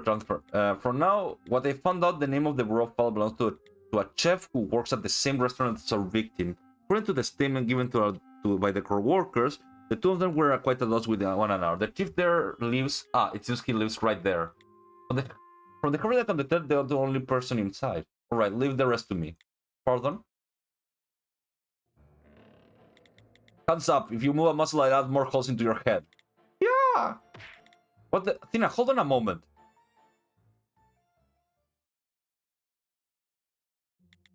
So... I just couldn't stand it anymore. He was always looking down his nose at me. Cursing at me. So that's why I scared him. So cliche. That's a pity, but in the end the victim lost his life. It's you who must pay for that crime. May I ask one last favor? Huh? The cactus in my room, was my mother's. Would you water it every now and then and again so it doesn't die? I really wouldn't be all that often. Are you serious right now? You killed someone's precious little baby and then have all the gall to turn around and talk about your own precious family memories? The man you killed, he couldn't ask for one last favor. Alright, I'll take care of the cactus for you. No. Are you being serious right now? Thank you, I'm ever so grateful. Truly. I'm really crying over a cactus. This murderer.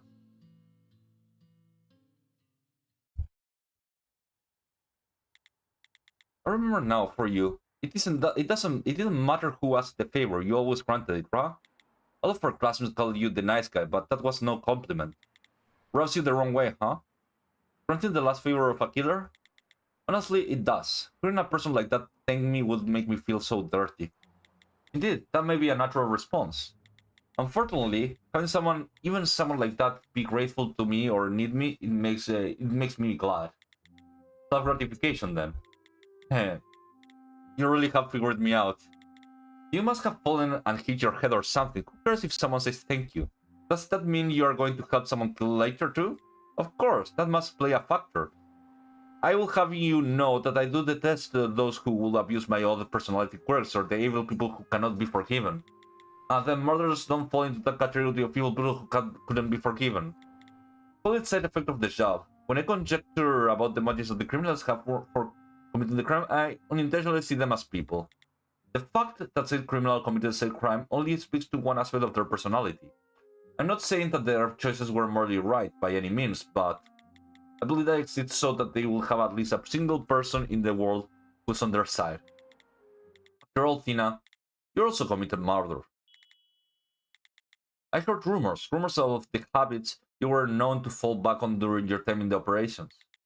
Don't you dare compare me to these criminals. You know how many of my fellow officers those miscreants slaughtered? My apologies. It was neither the time nor the place to bring such things.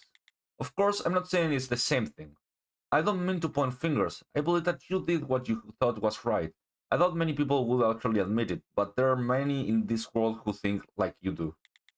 You are right. I did exactly that. I don't know though. Now I'm not sure if I ever really in the right. There was this thief. It happened right here on this very street. The thief crept into a bank vault, cleaned out the cash with none the wiser, and redistributed that money to those in need. Those in need mostly being the staffer forced out onto the street due to discrimination. Of course, the people started calling the guy Robin Hood. For me, of course, he was nothing more than a common criminal. I mean, it's not like he made the world any better of a place. A few beggars got lucky, and if the banks were to burst thanks to this, it would only cause more damage. Didn't he realize his deed would only further stain the image of staffers? I figured he was simply putting on a show because he couldn't cope with the fact that he was a common criminal, or that he was nothing more than a narcissistic psychopath. I couldn't stand the fact that he was strutting about thinking himself a hero. But then he saved my life. He pushed me out of a crumbling building, dying in my stead. That day I was ready to put a bullet in him if needed be. Actually, I had already fired a shot that day, but it missed its target due to my being unable to see him from his kill. If my shot had found its home, I had been crushed to death. Fortunately, really, right when I was about to gun down a kind criminal who would end up saving me, I missed. How is that even possible? I fired my weapon a number of times, but for that one shot, I mean truly, I pulled that trigger so many times, all without a moment's hesitation. In all actuality, it's just dumb luck. My gun wasn't supposed to miss struggle shots at one time? If it had survived, I still probably would have arrested him regardless. I'd love to have given him a passing thanks for saving me. Even now, I still wish I could say it. I began to have my suspicions. I knew I couldn't stay in probation, which is why I came to this division.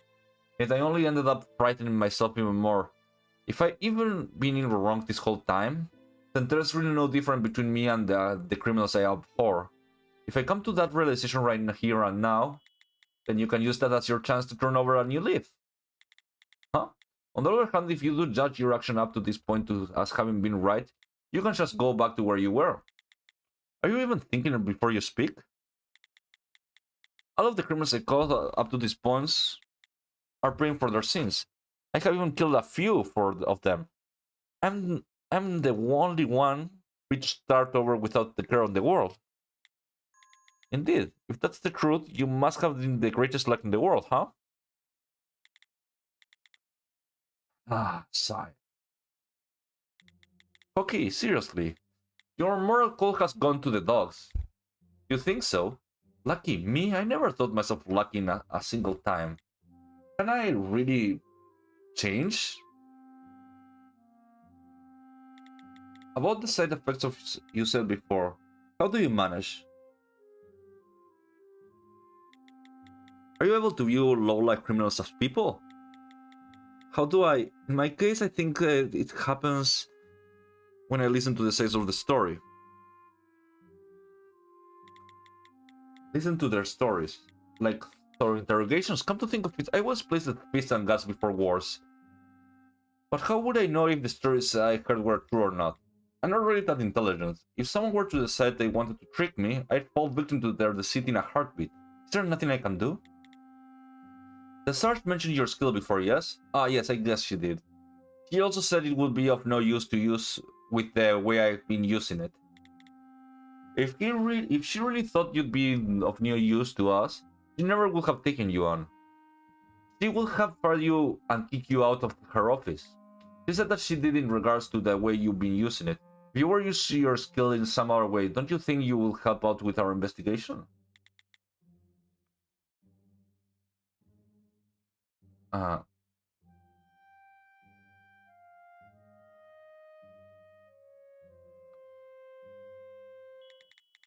did you just come up with a good idea? I did. Thanks, Koki. I feel like there's something I could do. No need to thank me. It's in my nature to help people like this. Alright. Of course, it's not just me. This guy's is just kind of... Yeah, it's how she has been using it. Sort of frustrating, really. Why is that? Do you know how helpful it would be to know there's always that one person on your side? You accept every favor that I ask you, right? Not any favor, but how would you like to be my boyfriend? Think you could accept that one? Sounds great. Huh? Well then, would you like to grab a dinner after work? I know a place that cooks up some good Indian cuisine. Let's get that way. So that's how it started, huh? Oh, it continues.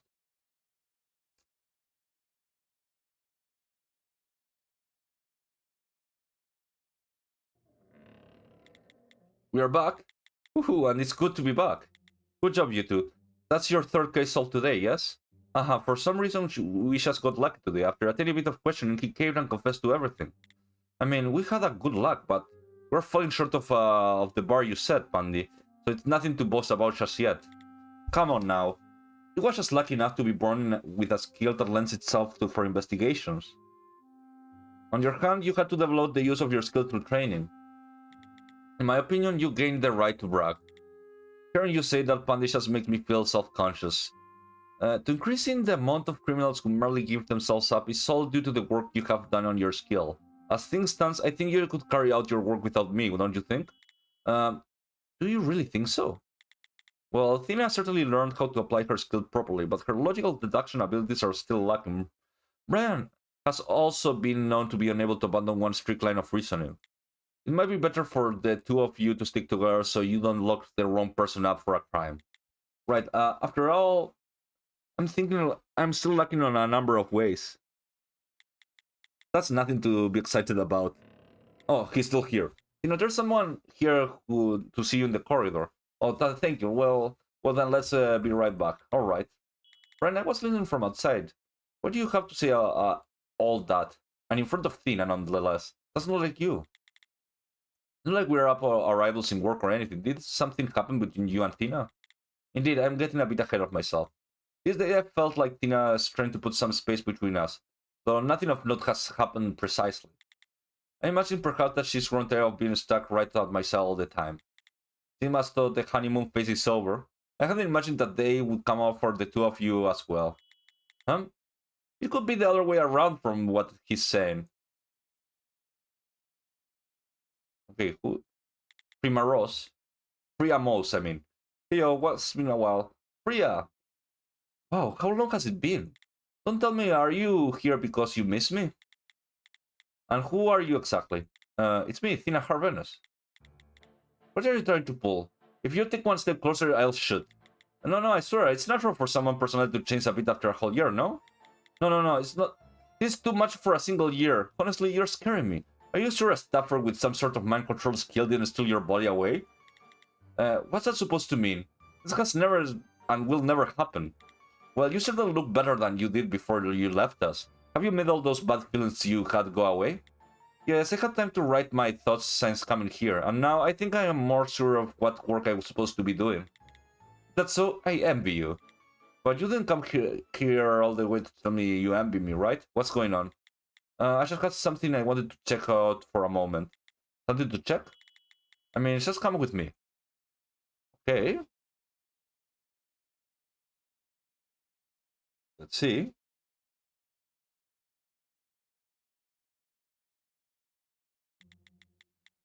Boris Leto. He's a shoemaker who sells those shoes he made on the street. Single. Good reputation in his neighborhood. Distinguished feature, he's missing a left arm. Also, it seems there's people who have witnessed him using his skill. He can read in order to ditch his staffer identification bracelet. Excellent the type, though it's quite odd that he go all the way up to the elbow. We thought the same and decided to investigate, but the problem lies in his skill he carries. His skill, what might have been? Range visual suspension. Visual suspension? By that you mean, thank you for your patronage. Please spread the word for those you meet. Haven't you ever once thought of this city odd? What do you think? That's the voice, right? It is, right? Welcome. Woman's shoes are on the right. How are you alive? Pardon me? Are you... It can't be. You were dead. The building was crumbling around us and you pushed me away. Because of that, Was it all a pack of lies? Speak. It's the other way around. What? You couldn't see, so you couldn't know. The building housed stuff. There was a piece of stuff I used to move through walls when I pulled off my haste. Stuff? I was about to use that to move through the floor and escape through the basement, but right then you appeared, waving your gun around. When the building started to collapse, all I could think about was getting away. That's why I pushed you and jumped through the floor. I had the stuff set up that. Then I made my way through the drain pipes and made my escape. But in my case, I lost my arm. Was that really how it went? Because of this loser, That's when I heard your screams. I thought you died up there. I was just a common criminal. All I wanted to do was use my skill and stuff I happened upon to escape my life of poverty. It was never about some grand cause like giving away the money to the poor. All that, it was just to relieve some of the guilt. It wasn't until I thought my action led to the death of someone that I realized that... But you're alive. I'm glad that's the case. You may not believe me, but I always wanted to tell you how sorry I was. It's really the other way around then. I always wanted to tell you how thankful I was. What? I was just so angry back then. With the way I was living and all the colleagues who died along the way, I thought it was all caused by the criminals I had faced down. I thought the punishment dished out was too light, so the trigger felt so easy to squeeze in the name of making the world a better place to live in. But you can't just lump everyone together. I think you're all the same, and label them all criminals. Yet I never thought to learn the fact, so I wanted to think just that and wipe them from this earth. Even you and I, as people, the more action we do that are less honorable, the more we deceive ourselves to justify them. People like us, we normally don't realize what we have done wrong until we lose everything. In that way, we are both so lucky. We both came to the same realization, and neither of us actually lost anyone. I know now. You may be a criminal, but you're also Paris Leto. You're certainly not the person I expected you to be, but you're the person who gave me my opportunity to make a change. So thank you. So that does mean still. If you really figured out what you did was wrong, you shouldn't be hiding out here. You should have turned yourself in. You're not bad enough of a person to kill, but you're still a criminal. Is this what you call a personal growth? Is what he said all true? There's all sort of guy that can spin an emotional tale. It's for real. Even though he was shaking like a leaf, I couldn't detect an abnormal heartbeat. Abnormal heartbeats? Because I knew better than mastery. I can tell lies from the truth by finding abnormal rhythms in a person's pulse. I have still got a lot of work to do, but I'm investigating now. That's so well. That tells me one thing for certain. You're not coming back. You're right, sorry. You should be. Glad to see it all ends like this. If you said something about blaming the world and the like, I still might have shot you. Sleep well, Paris Leto. At the very least, the stuff of nightmare is gone. When you open your eyes next, it will be a new beginning, and for me, I shouldn't drag this out any longer. Hey Priya, actually there's this guy I like. Oh, that's the biggest surprise of the day. Our little Tina is all grown up. Are you sure he's some sort of guy you want to focus only on you? Which is why I'm going to break up with him. Oh.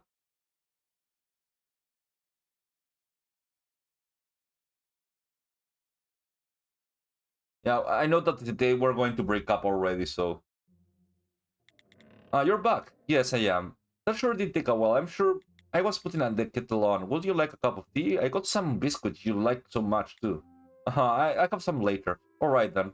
Just tossed out the case I was working on. But he doesn't even mention it.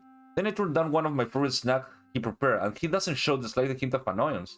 So why this has to happen? Even though I know how good of a man you are, despite all the feeling I know I have for you, the more I fall in love for you, the more I suspect you.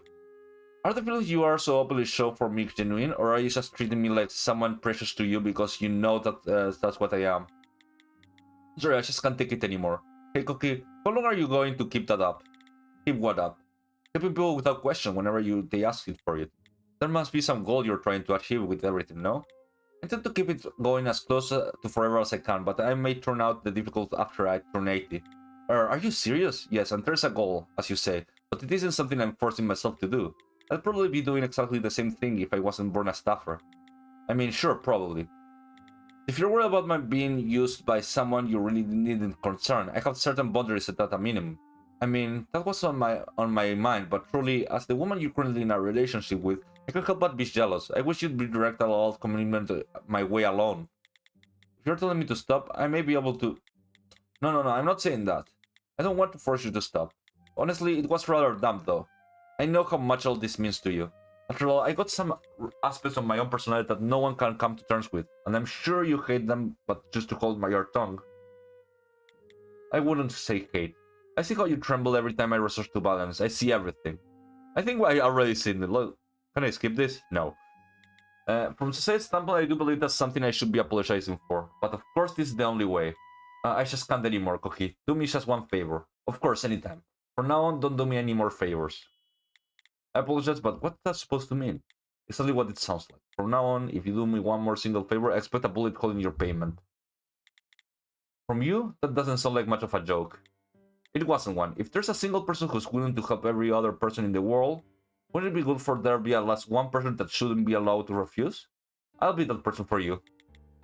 Now, do you know what you're saying? If you're being serious right now, then everyone between us, right, it will be hard to keep our relationship going.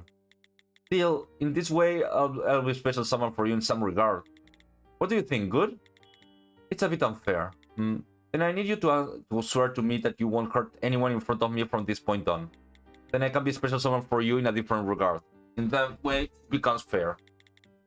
What are you implying? I knew it. I do hate that part of me.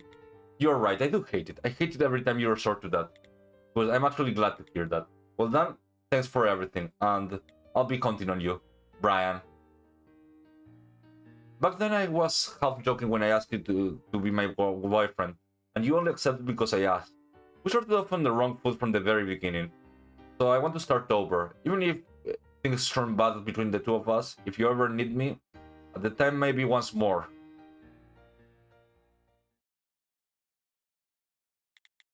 Brian, what the case you solved earlier today? Is something the matter? No, it's just the end. And that reminds me of the time I first met Thena. The end? That was the end.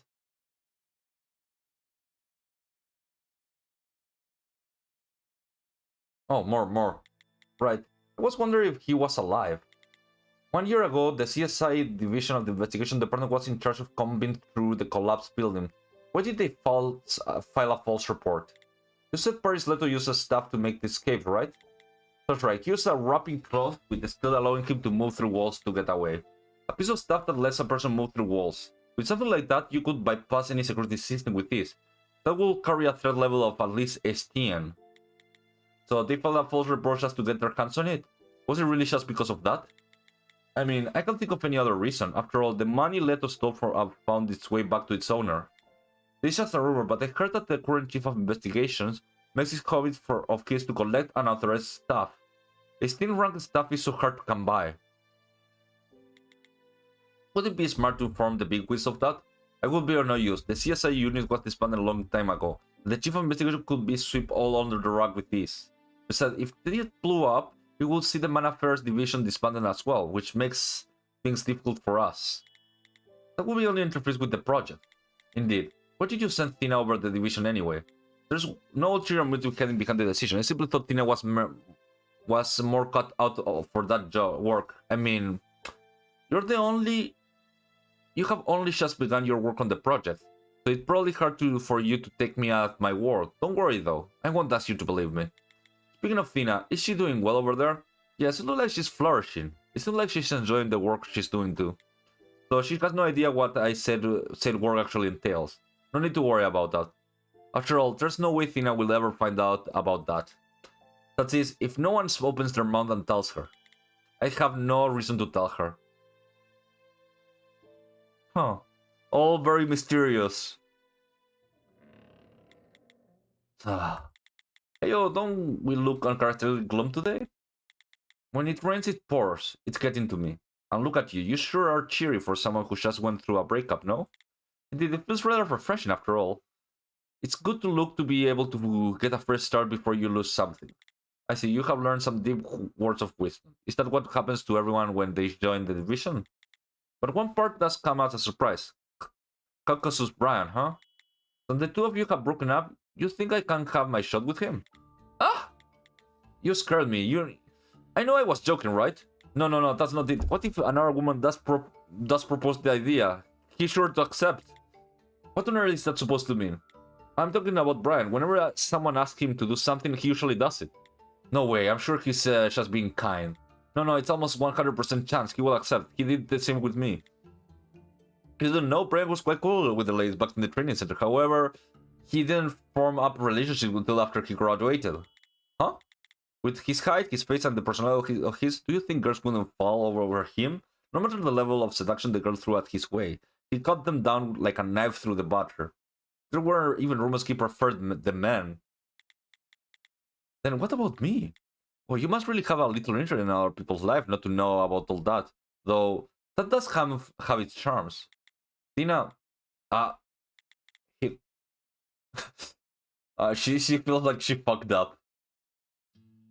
For the first few days after the training, I just squatted in a corner and did nothing during my free time. Even when the kids around me were playing their games. It was out of regret. I was doubting whether going there of my own accord was the right call. Even with all regrets, I probably should have waited for my parents to approve. At that time, there was this blonde girl wearing a hat who stuck up a conversation with me. No, to be more precise, she kicked me before she started talking to me. Hey you, how long you're gonna stay there like that? It's weird and sort of bothering me, you know? None of those kids are here because they did anything wrong. There's no going back to the life before, so they're just trying to get used to this. Think of this as a new start and adapt. If you try and still don't like it, you can go back to squatting. You think you're the only one whose parents threw them out? Don't pretend you're the only unhappy one here. So Thina already had her sharp temper back then, huh? Hey, that was when I lost my cool too and piped up. I came here by choice. What? He gave me a good whack in the head. Then you weren't thrown out at all. You're the last kid here. Luckily, such a simple idea could only be thought up by a child's mind. Give me 1 second.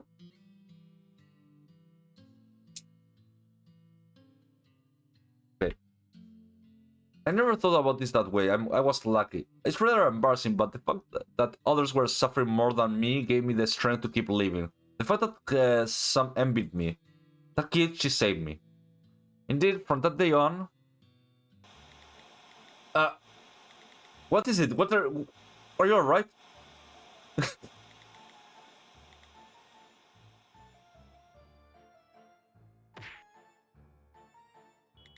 Priya, I'm so dumb.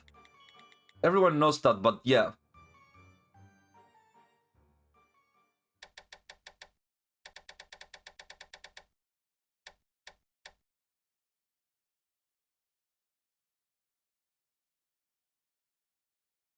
She felt like she made a mistake.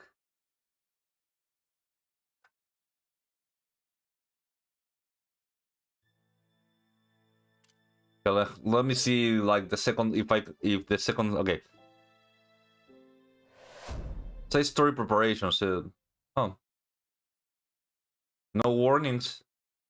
This story contains spoiler case file. I don't do title screen because I haven't played case file. Now it's more close to the time I would stop, I guess. So I think I can continue a bit more. Let me check something.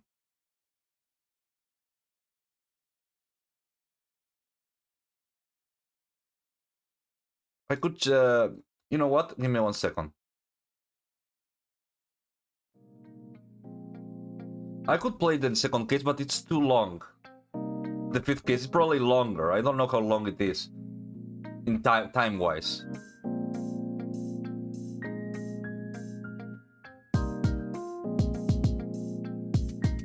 So, my idea probably... I wanted to... I mean... Let me check something. I need to check something.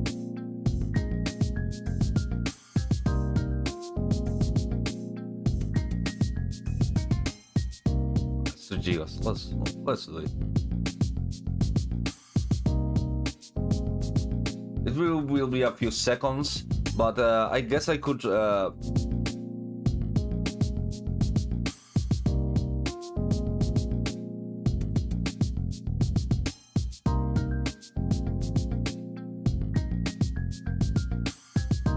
what do we call it? I will be playing a bit of... Let me check something. I'm saying check something too much. Yeah, there's... not a lot of people. Let me check something. Close this.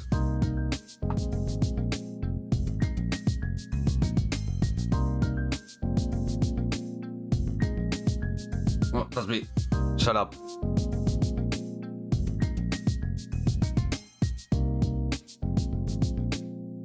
Um...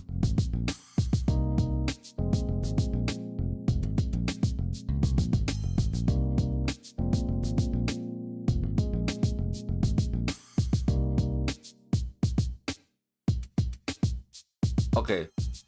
Dread, are you still here?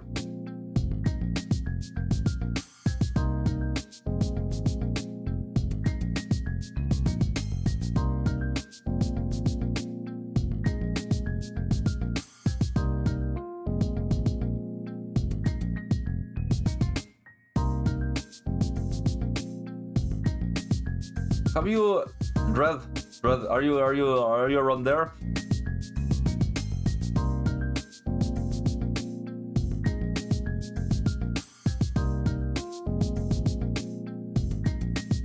I'm guessing you are, but I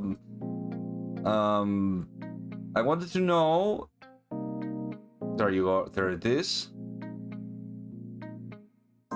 If you have ever played like the Phoenix Prime games, I actually got one of those, and I really like Phoenix Wright. I think I played on the stream the Great Attorney, and I was thinking about playing Phoenix Wright because I actually don't remember a lot of it. I played it like what 10 to 20 years ago, so I could be trying to play it.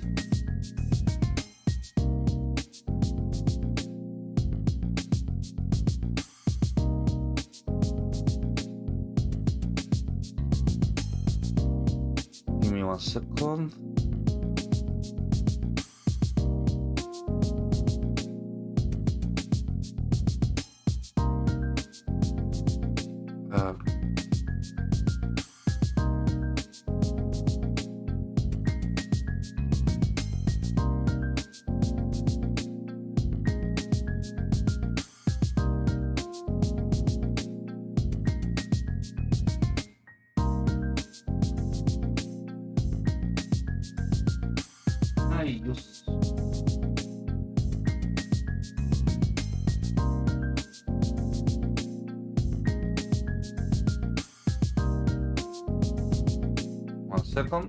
I want to do a few tests before starting.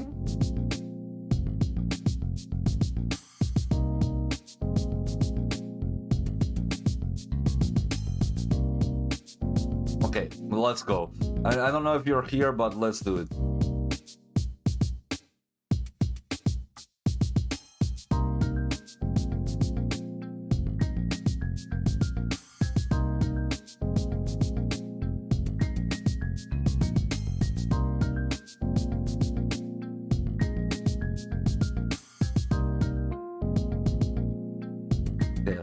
Let's go. Give me 1 moment.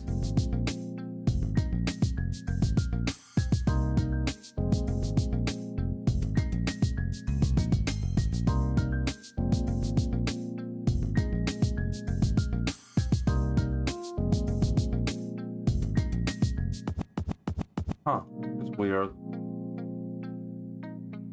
Use. Can I use a controller for this one? Does it have a controller mode?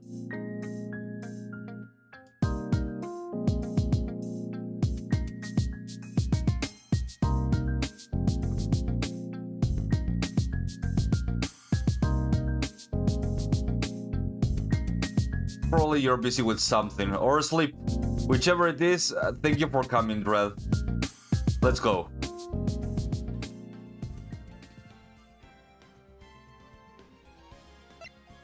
Wait, no.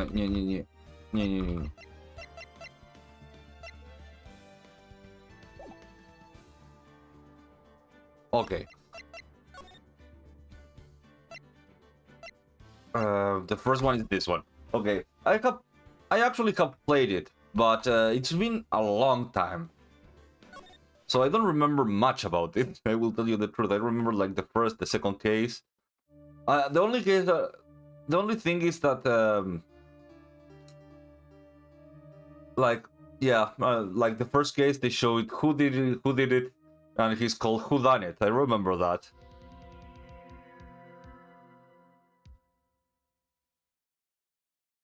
I can't get caught. Not like this. I wish I had more people to do this. The voice acting and shit. I got to find someone to pin this on. And he thinks it's Larry Butts. Someone like him.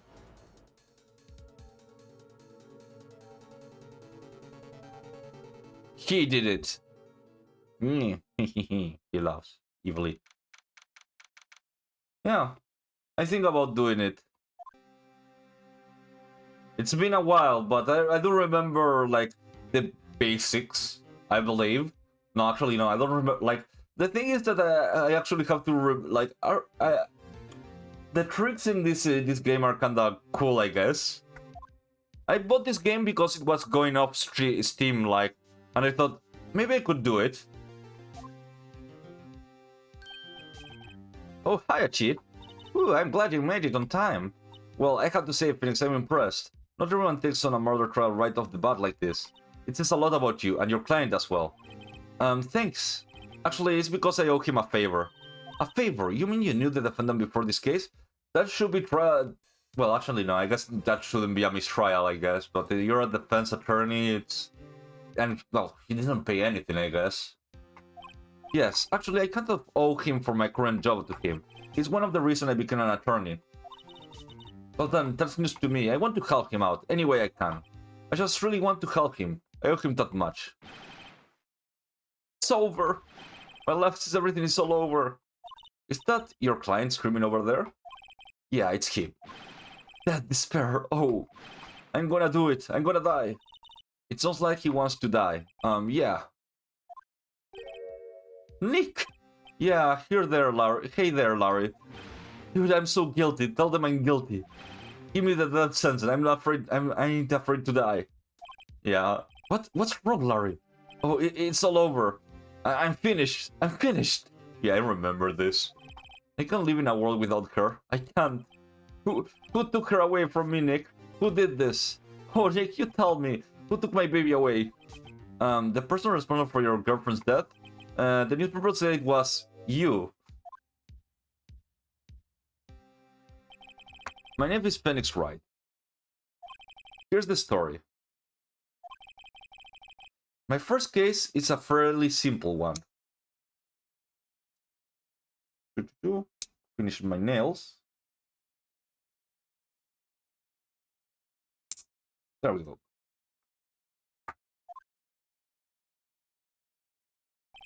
A young woman was killed in her apartment. The guy that arrested was the unlucky sub dating her. Larry Butts, my best friend since grade school. Our school had a saying, when something smells, it's usually the butts. In 23 years I have known him, it's usually been true. He has a knack of getting himself in trouble. One thing I can say though, it's usually not his fault. He just has terrible luck. But I know better than anyone that he's a good guy at heart. That and I owe him one, which is why I took the case, to clear his name. And that's just what I'm going to do. Yes, we will do it.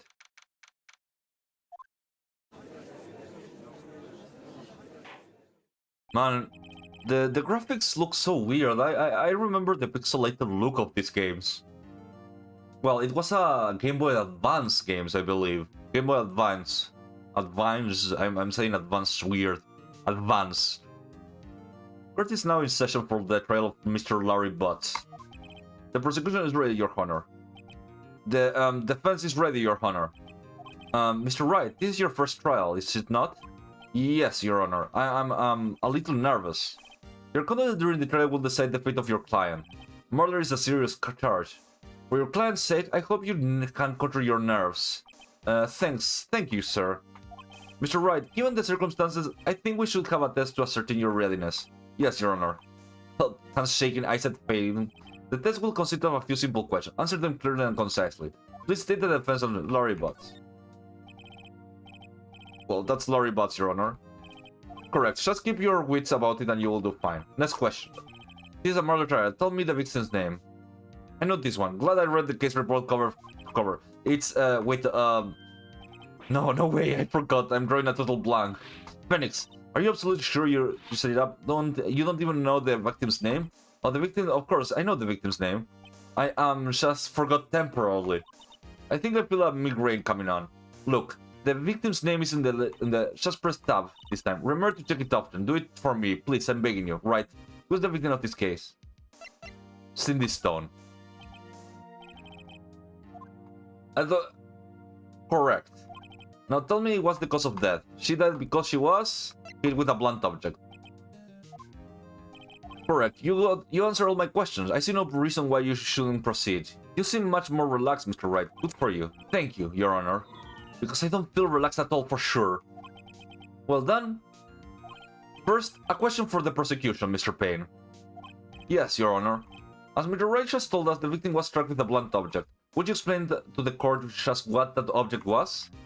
The murder weapon was the statue of the Thinker. It was lying on the floor next to the victim. I see. The court accepts this into evidence. Hey, Vortis. Thank you for staying.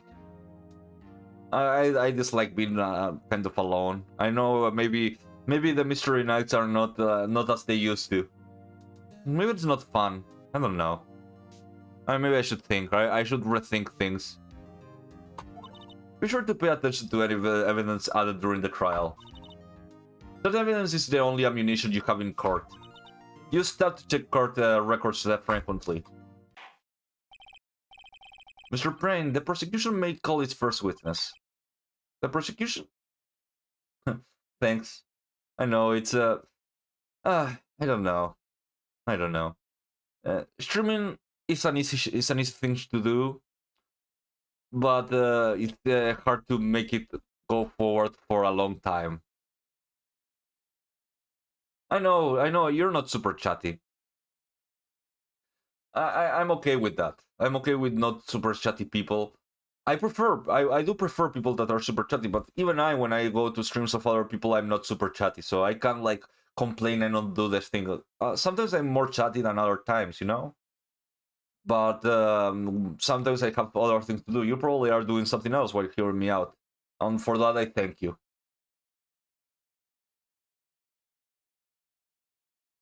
That's kind of like the thing, I guess. Anyways, the prosecution calls defendant Mr. Larry Butts. Chief, what do I do now? Pay attention. You don't want to miss any information that might help your client case.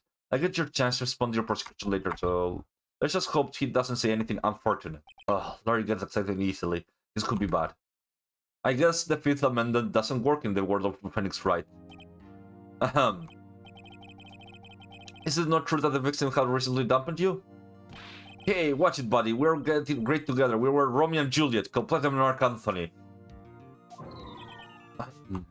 Didn't they all die? I wasn't dumped. She just wasn't taking my phone calls or seeing me ever. What is it to you anyway? Mr. Butts, what you described is kind of what we mean by dumped. In fact, she had completely abandoned you and was seeing other men. She has just returned from an overseas one with one of them and the day before the murder. What do you mean one of them? Lies, all of it lies. I don't believe a word of it. Your Honor, the victim's passport. According to this, she was in Paris until the day before she died. Indeed. She appears to have returned the day before the murder. Dude, no way. The victim was a model, but did not have a large income. It appears that she had several sugar daddies. Air quotes. Savage. Daddies? Sugar? Yes, older men who gave her money and gifts. She took their money and used it to support her lifestyle. Dude, we can clearly see what kind of woman this Miss Stone was. Tell me, Miss Bust, what do you think of her now? Right? I don't think you want him to answer that question. Yeah, Larry has a way of running his mouth in all the wrong direction. Should I stop him from answering? My client has no idea the victim was another man. That question is irrelevant to this case. Dude, Nick, what do you mean irrelevant? That cheating shit. Holy shit. I forgot he was a fucking retard. Holy shit. Man, I had forgotten of that. I'm gonna die. I'm just gonna drop dead. Yeah, and when I met her in the afterlife, I'm going to get to the bottom of this. Let's continue with the trial, shall we? I believe the accused's motive is clear to everyone. Yes, quite. Oh boy, this is not looking good. Next question. You went to the victim's apartment on the day of the murder, did you not? Well, did you or did you not? Well, maybe I did, maybe I didn't. He went. What do I do? I'll send him a signal. Lie like a dog. Well, see, like this. I don't remember. You don't remember? Well, then we'll just have to remind you. I got a bad feeling about this. We have a witness that can prove he did go to the victim's apartment that day. Well, that's a simplified matter. Who is your witness? A man who found the man who found the body. Just before making the gruesome discovery, he saw the theft fleeing the scene of the crime. Yeesh. Order in the court, Mr. Payne. The prosecution may call its witness. Yes, Your Honor. This is bad. On the day of the murder, May the witness was selling newspaper at the victim's building. Please bring Mr. Frank Sohit to the stand. I really like the sprite work there. Well, it's not longer sprite actually, right? That's not a sprite. Or is it? Oh yes, newspaper, yes. Mr. Sohit, you may proceed with your testimony. Please tell the court what you saw on the day of the murder.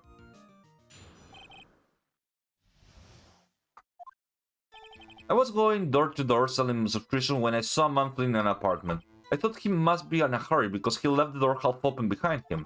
Thinking it strange, I looked inside the apartment. Then I saw her lying there, a woman not moving, dead. I quailed in fright and found myself unable to go inside. I thought to call the police immediately. However, the phone in her apartment wasn't working. I went to the nearby park and found a public phone. I remember the time exactly. It was 1 p.m. The man who ran was without a doubt the defendant sitting right over there. Larry, why didn't you tell the truth? I can't defend you against a testimony like that. Incidentally, why wasn't the phone in the victim's apartment working? Your Honor, at the time of the murder, there was a blackout in the building. Aren't phones supposed to work during a blackout? Yes, Your Honor. However, some cordless phones do not function normally. The phone that Mr. Soitz used was one of those. Your Honor, I have a record of the blackout for your perusal. Now, Mr. Wright? Yes, Your Honor, you may begin your cross-examination. Cross-examination? Your Honor? Alright, this is the real deal. What am I supposed to do? Why you exposed the lies in the testimony of the witness just gave? Lies? What? He was lying? Your client is innocent, right? Then the witness must have lied in his testimony. Or is your client really guilty? How do I prove it he's not? You hold the key, it's in the evidence. Compare the witness testimony to the evidence at hand. There's bound to be a contradiction in there. First, find the contradiction between the court records and the witness testimony. Then, once you have found the contradicting evidence, present it and rub it in the witness face. Okay. Okay, let's start.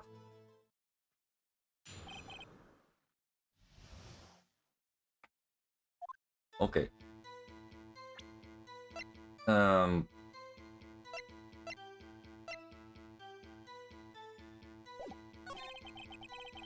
Because he left the door half open, thinking it's strange, I looked inside the apartment, then I saw her lying over a...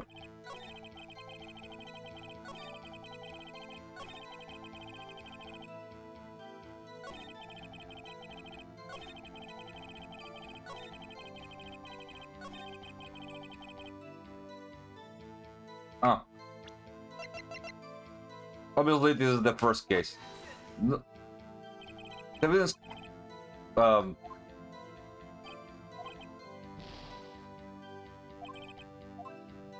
Well, if... Okay. 1 p.m. Are you certain? Yes, absolutely. He seems very confident. 1 p.m.? Right. Doesn't that seem strange to you? Present some even... I did, but it didn't work.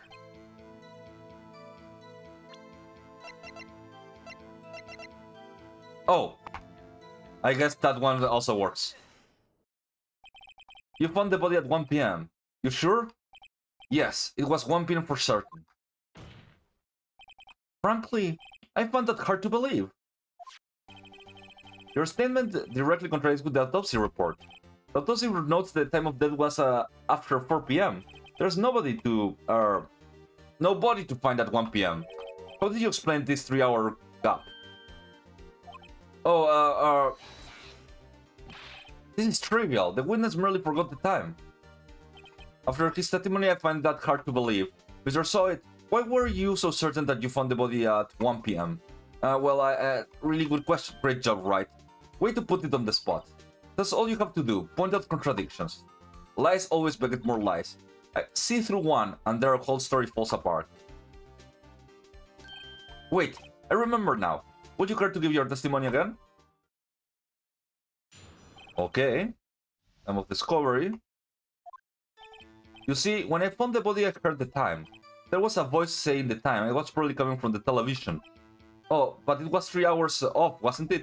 I guess the victim must have been watching a video of a taped program. That's why it was 1 p.m. Terribly sorry about the misunderstanding. Yeah, so I guess it's like a, you know, a stairwell going downhill from here.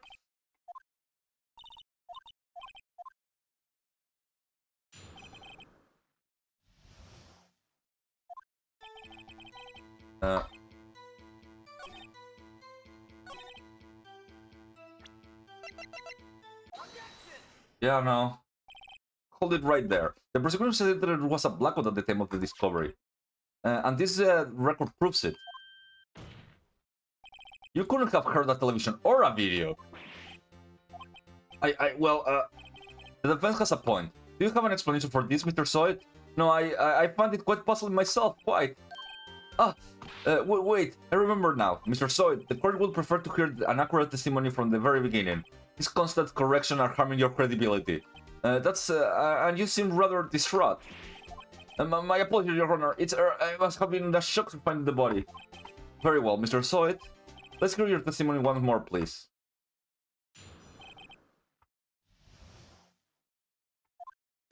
Actually, I didn't hear the time. I saw it. That was the table clock in the apartment, wasn't there? Yeah, the murder weapon the killer used it hit the victim. That must have what I saw. But you saw a clock? I guess that will explain it. The defense may cross-examine gladly. Like, man, I didn't remember how dumb this guy was.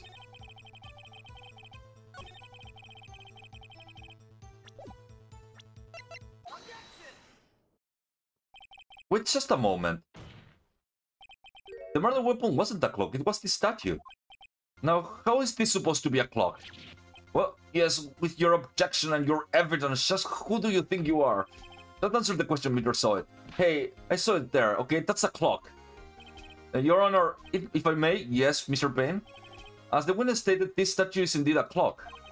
The neck is a switch. You just tilt it and it says the time out loud. As it doesn't look like a clock, I submit it as a statue. My apologies. I see. So the murder weapon was a table clock after all. Well, Mr. Wright, it appears that witness testimony was correct. This is a clock. Do you have any problem with this statement? Yes. Your Honor, there is a gaping hole in the witness testimony. The only way he could have known the weapon was a clock is to hold it in his hand. Yet the witness testified that he never entered the apartment. Clearly a contradiction. Indeed. The witness knew it was a clock because he went into the apartment.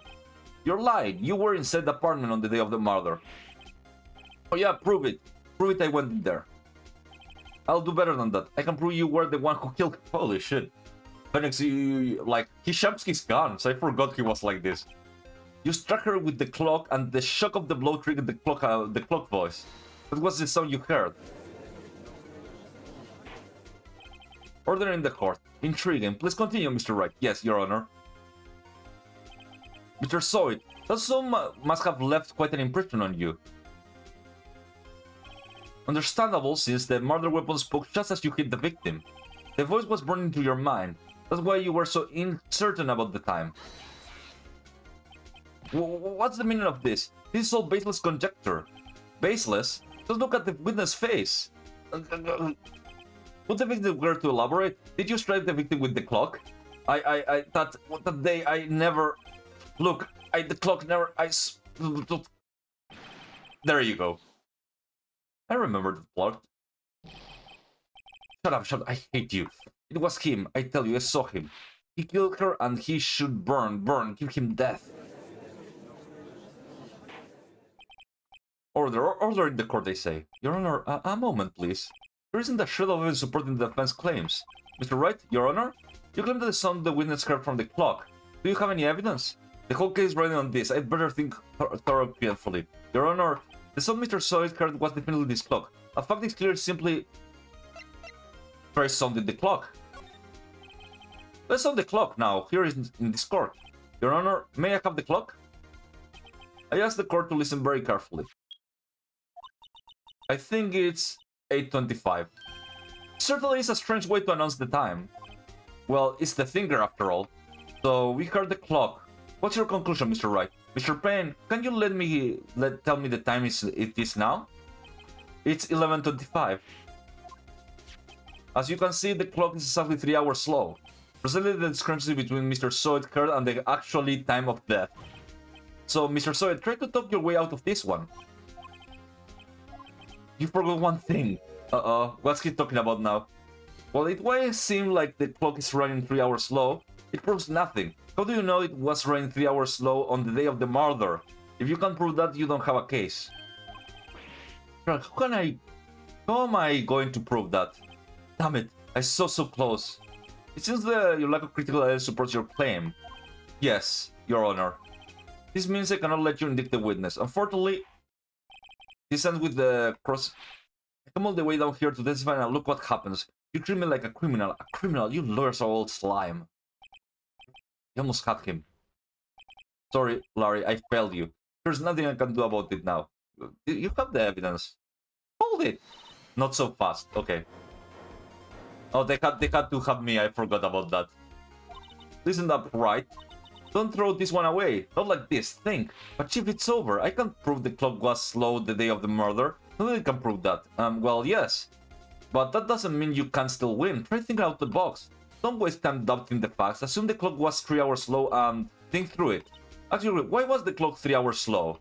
Figure out the reason and you will have your proof. Right? Can you think of a reason of why the clock would be 3 hours slow? Yes. Maybe I can prove it. You must have evidence somewhere that can prove it, right? Then let them have it. Okay. The clock was already running slow on the day of the murder. Have you found the evidence to support this claim? Of course. There's a piece of evidence in the court records that can prove it. Okay, let's go. Tuk. Tick. The victim has just returned home from abroad the day before the murder. As we all know, the time difference between here and Paris is 9 hours. When it's 4 PM here, it's 1 AM the next day there. The clock wasn't 3 hours slow, it's 9 hours fast. The victim hadn't reset her clock since returning home. That's why the time you heard when you struck the head in her apartment was wrong. Proof enough for you, Mr. Soid, or should I say, Mr. Did It?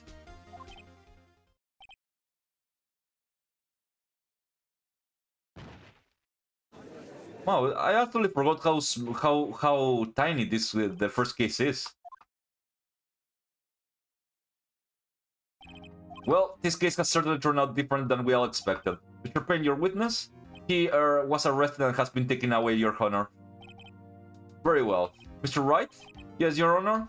I have to say I'm impressed. I don't think I ever seen someone complete a defense so quickly, and find the true culprit in the same time. Thank you, Your Honor. And at this point, this is the only formality, but the court finds the defendant, Mr. Larry Butts.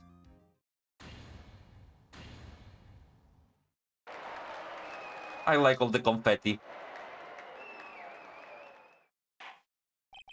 And with that, this court is adjourned. The first case is... What? It took me like 20 minutes, I believe.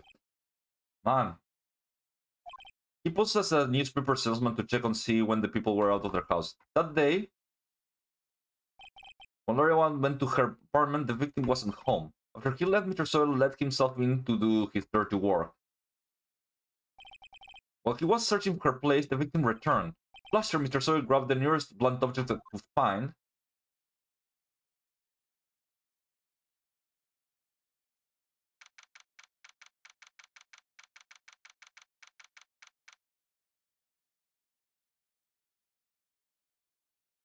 Okay. Cool. I still can't believe we won.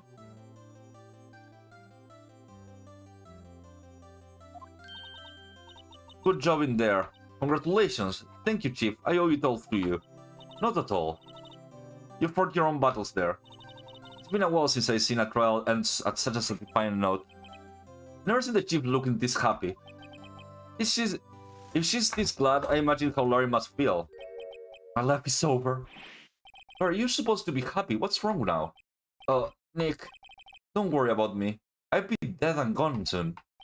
Good. Wait, no, I mean, bad. But my Cindy Wind is gone, man. Gone forever. Larry, she wasn't. Nah, never mind. Congratulations, Harry. Harry? Yes, you can practically see the headlines. Harry Butt's innocent. Thank you. I really owe you one. I won't forget this ever. Let's celebrate. Dinner, movie, my treat. Oh, no, I couldn't.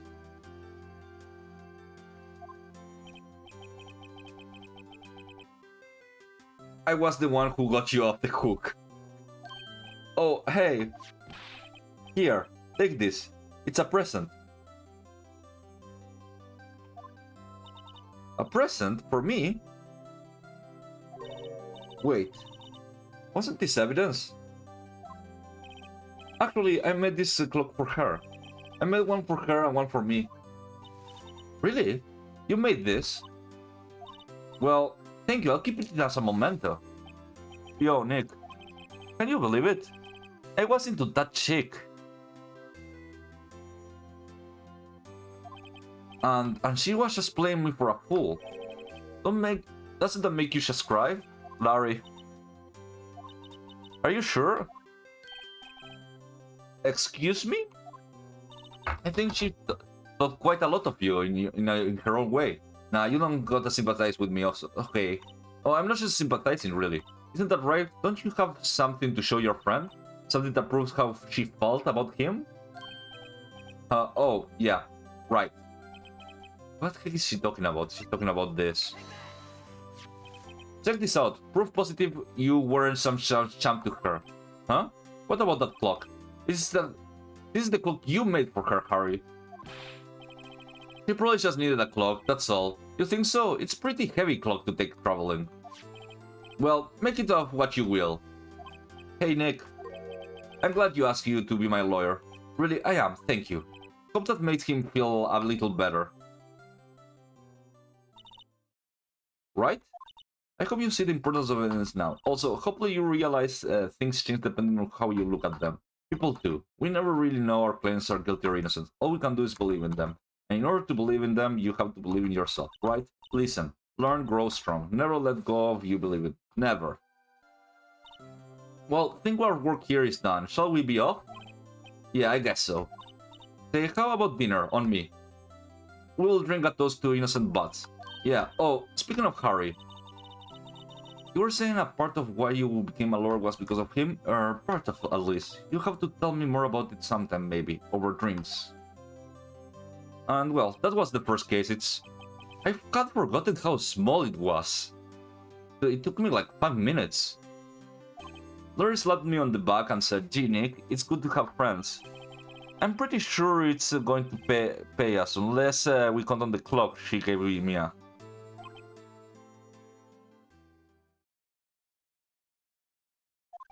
didn't know it then, but that clock was soon going to be the center of another incident. And my promise to tell Chief about me and Larry wouldn't be one promise that we wouldn't be able to keep. And now case 2, where Mia dies.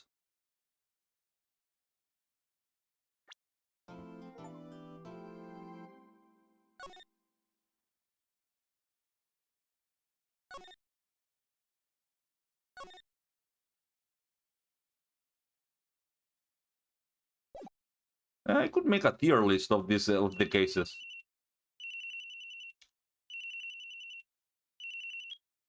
Okay. Hello, this is Maya. Hey Maya, it's me. Mia? What's up? You haven't called me in a while. Sorry, I have been so busy. How have you been? Well, lonely. It's all your fault. Nah, I'm just teasing. It's been great. I'm finally getting used to having my own place. That's good to hear. Actually, I'm calling because I have a favor to ask. I know. You want me to hold evidence for you. Sharp as always. There's a lot of buzz about the coming trial. I just don't feel safe keeping the evidence here. Gotcha. So what is it this time? It's a clock. A clock? Yeah, it's made to look like a statue, the thinker, and it tells you the time. Though you might like it, you always like toys. Hey, I'm not a little girl anymore, sis. Now. You know I'm only teasing. I should probably tell you, the clock isn't talking right now. Huh? It's not working? That's lame. I had to take the clockwork out, sorry. I put some papers inside instead. Papers? Is that the evidence then? Well, there's a possibility that it might turn out that way, yes. Can you come by the office tonight? Say 9 to pick it up? It'll be in a pre-trial meeting until then. Okay, sis, but I expect dinner, something good. Like burgers. I could really go for a good burger. Okay. We'll hit the usual joint. Alright, it's a deal. Okay, sis. See you soon. I like this case. This case is like the first time that Maya appears. Well, you know, Fennec's sidekick. It's a shame that after like the trilogy, she only appears one more time. When she goes back to Korean village. No, Korean, no, I don't remember. She goes back to some weird, like Asian, like China or something like that.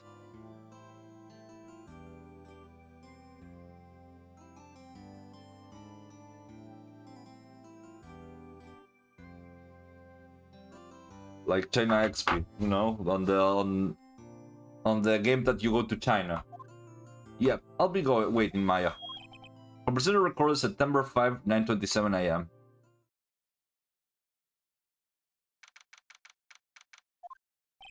Now, Miss Faye, I'll take what's mine, the papers. I'm sorry, but I can't give it to you. I don't have what I don't have. Miss Faye, you're a poor liar. Why, see, it's right over here. That must be the thinker that swallowed those papers. How could you know? Ho. You're not confused of my backgrounds. This information is my business, you see? I should have been more careful. Oh, my dear Miss Faye, I'm so very sorry. But I'm afraid I must... Your eternal silence, Miss... Farewell, Miss Faye.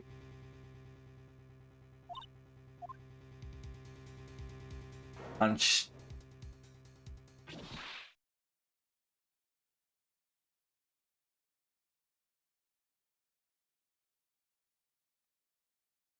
red, white, blue.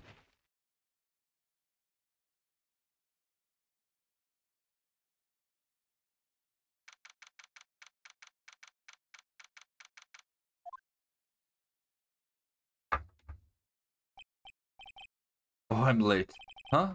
That's strange. I guess the chief left without me. She said her sister was coming, so we should go over for dinner. What's that smell? Blood? Mia. Maybe she's in her office. Okay, let's... Mia, no. That smell. Blood.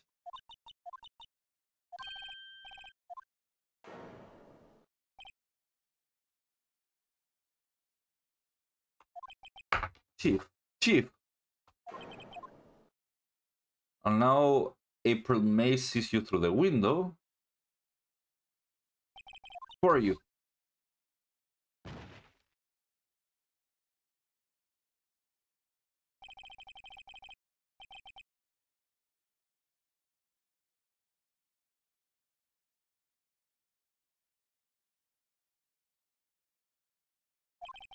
Come back to the chief where she lay under the window.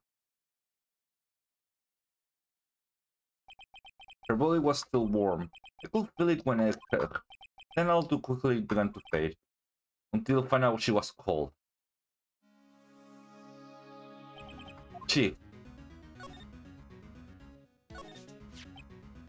It's encrusted with dried blood. However, it became the murder weapon again. Can I? No, I can't. Okay. Close here. Chief.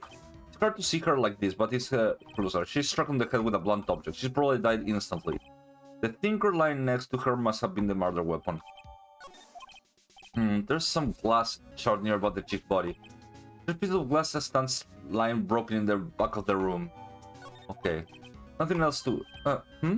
A piece of paper. It must have fallen from Mia's hand. How could it be?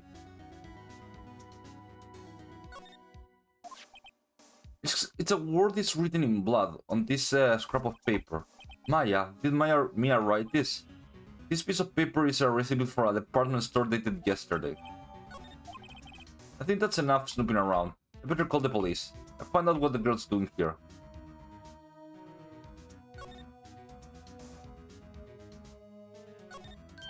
Right, I better call the police. Huh?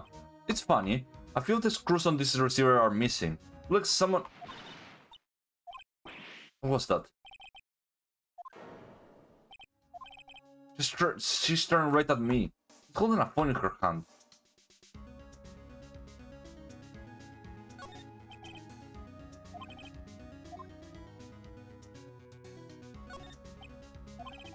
Some ledgers.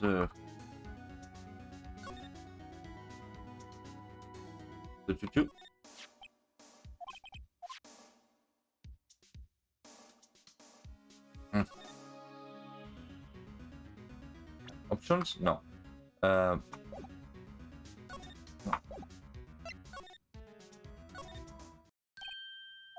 That girl just now, where did she go? I put her right here on the sofa. I hope she didn't run on me. Oops! Don't scream like that. Excuse me, but who are you? It's okay, I work here. Maya. Maya Faye. Maya Faye? Ah, Maya. Mia was reading the girl's name. Maybe I should show her the receipt. I thought that there'd be a use of evidence like this outside the courtroom. Okay, let's present her. Before Maya died, she wrote this message with her own blood. She wrote it on that back of this receipt. That's my name. Why would she write my name? Please, just calm down. Why would she write my name? Now I have done it. The police. Don't like they are coming this way. Freeze, police! And that's Detective Gumshoe. Alright, I'm Detective Dick Gumshoe. Gumshoe? What an odd name. We received a report from the building across this way, see? What a person saying they saw murder. Must have been the woman I saw. Anyway, I don't want either of you moving 1 inch, okay? Great, just great. Maya, wait, she wouldn't have... Nah. Whoa, excuse me? Eh? This name Maya here means anything to you?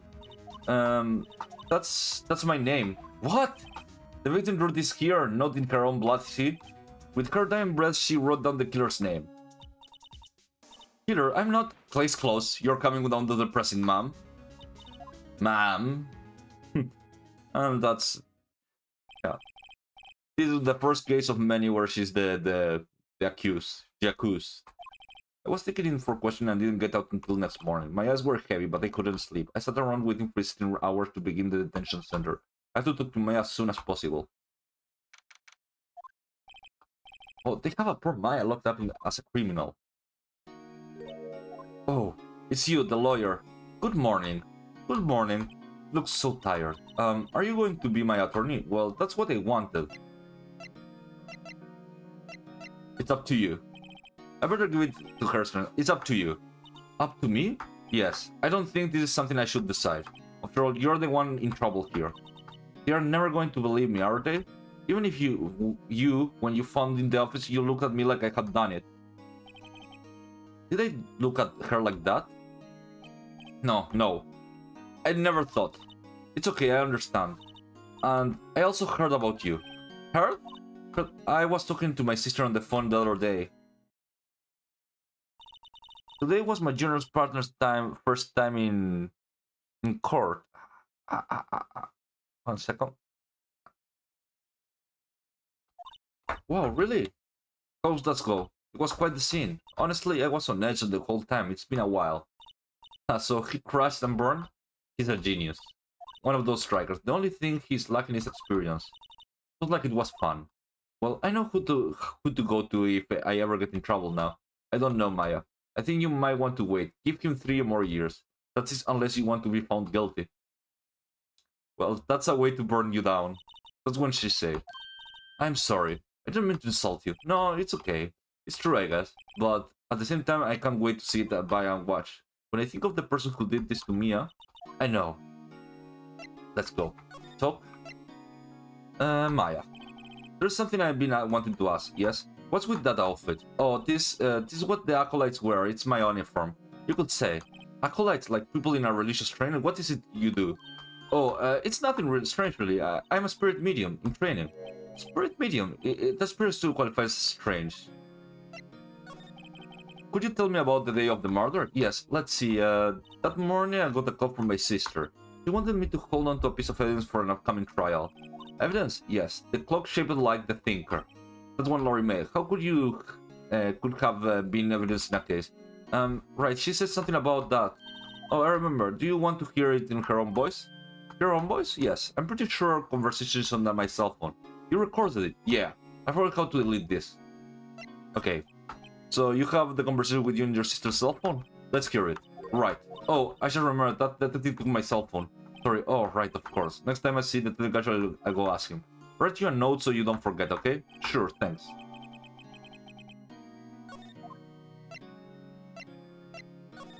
Would you tell me more about the day of Mars? Sorry, I know I must be hard. No, it's okay. All I have been doing these last few hours is talking about it. I kinda gotten used to it. Let's say, that morning I got a call from my sister. She wanted me to hold a piece of evidence from an upcoming trial. So then, when did you arrive at the office? It was right at 9 p.m.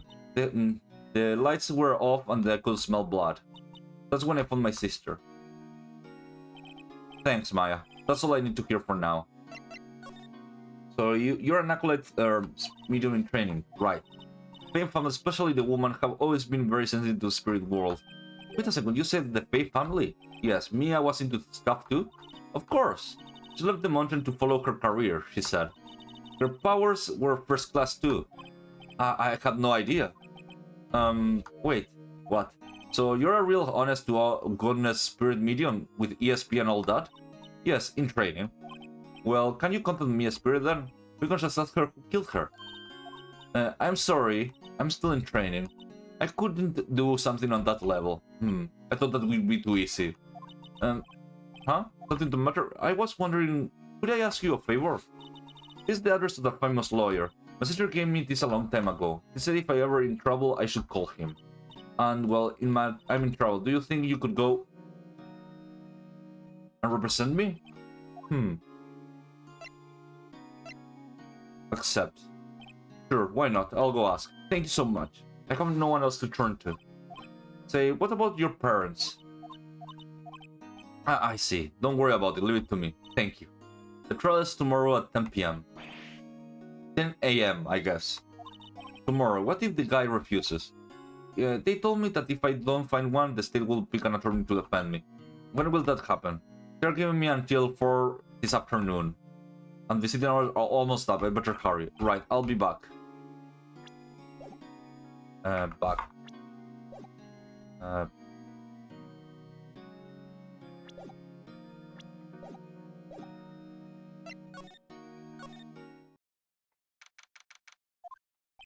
The office is filled with police officers searching for. Hey, you there! This crime scene plus not trespassing. Sorry, don't I know you from somewhere? Wait, you're the Bats guy, aren't you? No, the Phoenix right. How could anyone mistake me for Larry? I guess the wrong name, Mr. Wright. Sorry about that. That Bats guy, he was a killer, and you're no killer, right? He was proven innocent. Right. And you were? Gumshoe, wasn't it the Gumshoe? Right, at your service. Hang on, that's Detective Gumshoe to you, pal. Anyway, got the name right. Don't you go calling me Dick. Hey Dick, get over here. Yes, sir. Be right there. You're here lawyer, right? If you got business here, you'd better do it quick. He thinks I'm Maya's lawyer. Okay, let's I was wondering, did you see Maya's cell phone? Oh, I have that. Do you think you could give it back? Sure. I mean, wait a second, pal. Tricky lawyer. He's on to me. Set him straight. If I tell him why I want it, there's no way he'll give it to me. Something don't matter? It's just, you know, detective. Nope, I know nothing, pal. The cell phone has a lot of numbers on it, like her boyfriend's. Cell phone calls all the little girl's sweetest and spiciest secrets. You're trying to confuse me. Sorry, Paul. I already checked the memory. Impressive. You're quite the detective. Here you can have the phone back. There weren't any suspicious calls recorded in there after all. Seems he didn't notice the recorded conversation. Take the court track. Okay.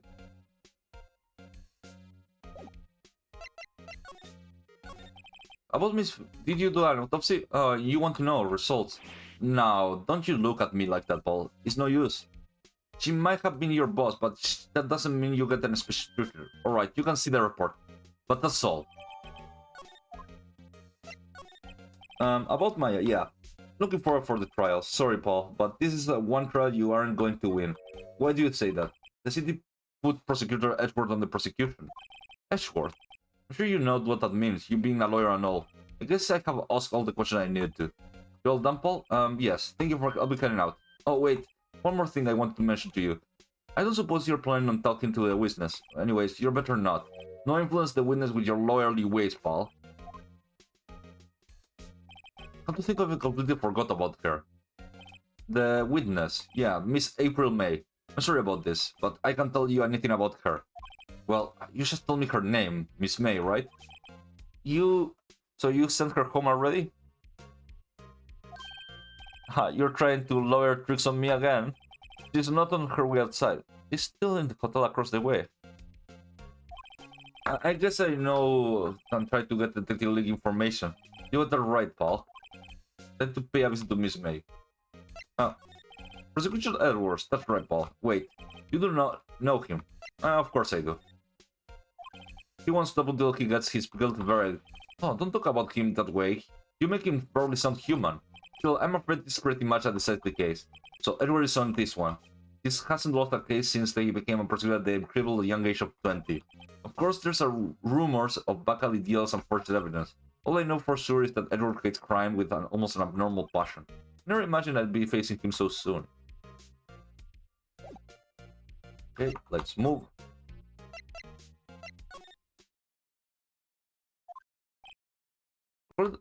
She could say when she's back. It must be hard to keep track of everything. Not mention running off like I guess she... Okay, let's go back later.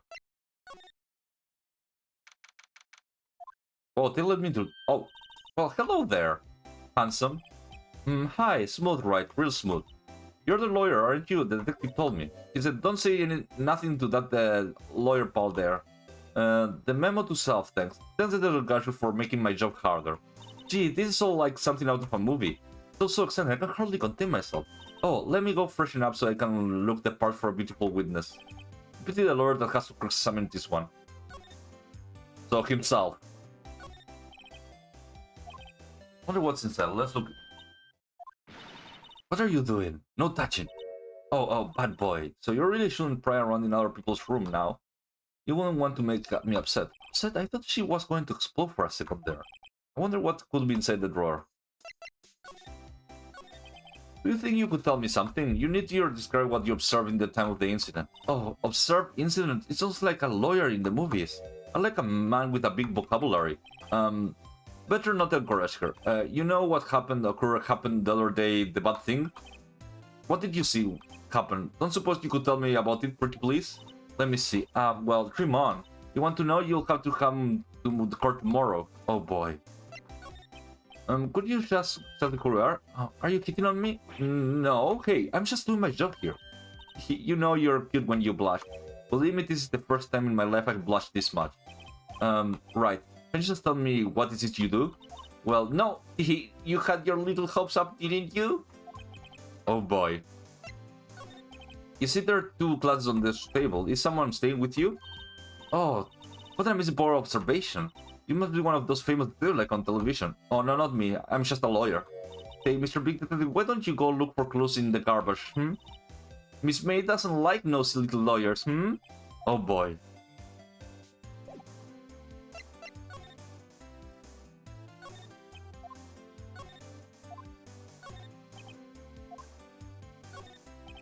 It's summer. Okay.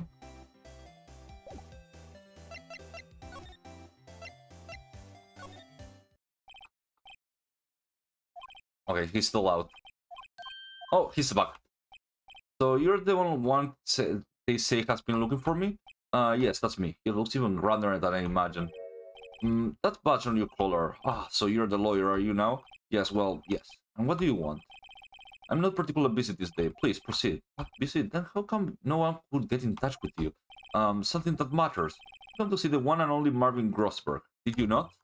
Well, here I am, boy. What do you want? Out with it.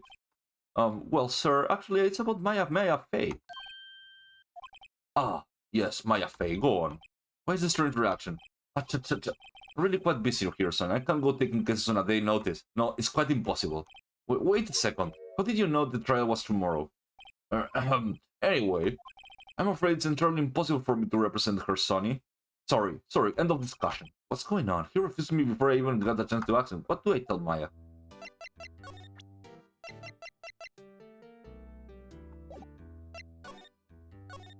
How can you just refuse like that? Please, tell me why you won't take the case.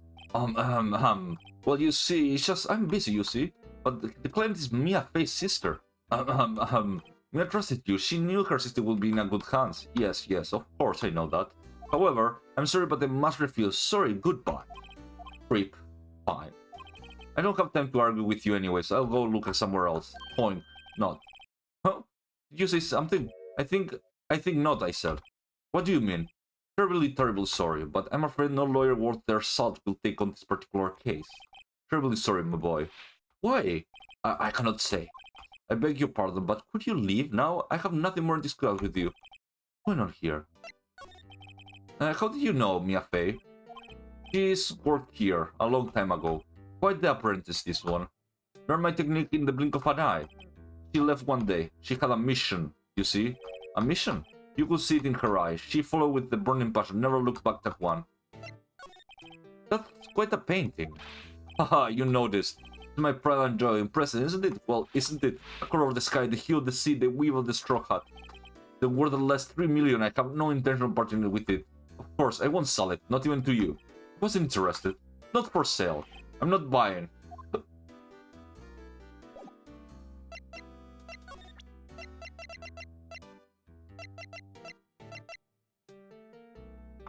Okay, well, I guess we leave.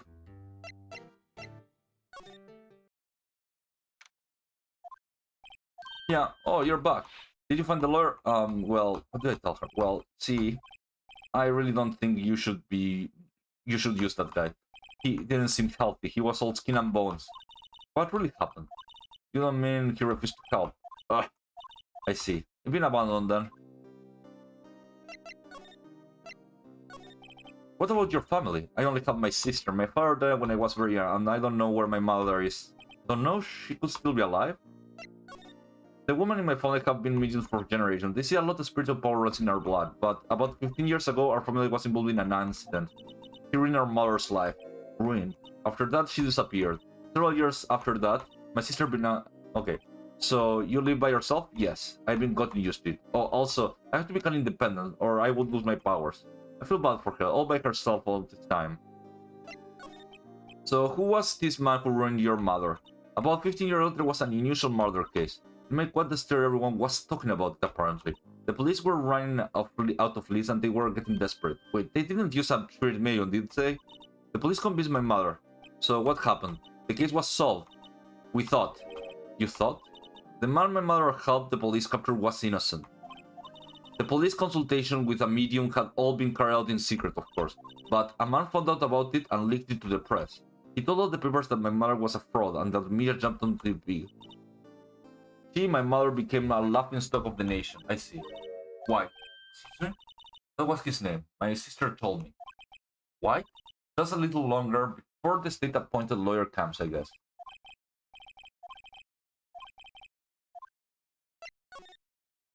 I made up my mind. I'm going to defend you whether you want me or not. Why? Well, I don't know why. To be honest, I don't know. You don't know? Is this girl sitting in front of me like the killer? All the evidence seems to say yes, but there's something about this whole thing that smells fishy. The witness strange behavior was that, and the way the lawyer refused to help out Maya. But more than that, all that, she has no one left to help her. And nothing is more sad or more lonely than that. I know I've been there a long time ago. Why did I become a lawyer in the first place? Because someone has to look out for people who have no one on their side. There's only one thing I know for certain.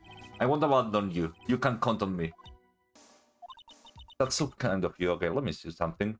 Oh, I have some people here. How are you doing, guys? Thank you for coming. I wasn't expecting that much. 5 people. Anyways. Well, let's fight this one and get you out of here. Right, thank you. She smiled at least. She looks like an entirely different person. One last question. You're innocent, right? Yes, and I trust you. So, I trust you, so you trust me too, okay? It's a deal. So, what's next? There's something that's been bugging me. Because what was inside the strange woman's drawer? It was when I tried to look into the drawer that she got all defensive. There has to be something in there. Okay, I guess I need to move to the gate. What? Ah, shit, I missed the place. Yeah. Gateway control. Good afternoon, sir. Excuse me, you are? Ah, beg your pardon, sir. I'm the bellboy of the establishment, at your service, sir. Alright. Just came up to the room service, sir. Do you know where Miss May may be? Oh, I believe our guest, Miss May, is currently using her the facilities. So no need to anything, no need any, I'll be taking my leave. Please. Stay as long as you'd like. Enjoy. Yeah. Wait, no, hey. It always seems like every time I come here, I end up embarrassing myself. Wait, where's my time? Ah, I almost forgot. You came back quick. May I ask you to inform Miss May that there is a message for her? Please tell her that the Mr. White of Blue Corp found. All right, sir. It was a moment ago. You didn't need to do like a flashback.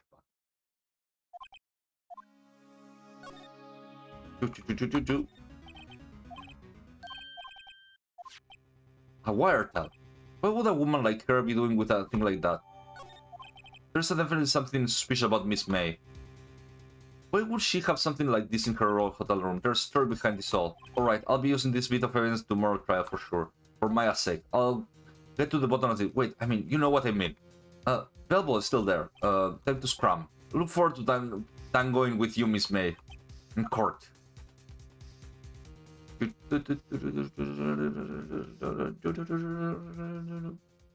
I'm going to be finishing soon. No, actually, let me see. I guess it's going to be... Yeah, I think it's like investigation, one trial, then one investigation, one trial, one investigation, one trial.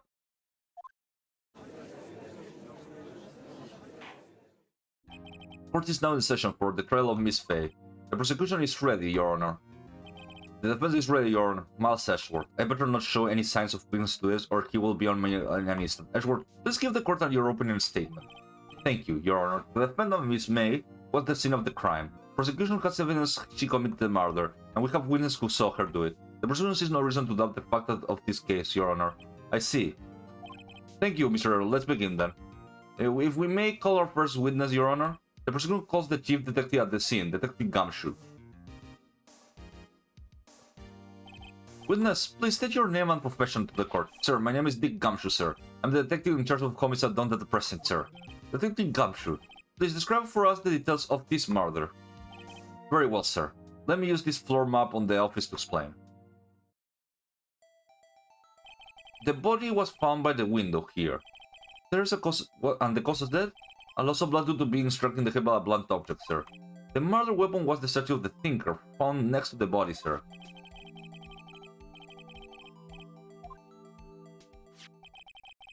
Okay, let's finish up quick. The court accepted the statue of the evidence. They're still calling it that statue. Now, detective. Yes, sir.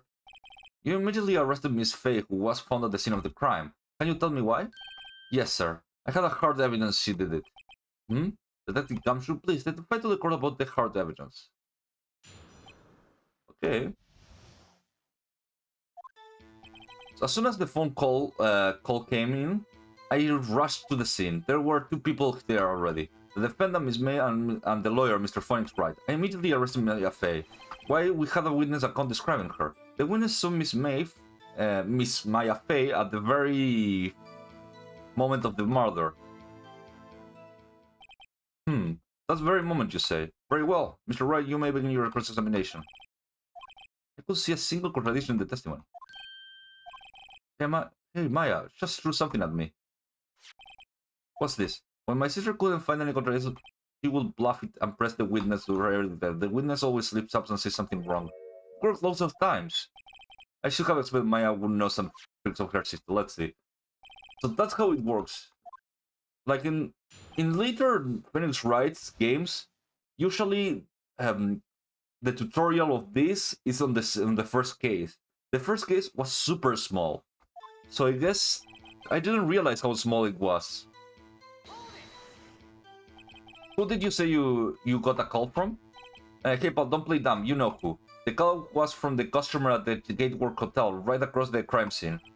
Okay, I pressed not much, right. Let's continue. Okay, there were 2 people there already. Detective Ganshu, how long would you say it took between you receiving the call and you arriving to the scene of the crime? I'd say it's about 3 minutes. That's pretty fast. Our motto this month is quick response. That's how I got there before the killer got away. Indeed, so tell us who the 2 people you found in the scene were. Yes, sir. Defendant? Okay.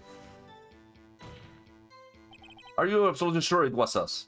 Listen, pal. Your dumback will only get you so far. With her funky hippie clothes and your spiky hair, you 2 stand out like suspicious people at a crime scene. Well, he does have a point there. He's pretty unmistakable. I should pick my points to press with more cars. Why is that? What's your reason? Why, we had a witness upon describing her. Hold on just 1 second. Yeah? If I heard correctly, you said you arrested her because you had hard evidence. She did it correctly? Did I say that? Me? I heard you say it. You did say it. You did say it.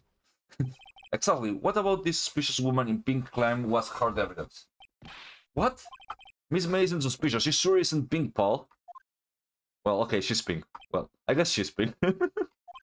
That's enough. Detective Gumshoe, do you have any more solid proof other than her claims? I guess pressing can have its advantage. Yes. Sorry, I got the order of things mixed up in my testimony, Your Honor. There was something I should have told about first, Your Honor. Very well, Detective. Let's hear your testimony.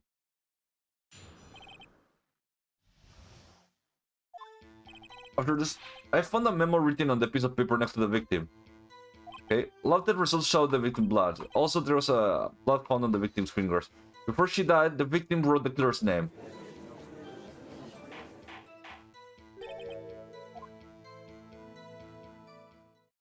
Before we begin crossing, I have a question for you, Detective. Your Honor, why didn't you testify of the vital piece of evidence the first time? I know I'm real embarrassed. I forgot about it, Your Honor. Try to be more careful. Very well. The defense may begin the cross-examination. And here is like one of my favorite gags of Phoenix Wright. Like, this is probably one of my favorite gags.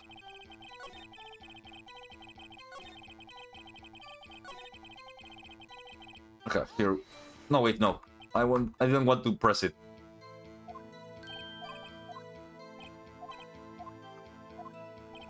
Don't you find a little odd that the victim will write down a name, especially the name of her own sister? Yeah, actually you got... Stop it right there. The witness opinions on the matter is irrelevant. The fact that's clear, the victim wrote down the name of the accused. The victim told us the name of the killer.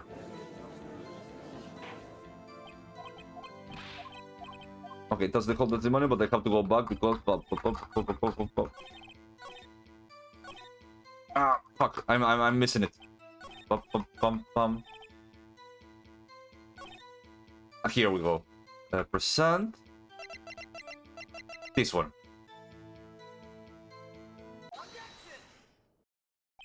Detective Gumshoe, there's one thing I want you to clarify for me. You said that the victim Mia Fey wrote this note. That she was accusing the defendant Maya Fey. That's really what you're saying. What? This isn't one of those liar tricks now, is it? Of course you wrote it. Who else could have? You have it backwards, Detective. Backwards? The victim is the only person who absolutely could not have written it. This is a report from your apartment, Detective. Immediately death due to blow from a blunt object.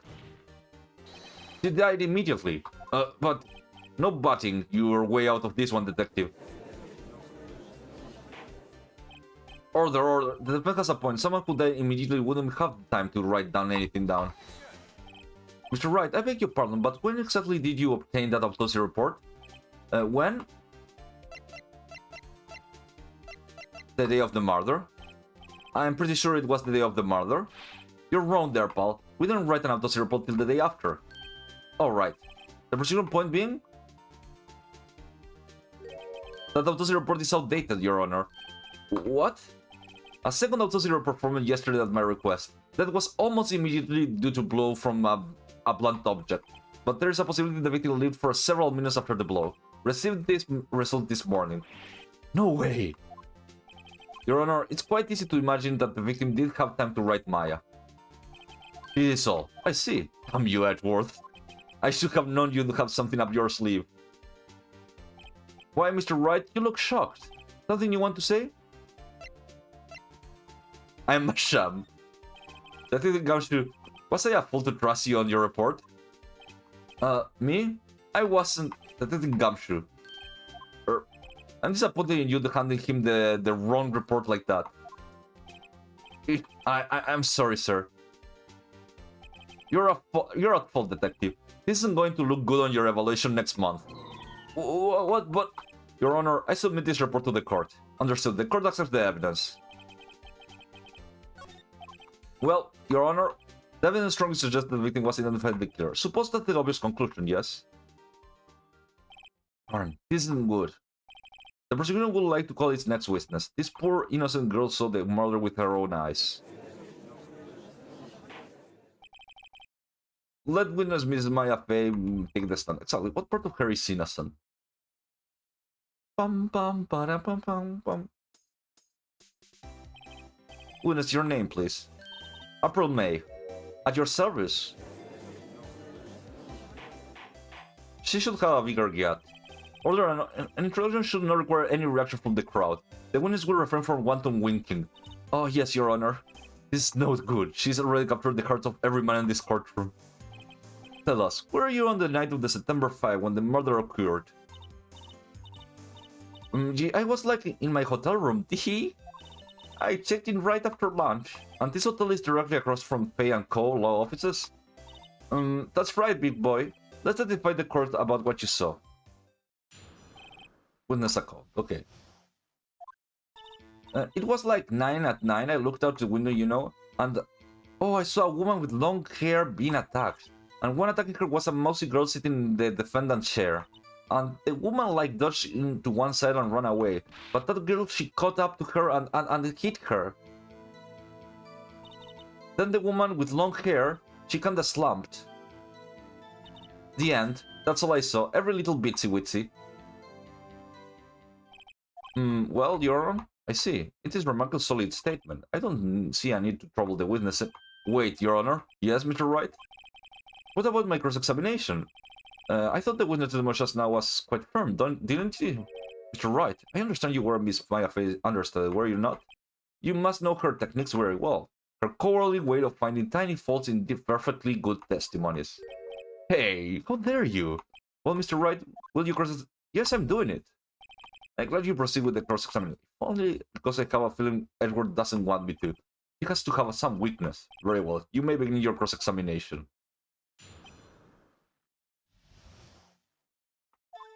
Okay, it was like 9 PM. Okay, let's press her. Why did you do that? Why? Like, why what? Why did you look out the window? Were you expecting to see something? Oh, well, gee, what? That's it? She can't get out of this question that easily. I sort of, you know, have a feeling. Well, I have a feeling she's trying to avoid the question. Maybe I should press a little harder. Go for it. Let's see how far I can run with this. Surely you must have a reason to look out your window at the time of the night.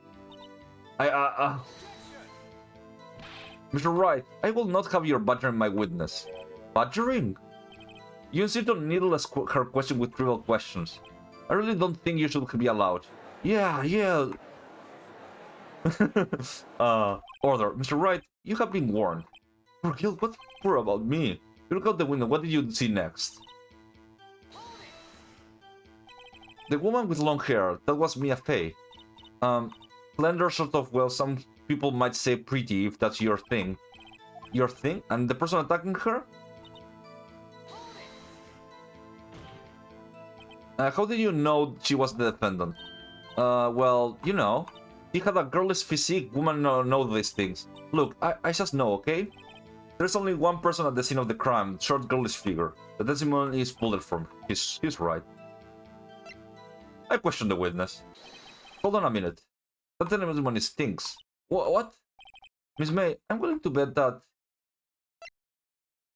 You're lying.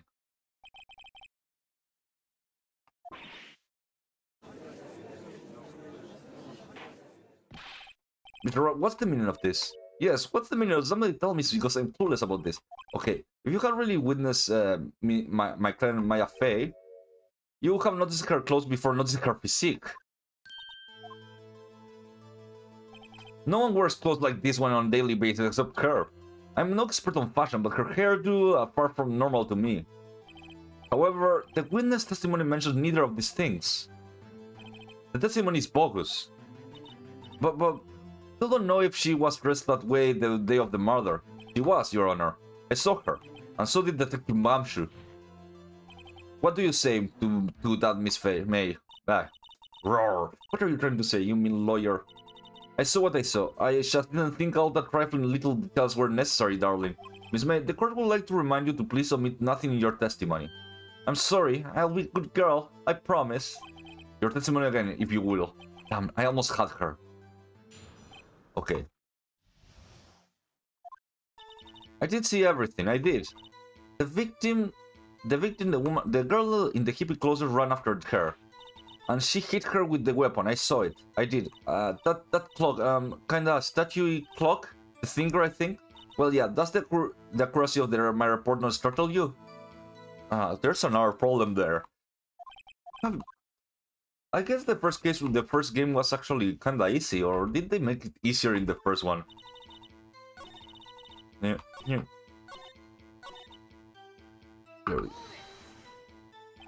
A clock? Did this come up in another testimony recently? Well, don't you look so sore, Mr. Lawyer, you can... Okay.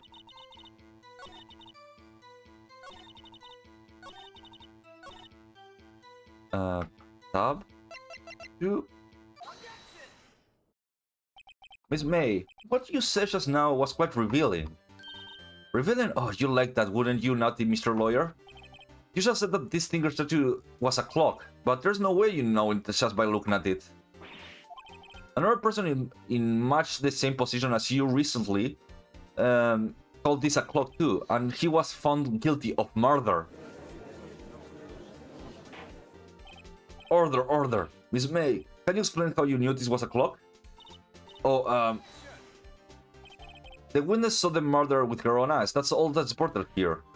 The defense is trying to confuse the issue with trivial concerns. Yes, of course. You will withdraw your question, Mr. Wright. But the questions are all I have, Your Honor. And as you may recall, I caught a murder with these questions before. Well, only once. Objection sustained. You may continue to question the witness. Whew, that was close. If he stopped me there, the trial will be over. What? So, what happens now? What happens now is you answer my question. How did you know it was a clock? What? That's because I heard it? Yes, I heard it. It said the time. So you've been to the law office of Fay & Co?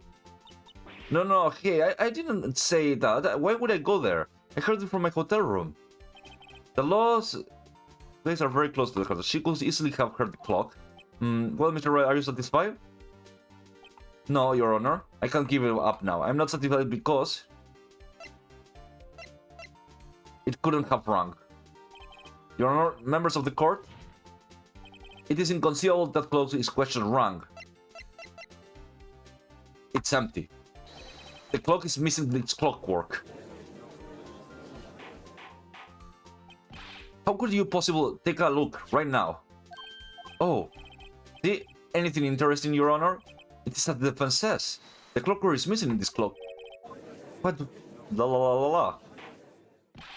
Right, would you care to explain to me the meaning of this? It is as you can see. The clock was empty, it couldn't have rung. Therefore, this witness is a big fat liar. What? Well, Miss May? This. Quite a show you have put on for us, Mr. Wright. He knows the clock was empty. Somehow he knew. I'm afraid you're forgetting one thing, however. Indeed, the clock is empty. As you can say, it can ring. However, we must ask, when was the clock removed? If it was after the witness heard the clock, then there's no contradiction. That's true, that's a possibility. The clock might have been emptied after he heard it. And this is exactly what happened, Your Honor. Well, Mr. Wright, can you prove the clock was removed? Ho ho ho, impossible, of course. What a fucking clown. What? Wasn't it you who told me proof is everything? Well, I was listening, and now I'll show you the proof. There isn't a proof there, blah blah blah blah blah. Take a look at this. It's a very cute cell phone. Oh, you have a girly phone. Wait, this is in my phone. Listen, this is the defendant's cell phone, and it contains a recording. A recording of a conversation she had with the victim the day of the murder. Order. The defendant's cell phone. This wasn't brought to my attention. Perhaps the Gumshoe overlooked it? Good detective. Oh. Hey Vita, how are you doing? I'm doing some Phoenix writing. It's easy, like, I have played this game before, long, like, 15 years ago. So the first two cases are really easy. I kinda, like, have to go through the motions of remembering, but it's kinda, like, easy.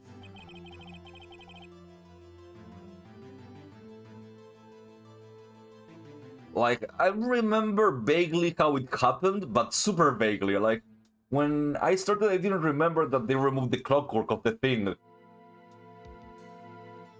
You know, it's kind of like, small things like those that I don't remember. Let's hear the conversation. Yeah. I already read this. Go away. There we go. Your Honor, I think this makes it clear that the clock was already gone by the time that this was recorded. Which was, well, before the witness even arrived to her hotel. Well, Miss Onae, would you care to explain this to the court? Just how did you know the weapon was a clock? Well, isn't it obvious? I saw that clock before. What's the store was that again? Oh, I got so many. Oops, I forgot. Wink. Winky, winky. Oh, so the witness had been seen it before. That would make sense. Does the defense have any objection? Yes. I remember that. I remember like the first few cases that the witnesses are like mentally deficient to like an extreme. Like they lied to like every aspect of everything. I kind of remember that. But this direct contradicts the piece of evidence already submitted to this court. Well then, let's see it. I don't remember what we were talking about. Oh yeah. Oh, made by Larry Butts. Here we go. It's simple. The clock was never in any store ever. What? The friend of mine made this clock. Only two exist in this world. And the one that isn't here is in police custody. And the second one is also in police custody now. Everything is sold in stores. Miss May, I think it's time for you to went shopping for a better excuse. Excuse me, not on sale today? It has some really... Oh yeah, I remember this.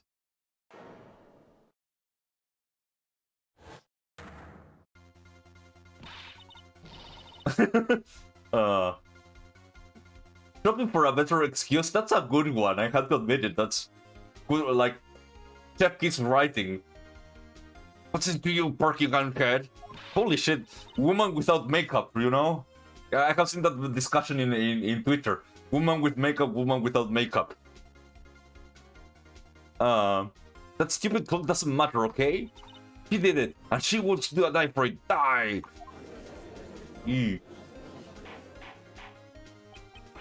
Whoa, let's not get ahead of ourselves. This court of law and the witness will remain calm. Oh, she comes back. Oh, silly me.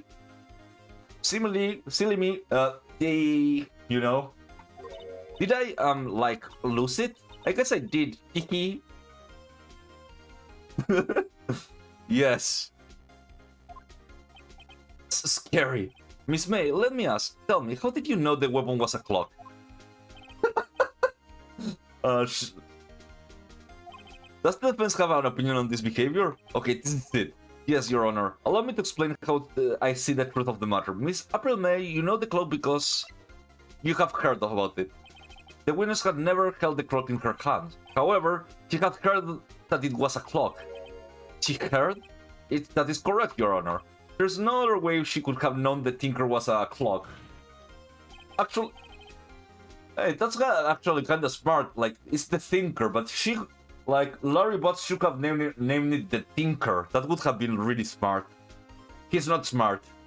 And they can show you the proof, okay. Let me see the proof, let's go. Proof.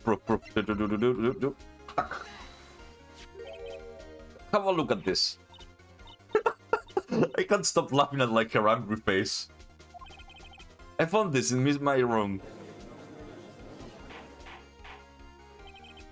Mr. Rao, please explain to the court what this is. Miss April May? You were tapping the victim's Mia face phones, were you not? Oh. Your Honor, this is irrelevant. I'm not entirely sure that it is. Objection overruled. It troubles me that our witness was in possession of a wiretap. This is outrageous. Does the defense truly claim that the witness was tapping her phone? Yeah, a wiretap is, like, at least in America, is like a federal offense, if I remember correctly. Absolutely. Even if that was the case, which is not, you still have to prove one thing. Did the victim ever say that the weapon was a clock on the phone? Can you prove that? I think not. Oh yeah? I think I can. It's simple. What? Here is my proof. The proof that the victim said that, like, it's on the...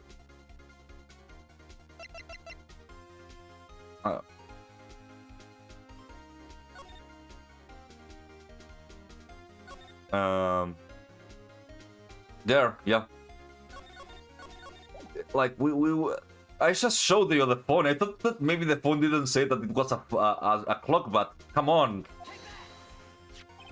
Present the defendant's cell phone. Yes, we have seen that. Listen once more to the conversation between the defendant and the victim. Yeah. Miss May, you used the word to listen to this conversation. That's how you know the Tinker was a clock. Am I wrong? Your Honor, this is ridiculous. Your Honor, look at the witness face. He seems amused to you. The defense demands an answer. Man, anger. I twitch. Witness, answer the question. Did you tap her phone? Miss May, shut up, all of you. What gives you the right to talk to me like that? You lawyers. Wow, that's angry.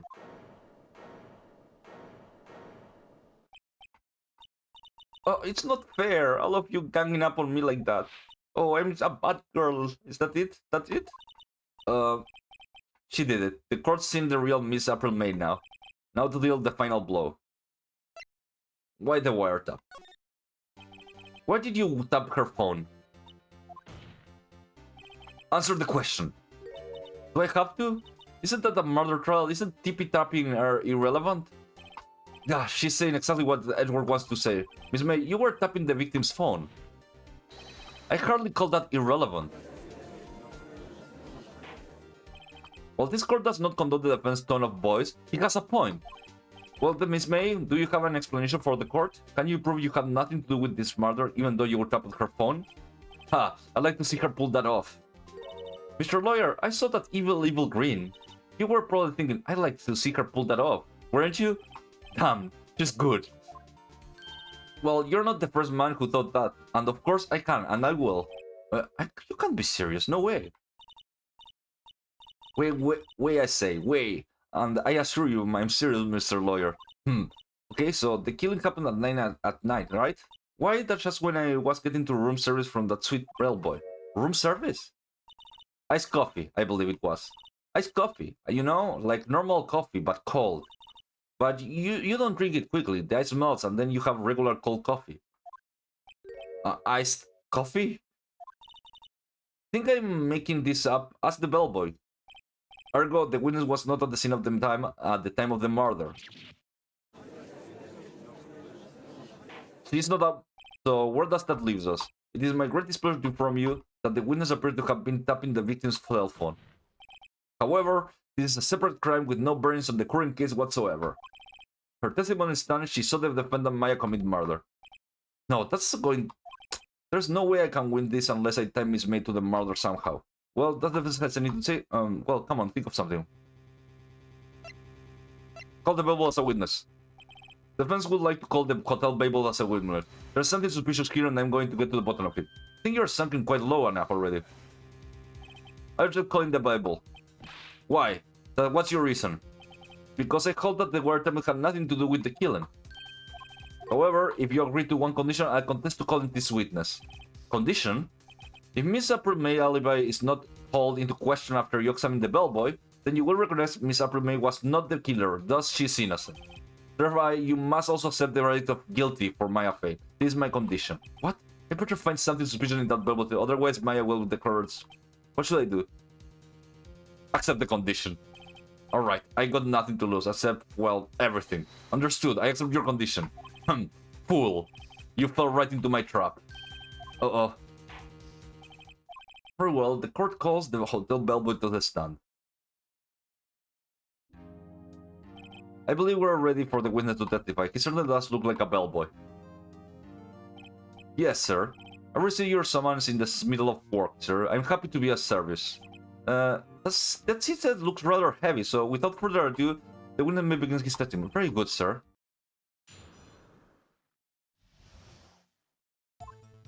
I'm head of bellboy at the Fine Gatewater Hotel in the business of 4th generation. I believe I received a call after 8 in the evening from our guest, Miss May. She asked for an iced coffee to be brought to her at 9, on the dot, sir.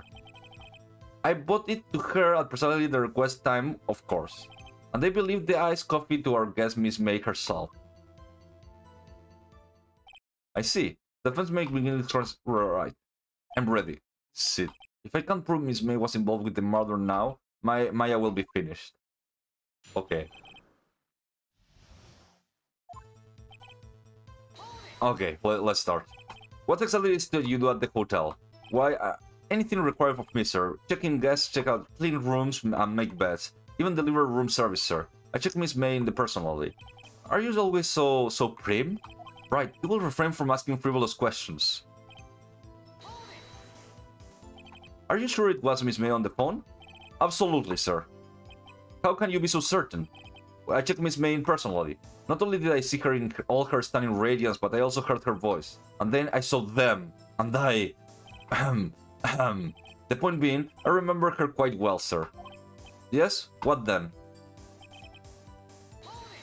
Okay. 9 on the dot, you say? Yes, I confirmed that detail several times. She was watching a program on the TV and wishes to drink after she finished it, sir. 9. The time of the murder. Okay. Precisely 9, then. Precisely, exactly, and most definitely, sir, 9 p.m. How can you be so sure? Miss May was quite interested that I brought them. Oh, bellboy, teehee, I like iced coffee exactly at 9. Something like that, sir. Therefore, I knocked on her door at the crack of 9, sir. Why would she be so particular about the time? You sure it was April May herself? Absolutely, sir. Absolutely. As in, so very absolutely, sir, as an endearment manners of mine. How come you are so very certain? Well, when I brought the room service, sir, the guest sir favored me with an embarrasser, sir. Embarrasser is the French for embrace? In French for kiss, sir, but not a French kiss, sir, more like a peck on the cheek. Why would she have done that? I believe his program was a momentary sway by a prim demeanor, sir. It was a moment I shall never forget Sounds pretty fishy to me. I think our Miss May was up to something and wanted the bellboy to remember her. It's not good. There's nothing there. Is that it? Finally, you understand. This bellboy has absolutely no reason to lie. Now, if you have any decency, you will end this cross-examination here. It was a bit tedious. The witness may leave the stand. I can't let this happen. Can I... Protest. Wait. Please wait. Yes? Does the defense have something to add? One last question. Let me ask one last question. Your Honor, I must object. This charade of justice has gone long enough. No, Mr. Edward. Alright, Mr. I'll give you one more question. That's all. Okay. This really is it. Now, this is my last chance. What do I have to ask him?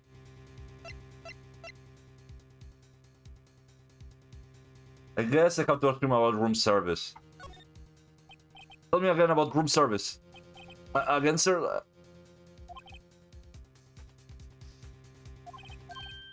Huh? $18? Doesn't that seem a bit expensive? Yes, well, iced coffee for 2, you know? And we don't skimp on the ice, sir. What did he say? What did you say? Rather quiet. Bellboy, tell us the truth now. Was someone else staying with Miss May's in Miss May's room? I object. That was objectionable. Objection overruled. The witness will answer the question. I see. Why did you mention this to your testimony? Well, sir, you didn't ask. Well, let's try.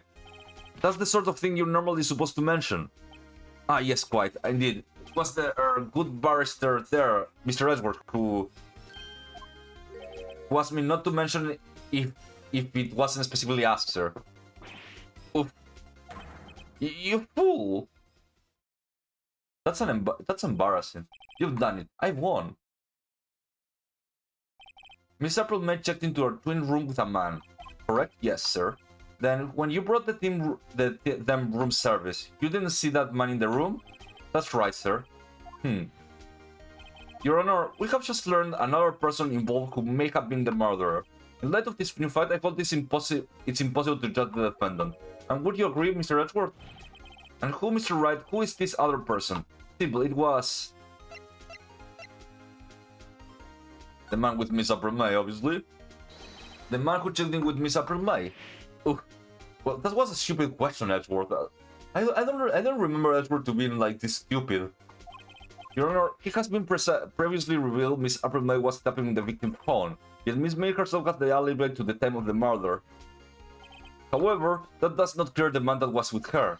The bellboy saw no one else in the room at the time of the murder. What a convenient little setup, but it's too late. Too late? I suppose you'd like it if it was too late, wouldn't you? After all, it was you who hid the presence of the other man from this court. Upstart amateur. These accusations are ludicrous. Enough. The court acknowledged the defense argument. I expect the prosecution to defend to look into this matter fully. Am I to understand? Yes, Your Honor. This is all today for trial on my fate. Court is adjourned.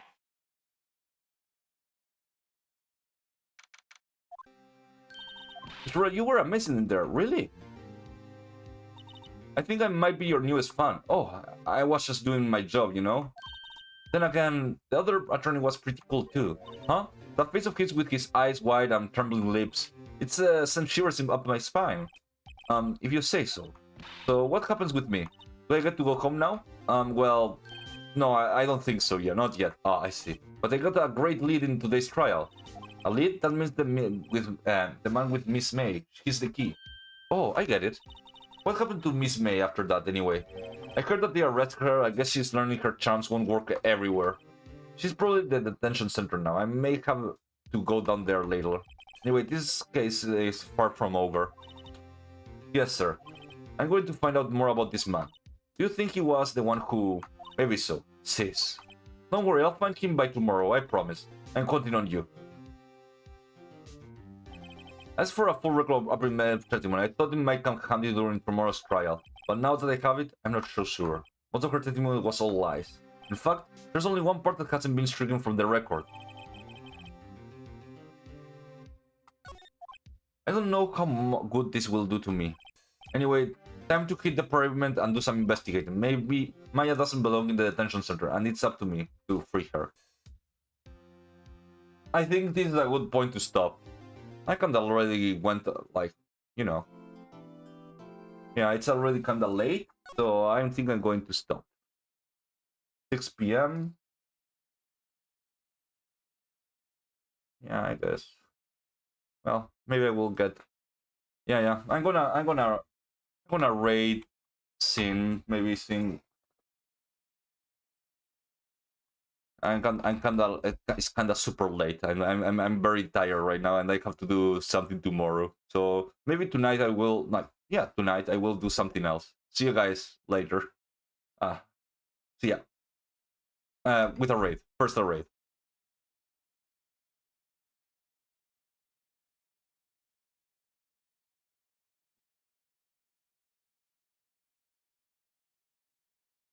Okay. Goodbye, Twitch.